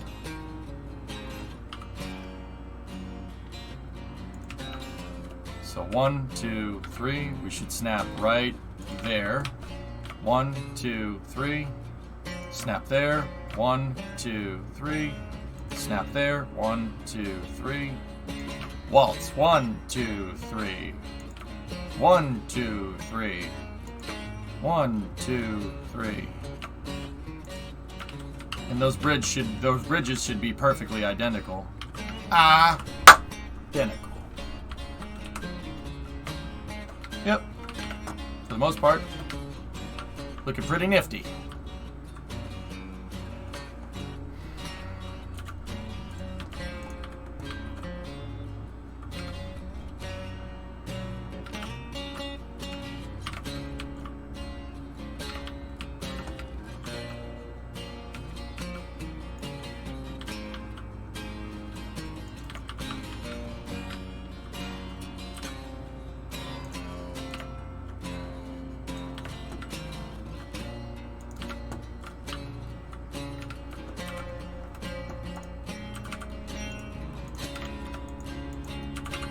I don't like how those came out.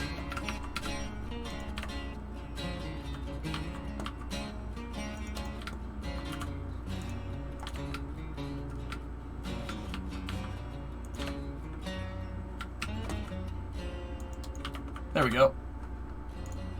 All right, now let's make some rails. Were they magic grits?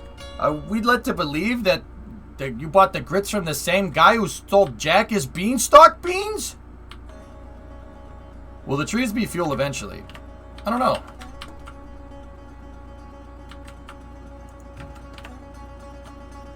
Maybe.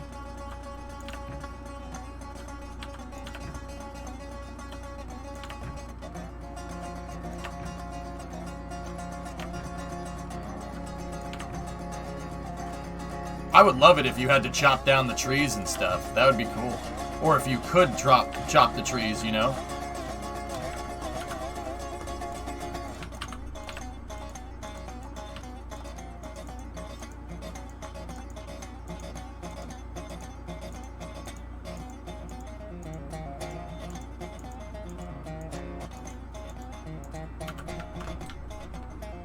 Hey, D. Krish. Thanks for the raid. Alucard, hello. Wie geht's?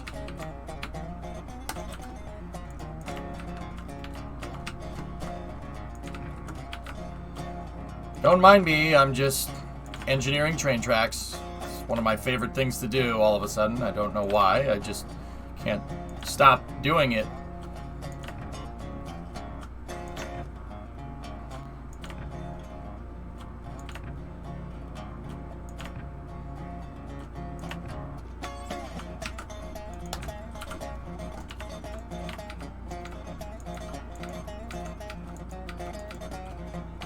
Looks strange what you're doing.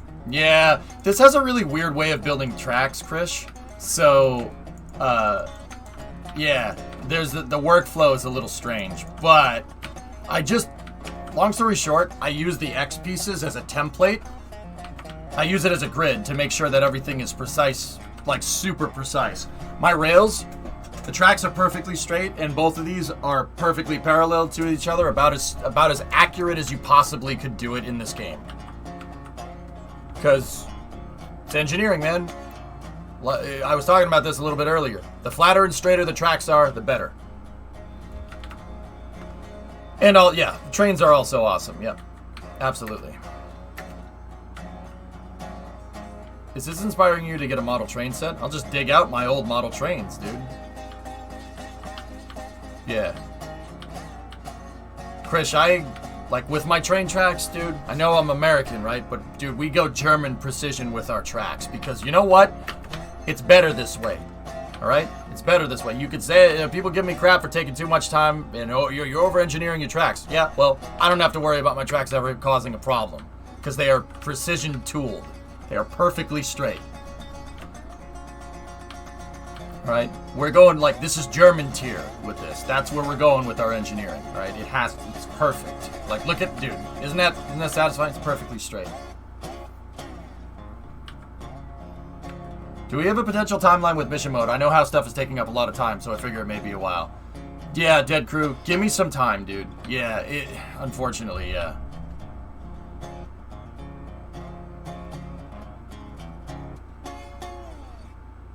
Look at that. It's perfect. Perfectly straight. Everything is graded right. These tracks are right to the horizon line, man.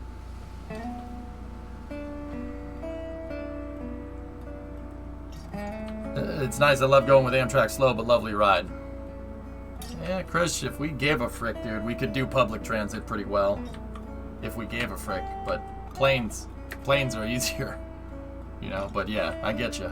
It's perfect. Call John Elway. I kind of want to see the bridge from over there, but also we're short on time, so. But anyway, Chris, thank you for the raid. I really appreciate it. What were you up to?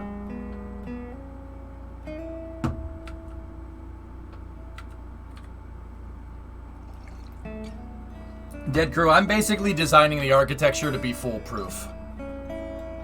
I'm putting a lot of redundancy into the architecture to basically make it so you guys could shift focus of mission mode from the moon to Duna, and it really wouldn't be that big of a deal. I'm trying to develop all the different vehicles and a full roadmap for the entire architecture, Saturn V style. At least the full roadmap for the entire architecture to an extent, because we've really never had a mission architecture, with the exception of Constellation, go further than Mars, you know what I mean? For SPAC. What's that, Novus? Oh, next step. Next step, Appendix P, Human Landing System Sustaining Lunar Development. NASA released a draft on the second next step to... Oh, a new BAA. Yep. Speaking of lunar landers.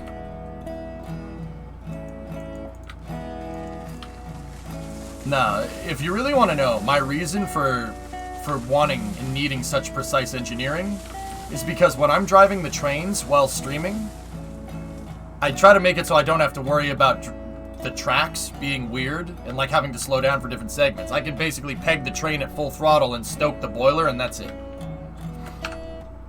That's all I need to do. It makes it easier, so when we're transporting, I can focus on giving you guys a good view or talking about the train and how it works. Literally, I just like Kerbal, I try to make this idiot-proof because I'm designing for the lowest common denominator.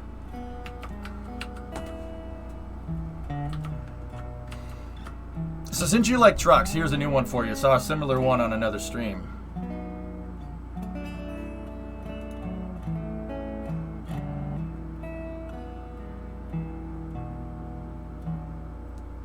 I don't like that.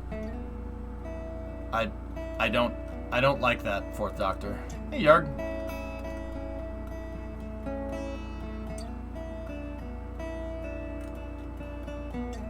Oh, I see what that truck does. It's a seaplane vehicle. But why did they cut the pickup bed out?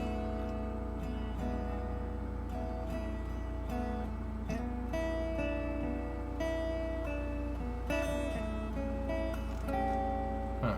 Interesting. He turned it into a seaplane tender. Interesting.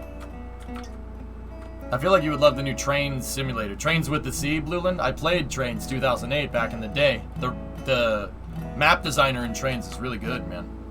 Yeah. I like this because it's first person. This is cool. You get all the fun of building your own layout, right? But it's in first person, and then you can drive your train around.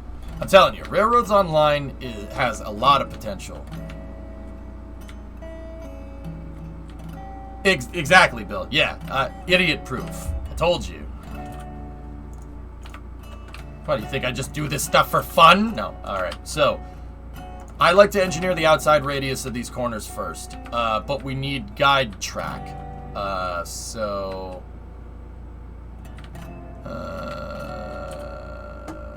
how we'll do this. Ready?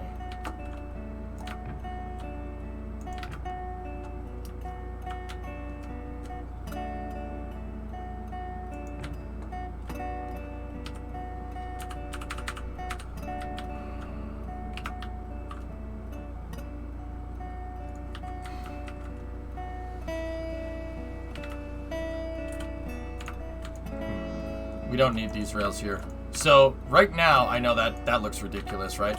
Right now, what I'm going to do is make myself guiding track. So this is how I made the paperclip and how I made that so precise. The first thing I'm going to do is I'll place track on the ground. I call this my first draft track. Yeah, and the reason why I do it is this is kind of finding the route for the train.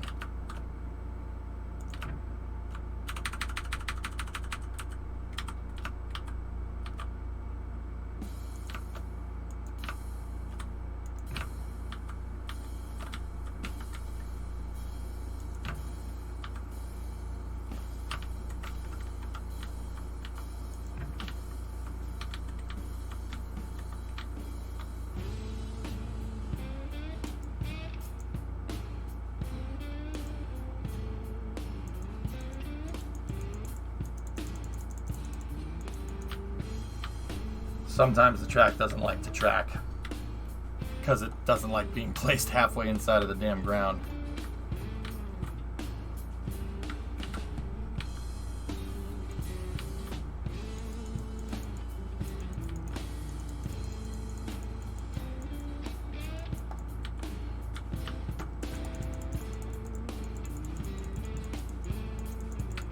Come on, place. Come on. Hey, it did it.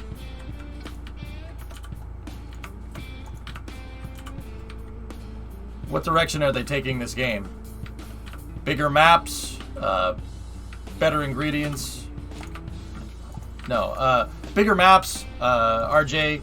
A lot more locomotives, a lot bigger of a tech tree, more cars to unlock, passenger service, dude. There's a lot of good stuff, man. Yeah, like I said, I wouldn't be playing this if I didn't think it would be good later, you know? What grade are you planning? 1%.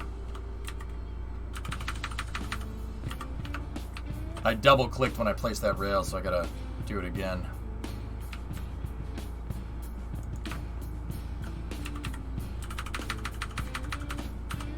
Yeah, the railroad tech tree should go all the way up to 1968, which is really cool, which means we're gonna see some diesel narrow gauge, which is actually really, that's neat, man.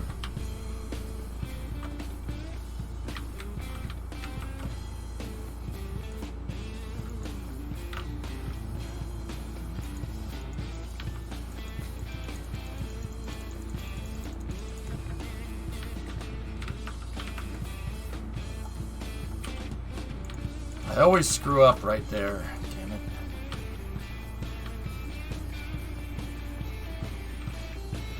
It's gonna be hard doing this. I gotta do it one more time, guys.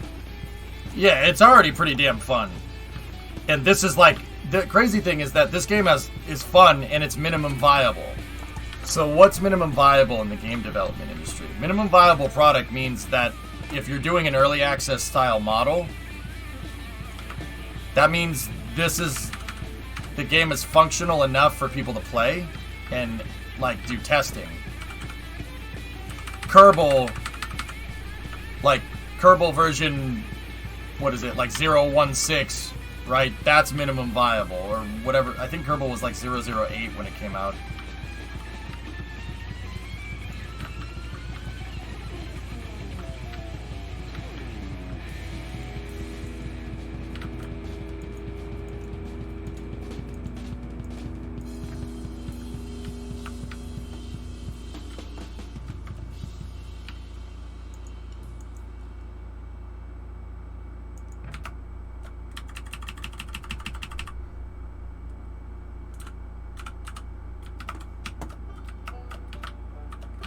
Once again, this track is just guide rails. This is just to figure out the right of way for the rail. We will not be driving trains over this.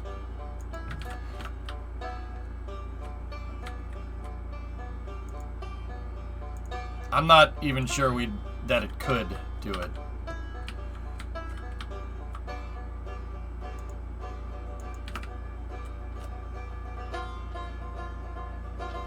Do you remember free-to-play Kerbal? I played free-to-play Kerbal like once. My buddy introduced me to KSP and he said play it, right? He said play the thing, right? And he gave me his Steam account for a second, and I played it, and I loved it so much that I immediately purchased it. I purchased it on the website, dude. Or no, he gave me his. It wasn't Steam account because it was on the website. It was his KSP account.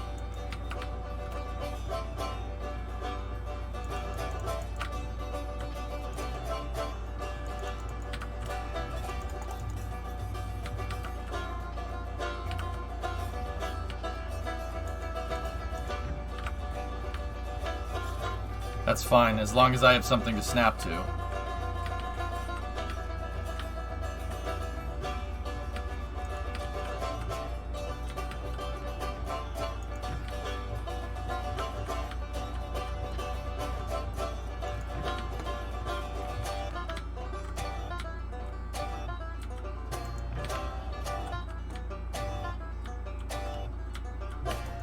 Okay, we'll stop right here and we'll make segments here. So,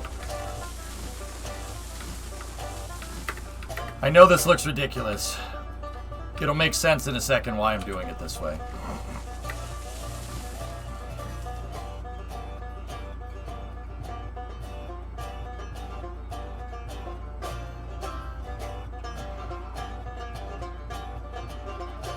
Alright, so watch this.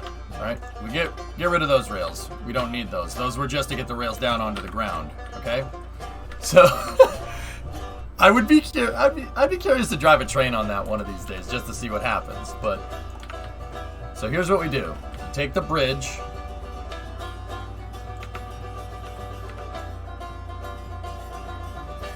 And we freehand the bridge.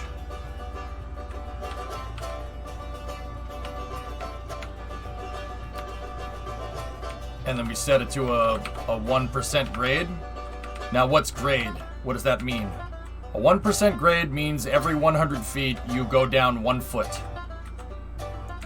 Or 33 centimeters.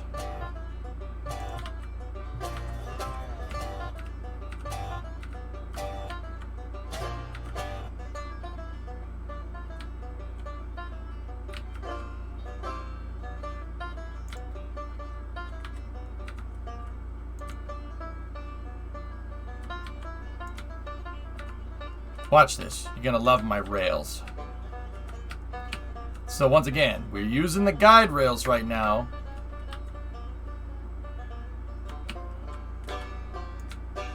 I'm using the guide rails right now to basically mark the path of the tracks to make sure that our right-of-way is clear. There we go. And now we've started going downhill because those were at a 1% grade.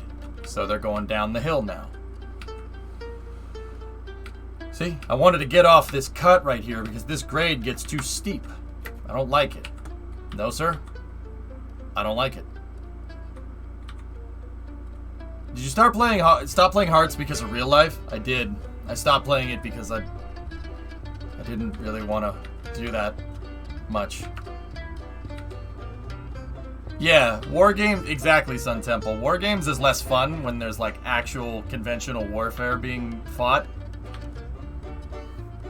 And, you know, the thing is that there were wars going on, you know, while we were playing Hearts before what happened a month ago. But also, at the same time, like,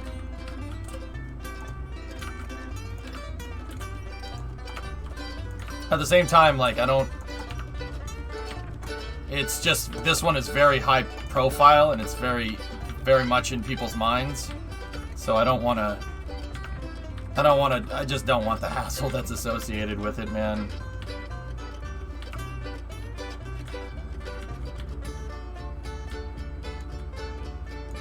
Like, I know that sounds screwed up, but, you know, I just really can't see a scenario where we can play hearts and that won't come up. And it sucks, but it is what it is, man.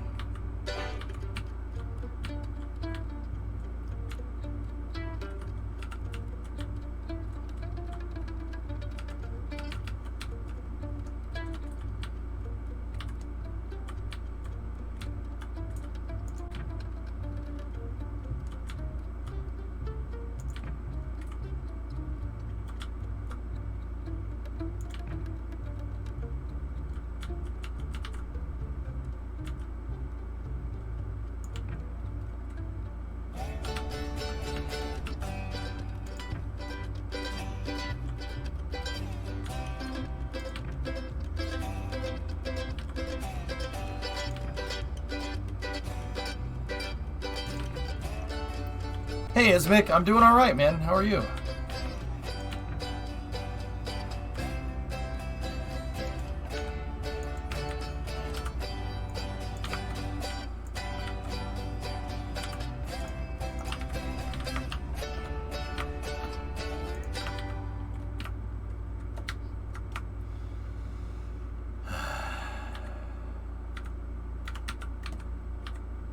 Track got a little right there. I don't like it. No, sir. I don't like it.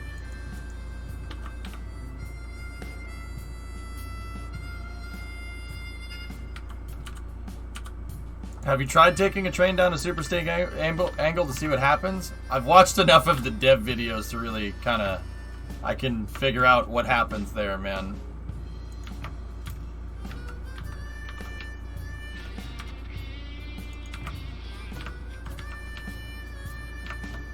You'll get wheel slip, and the train basically will slide back down the hill. There we go. I don't mind that it kinks out a little bit for the corner. That's fine. Okay, so now what we need to do... Oh, I've never tried to make a parallel bridge before. How are we going to do this?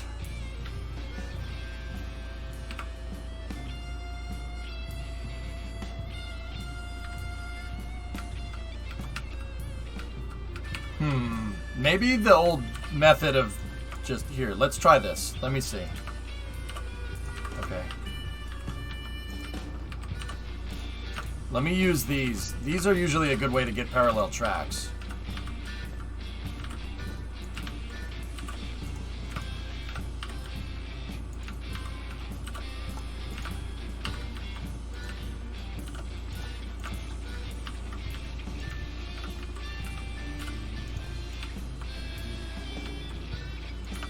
Nope, that one didn't place right. And once again, I'm using these to get locator points for the parallel track.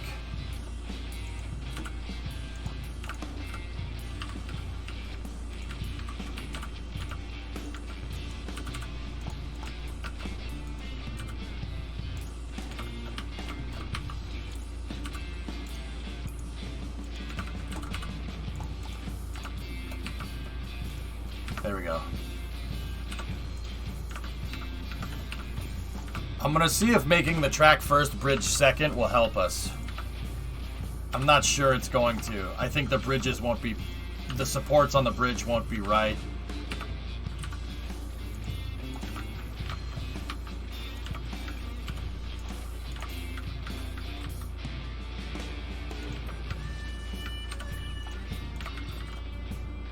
You know, like... The other thing is that if we have to go singular, we gotta go singular. It is what it is.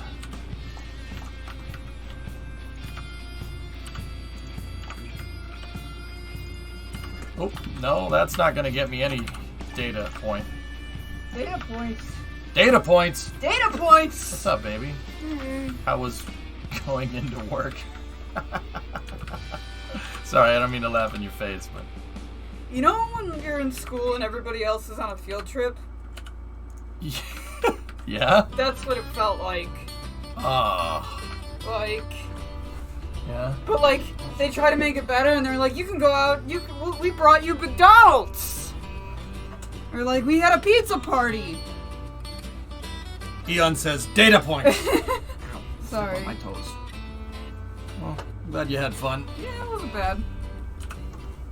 Could've been worse. Did you get all your stuff? I didn't get my jacket. No fleeced? They fleeced you. They fleeced me. They've been fleeced-bulled you. I don't know. Yet I was promised a fleece jacket. Last time I did not receive a fleece. I have 8 different bosses telling me I can come into work to get a fleece. Thanks, Phil. Yeah, my chaperone didn't sign the field trip approval. Okay. Yeah, technically they didn't fleece me. That's true. Yeah, you know what? That's a good point. There were a couple other people there filming this, but... How many showed up, like, percentage-wise? 5%? 5. I mean, there was... 5% of your team showed up. There's maybe like 10 people there, but they're not all on my team.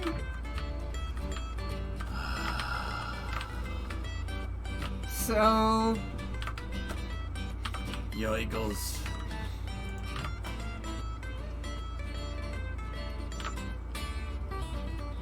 I don't know. Mostly I was proud of myself to have the foresight to change the calendar the day of we left, because I used to have a bad habit of not updating it for like a week until I went, oh crap, I need to change the date on my calendar. But it just so happened that yeah. What was your calendar set to? March 13th, 2020.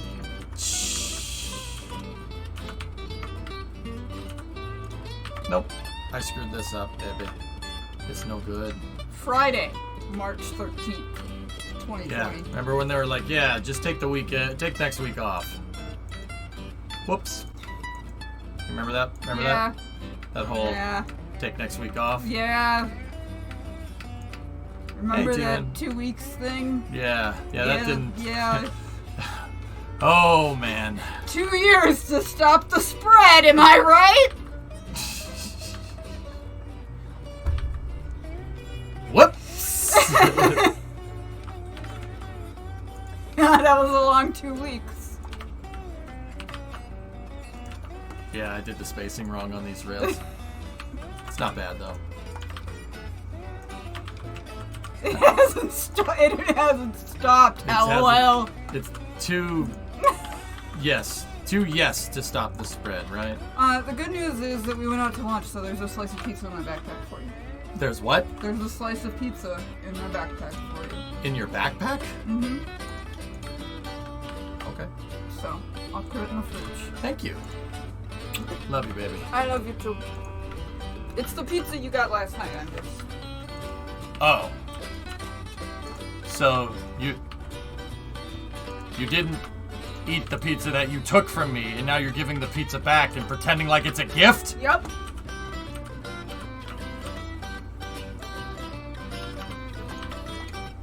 I don't know what to say about this. Alright, no problem. Love you, baby.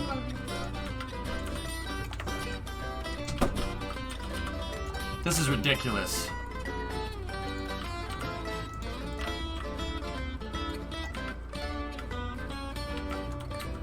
This is ridiculous, chat.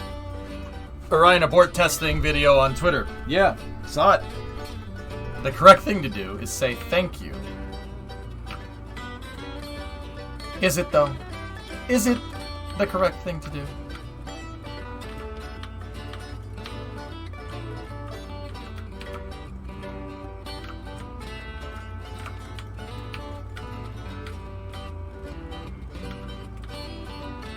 What is your opinion of Costco pizza? We don't have Costco up here. I've never had it, O-Force. We have BJ's.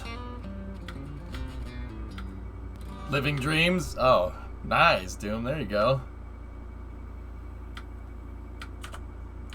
Alright, let's try to make this segment a track. I didn't get the spacing right.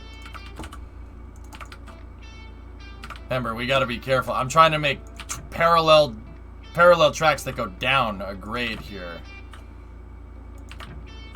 We're using the front of the X's here, not the backs. So theoretically, if we do this right, if I snap these tracks correctly, I should be able to just place the bridge underneath it.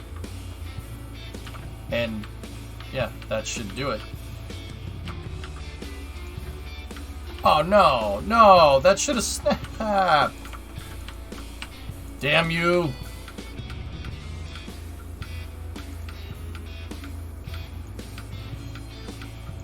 We got a tour of a house tomorrow. Or not, we'll see.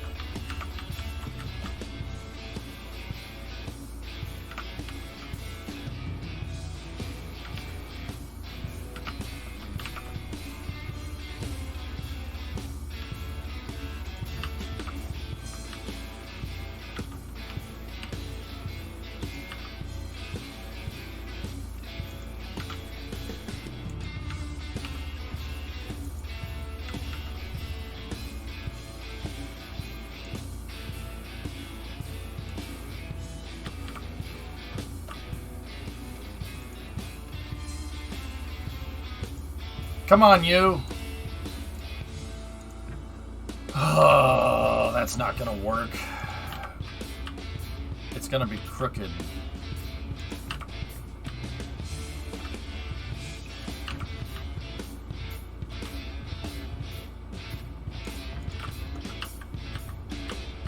Oh! The closest Costco to you is in Toronto. Yep. Nice curve. Thank you.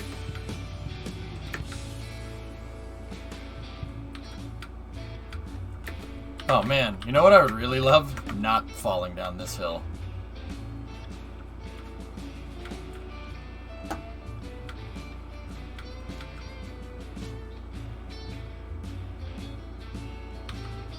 Yeah, Raid, sometimes the way this kind of played out, I was snapping to the back and then we snapped to the front. It's because the track has like a minimum segment. But we should be able to get rid of these. And the tracks aren't going to be like 100% super parallel right here.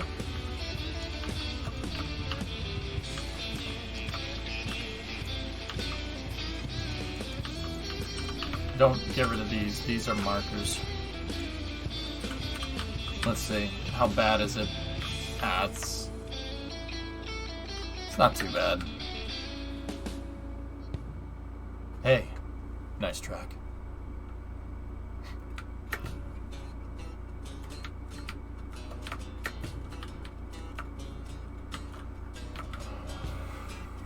There's a Costco in Avon? Oh, I didn't know that, Gabe.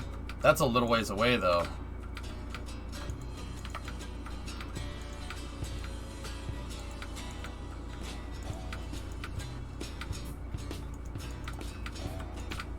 How's that look? Are you gonna have to paperclip again? Oh, Remo, that's nice. I don't know.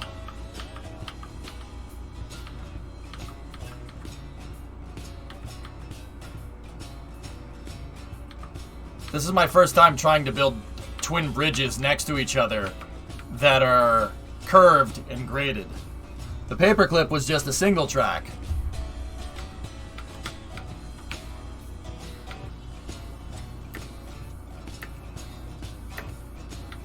It's next to Jordan's Furniture. I still go to the BJ's down the street. Yeah, I know where that is, KP. Yeah. You got to get off the exit ramp on that highway. I forget the name of the highway. It branches off of 128. 84? No, it's not 84. And then you get off of the exit, you take a right, and you have to go through that weird little mini mall to get to it. A dual paperclip would be sick. 24, that's your neck of the woods. Right on. What I miss? Talking about where a Costco is, Jensen. Twins, Basil. Twins.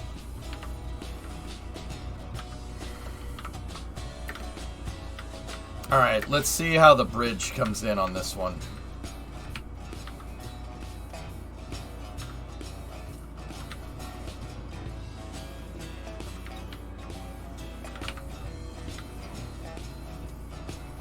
I might do stonework out here to a certain extent and then switch to bridge here. I noticed there's some weird elevation stuff going on right here. Not sure what that's about, but...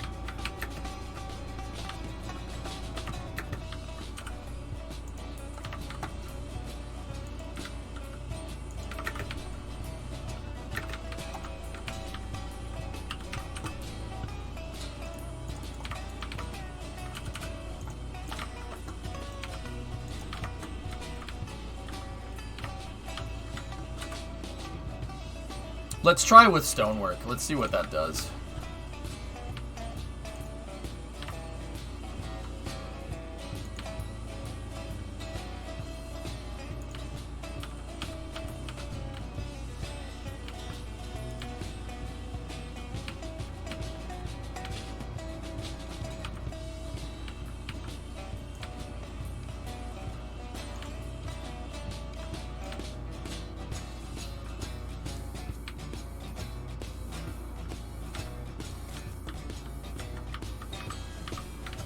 Doesn't look bad.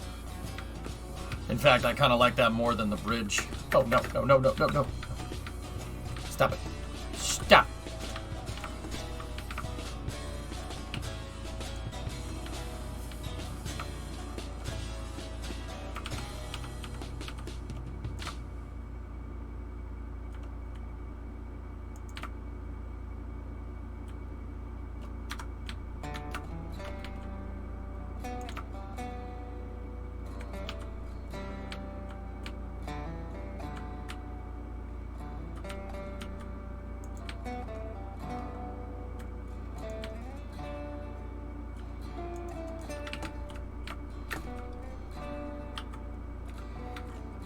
Hey, the supports ended up being pretty much aligned.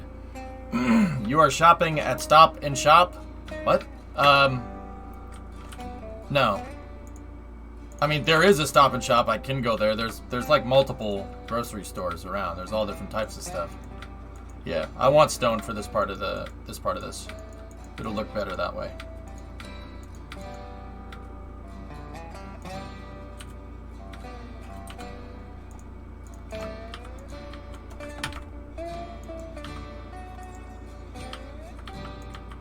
So we don't need the guide rails here anymore.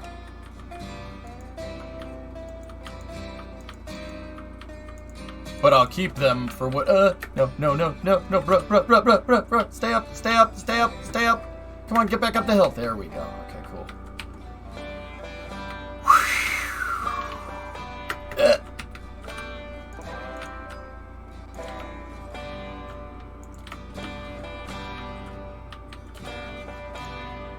Alright, looks like we're gonna have to redo this bridge too.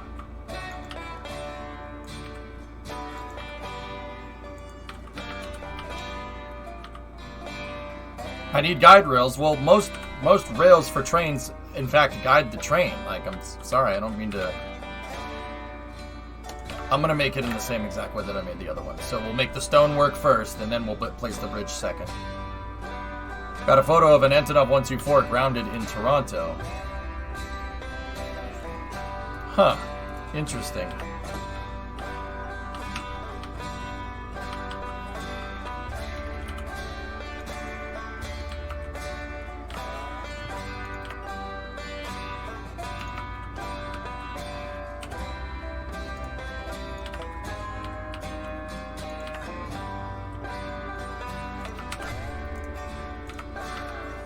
know what? Let me try something.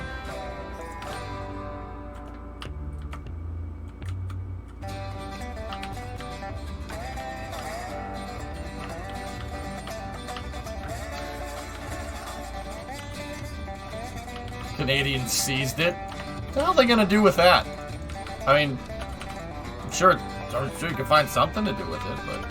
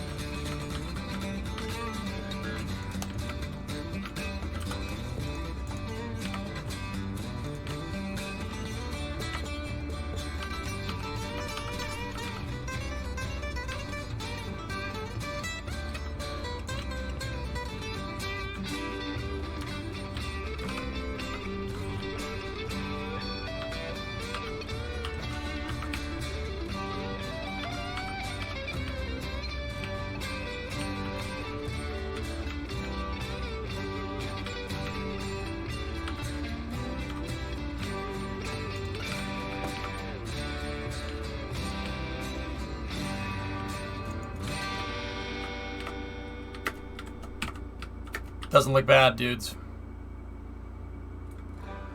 Stop and Shop have the same owner as the Dutch supermarket, Albert Heijn. Oh, interesting.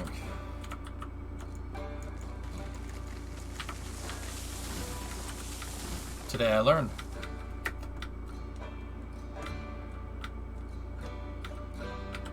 Yeah, this looks really nice. I'm happy. You guys happy? I'm happy. I feel happy.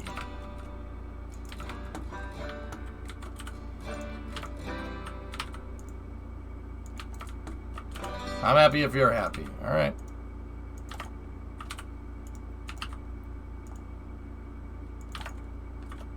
I hate it. Oh. Feels bad, man. I'm putting in this groundwork here because I'm honestly sick of getting stuck in that gap over there. So yeah, we're just gonna fill that in because it's annoying.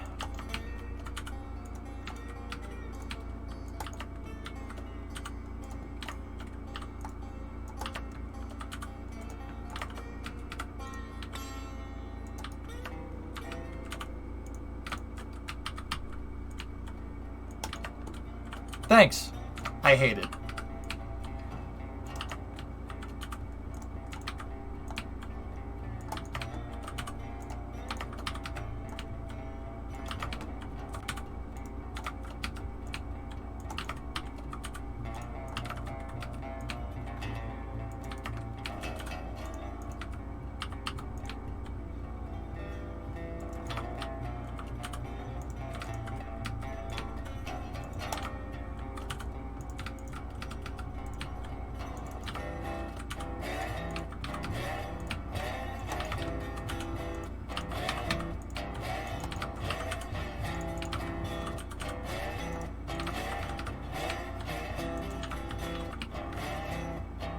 Ah, very nice.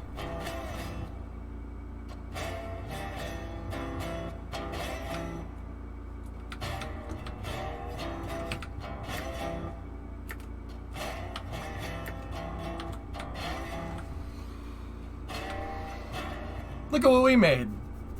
Not bad. And the parallel bridge stuff, I gotta mess with the workflow a little bit, but it works. Yeah, it does work. But yeah, there is some stuff you gotta mess with. Like in the workflow. But yeah. Cool music. This is Skunks, this is the soundtrack for the game, dude. Isn't that cool? I really love it. It's done by one of the developers. Oh yeah, this is gonna look good, dudes. Okay. So, here's the guide track right here. This is the first order of business. We're building the next segment of this. So let's get in here like this and just keep building on the parallel here.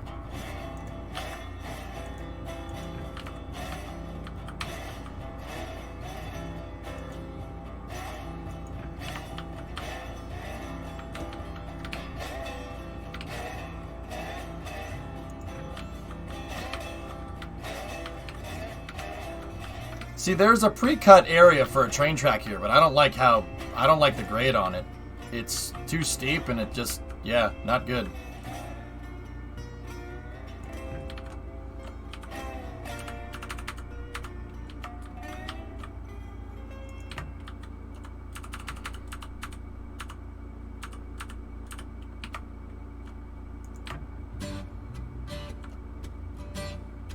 See, this is where this is going to get a little bit tricky.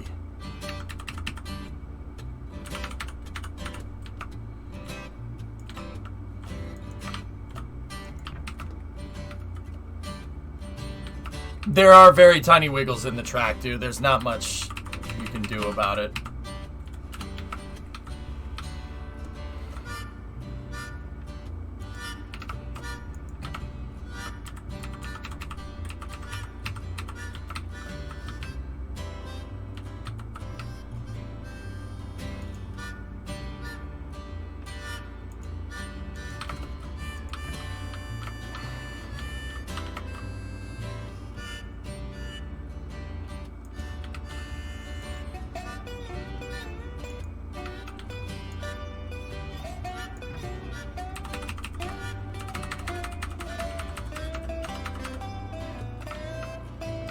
Oh, I actually have to do something here. I forgot. So right here, what I'm going to have to do is we're going to put 2 X segments in here. And then I have to make the guide tracks go off the outer radius here. Because instead of taking a left right there... Okay, here. I can explain this with paint. So when I'm making 2 parallel tracks, right? Say you have 2 tracks right here, and I want to connect them in over here. The railroad tracks, when you place them, have a certain length, right? They have a certain length that you can only place them on. So when we're doing parallel tracks, here's a little bit of a tip. Make the outside radius first. And then you can use the X segments, right?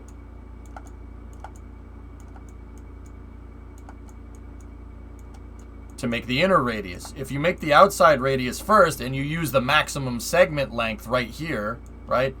And then right there, and then right there, and then right there, when you go to make the inner radius, all you got to do is just snap it to a bunch of different points and it'll make a perfectly parallel track. But you have to make sure you do the outside radius with the widest segments, because if I didn't, if I did the inner radius first with maximum track segment length, the outside radius wouldn't connect. So we got to switch right here. Believe it or not. And what I'm going to do here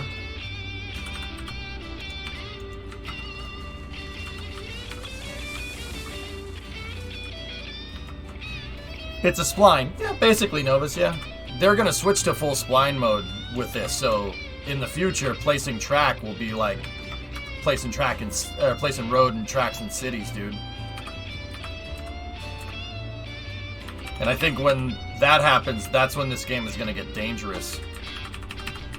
It's still dangerous.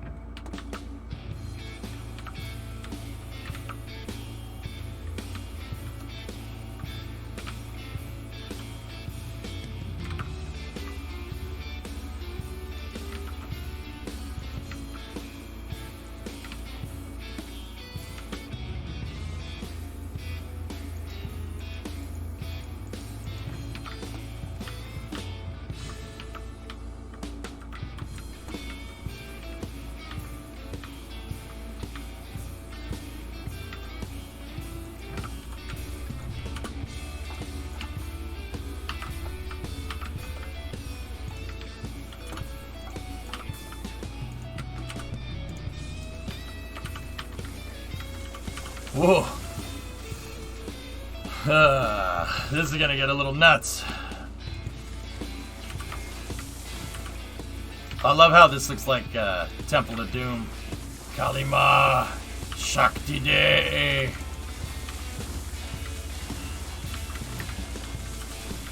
I was doing some reading, don't worry, I sat down.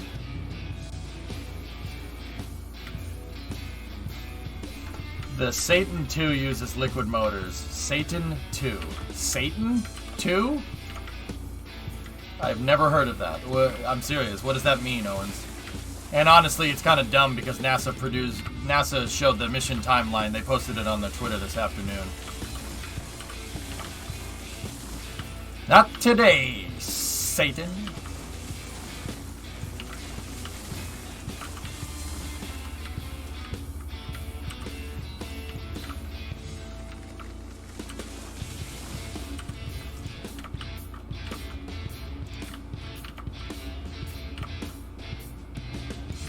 Whose missile system is that, Thomas?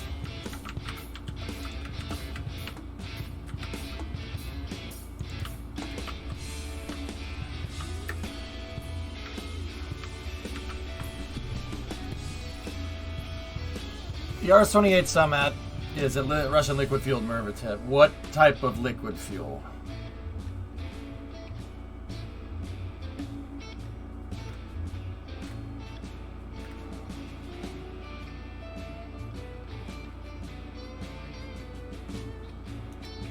It's hypergol. Can you please quickly explain the workflow here? Sure, Boost.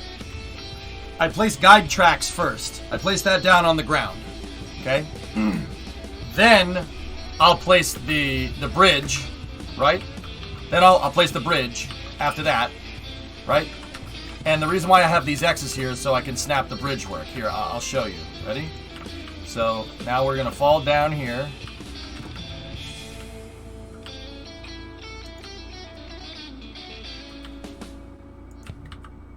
And now I can place the bridge work by snapping to the points here. See? I screwed up though because I didn't grade the thing.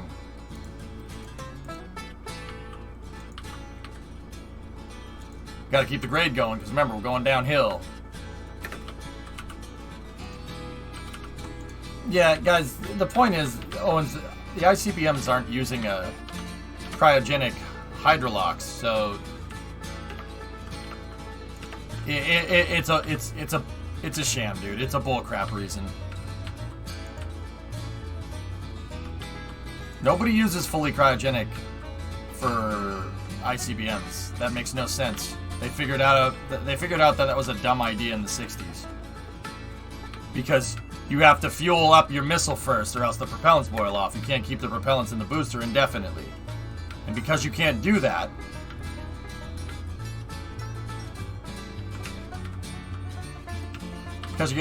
you know, the second you go to fuel up an ICBM, everyone knows you're going to fuel up an ICBM because of spy satellites.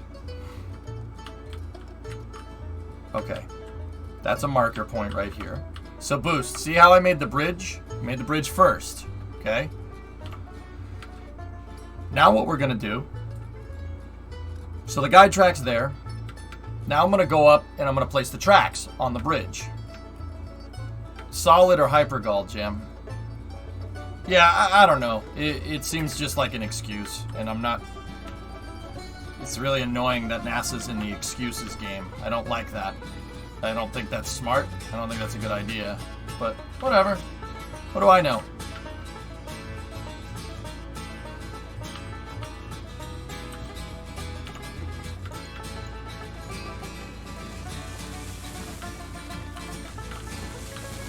Oh. Why not start with the bridges right away?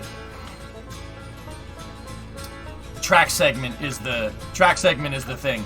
The steel bridges can only be placed a certain length, right? See how it only go to a certain length?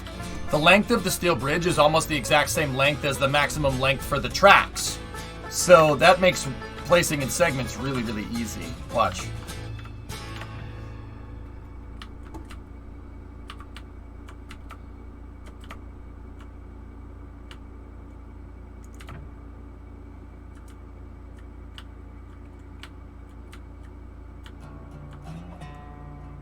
I know that every seam right here, if I place in the center like that, every single one of these seams is matching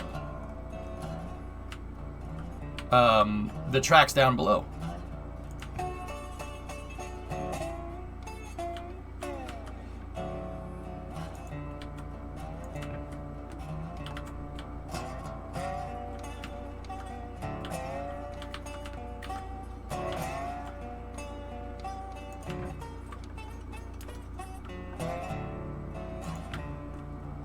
So now when we go to turn, all I got to do is place the track on the seams right in the center, and it gives me a perfect corner. See what I'm talking about? Now, once again, the steel bridges are good workflow. It's good workflow. That's why I do it. Is that a Supra? Yeah. So now, get your X's out, right? And if I find the railroad segments, right, here, and we place down an X, right, and then I put an X over here, now I got my parallel segment as well, and these tracks will be perfectly parallel to each other. You could just place the bridge down first if you want, but the way I place it is I place the guide rail down first to make sure my bridge minimum segments are the same as my track maximum segments, and then when I place the track down on the bridge, I can pretty much freehand it. I can lock it right into the center, and I know that it's perfect.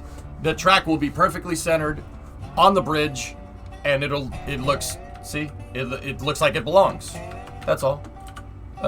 You don't need to do the guide rail. I do the guide rail because, Boost, you know me, I'm into precision. I like to make sure that it's right. Okay, so in this scenario here, I think we're using back segments. Let me check.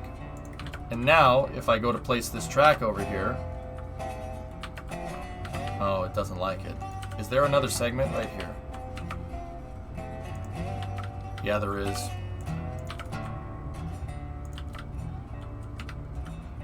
Okay, no problem. Easy peasy. So we can go 1, 2, 3,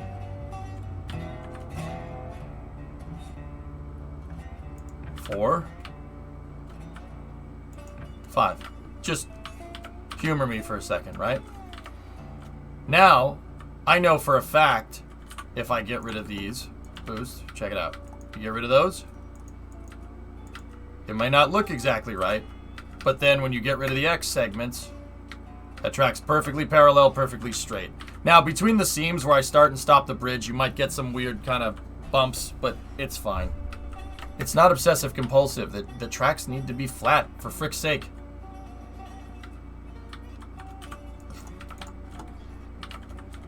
The tracks need to be flat or else, so the train can go faster. I don't want any bumps or kinks in the rail. It's just giving the train an excuse to derail. So, Boost, check this out. When I go around the corner here, we lock these segments in back like this. When we go to make this curve, it'll be an exact copy. And that's what I meant when I was saying earlier before about doing the outer radius first.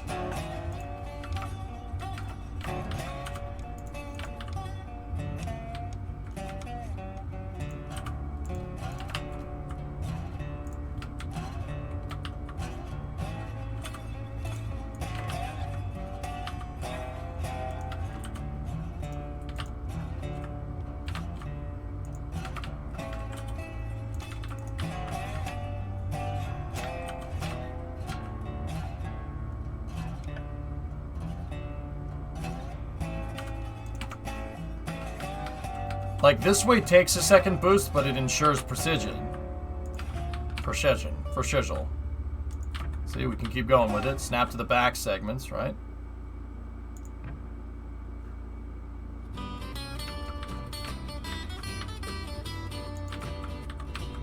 Uh-oh. I don't think snapping to the back segments is right here. Because, yeah, nope, I didn't do that right. Get rid of this. We're snapping to the front of the X's, not the back. I'll just redo the whole thing, because I like making it all in one. It makes the track look smoother. And then, Boost, when I'm done with the parallel rail, right? We're done with the parallel rail, I can,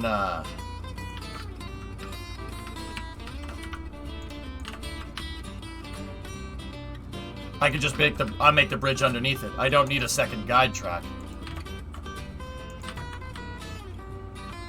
Okay. Front. Front. Hey. Frunk. The precision is in the pudding. I'm telling you guys, the flatter and straighter these tracks are, easier it's going to be. The more cars we can haul up per run.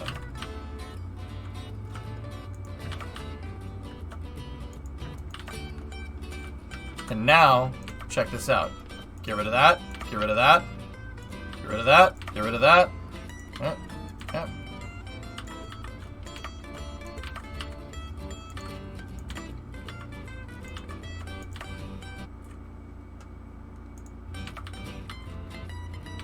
That scared the crap out of me. I'm like, please don't crash. I just did a lot of work into that.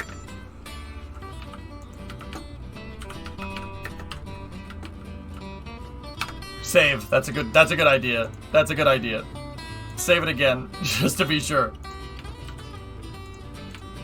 Alright, so now, when I get the steel segments, because I made the segments, the guide track matches the steel bridge, and then the regular track matches the steel bridge. So when I make this steel bridge based off of that track, because the left track is based off of the right track, which is based off of the steel bridge, which is based off of the bottom rails, bridge should be exactly symmetrical.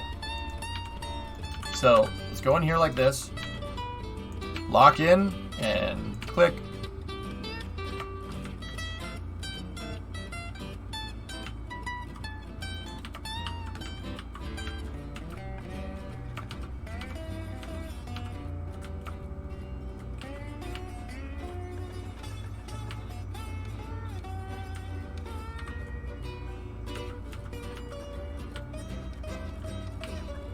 Who's that subbing in there? Jack Tank. Thanks, man.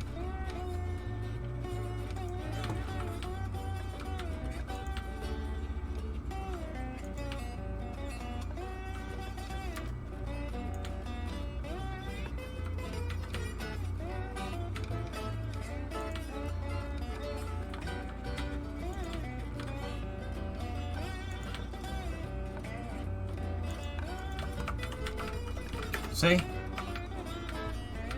Now, once again, there's seamage sometimes, and that's really annoying, but it's okay.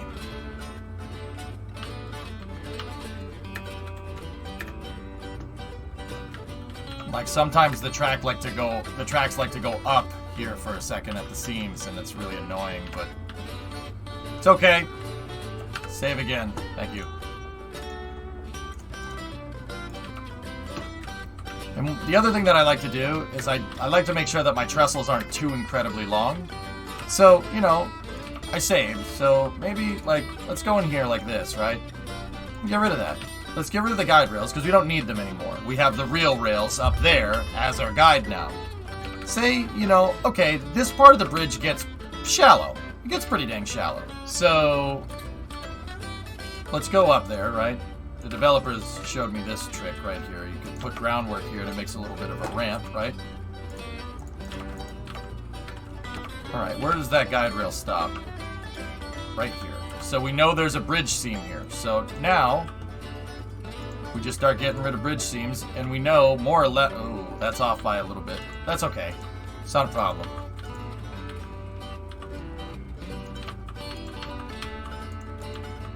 Maybe I want stonework here. So now we're going to get stonework. Is there a mode where there's building costs? Not yet, Sharp. But I have a feeling that they're going to do that. I have a feeling that tracks and whatnot are going to cost money.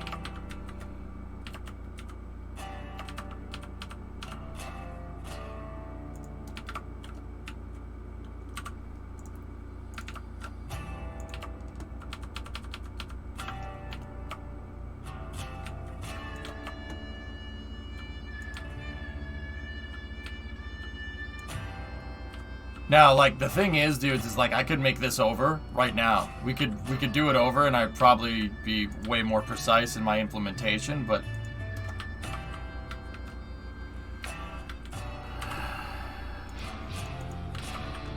we got a lot of track to make, and we're running out of time, as per usual.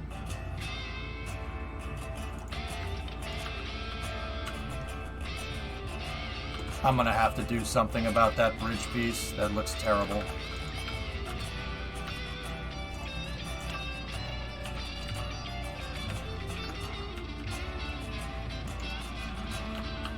There we go.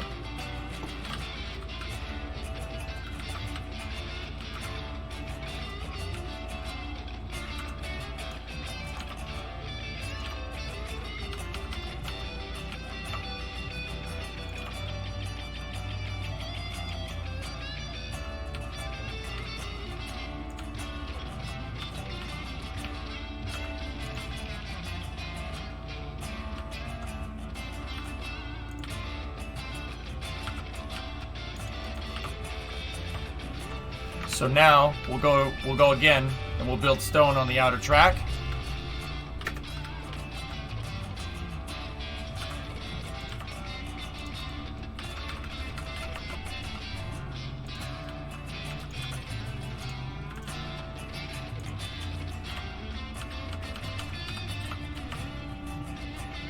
And since the segments of rail are more or less parallel, these should come in just fine.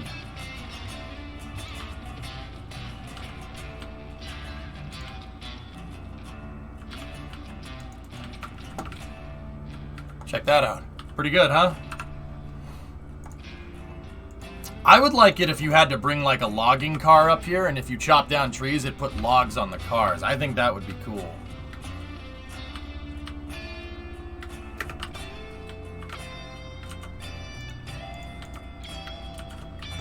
Yeah, my tracks came in a little clunky that time, but it's alright. Now right here, to make this look, you know, respectable, I'm gonna fill in the groundwork back here.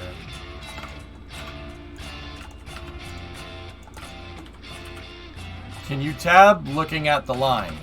Tab. What, Stuart?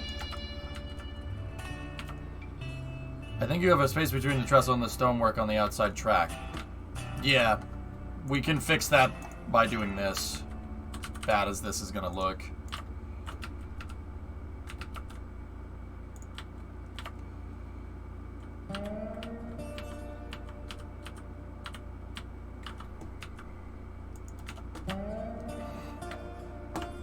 It's definitely going to look a little strange, but it's okay.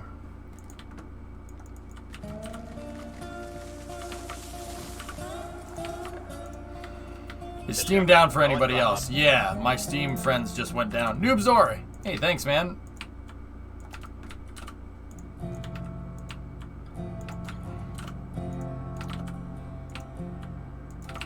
Yeah, they would backfill this in real life. You wouldn't want water getting in right there. That will erode the tracks.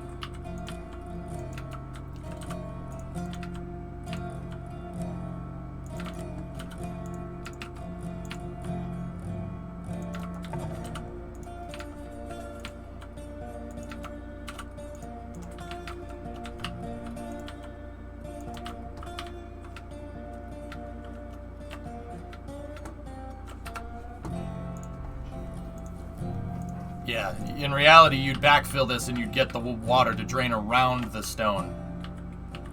And now, last thing I need to do is go down here, and we need to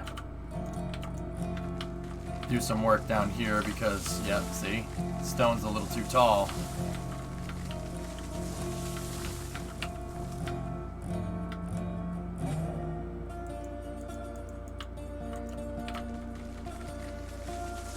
I was wondering in real life what would have been cheaper in a scenario like this. The cheapest way would have been to cut into the terrain, but I can't do terrain cuts, so I have to make it look like I did terrain cuts, dude.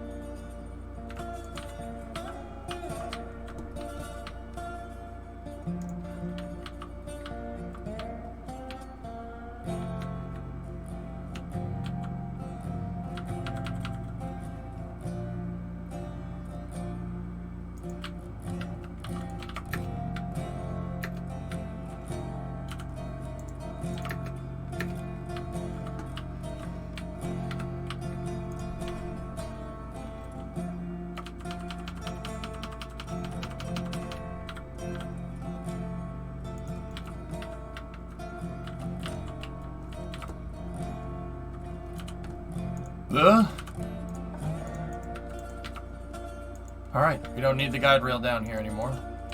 This part of the track is pretty much finished. I don't like getting rid of the guide rail just in case I need it for anything, but yeah, we don't need it for much more.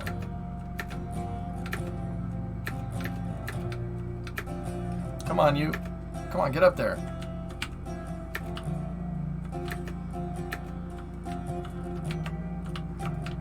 Ugh, that seam looks terrible. I'm not happy with it. I'm gonna redo this bridge segment. Yeah, that's what's gonna happen. I'm gonna redo it. Not today, not today, not today. Do you have a supply train following? No.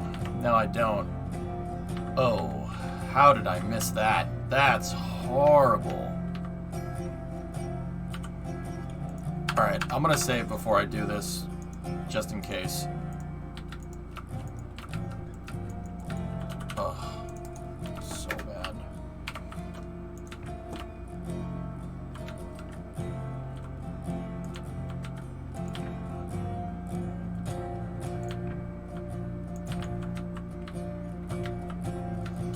That's worse.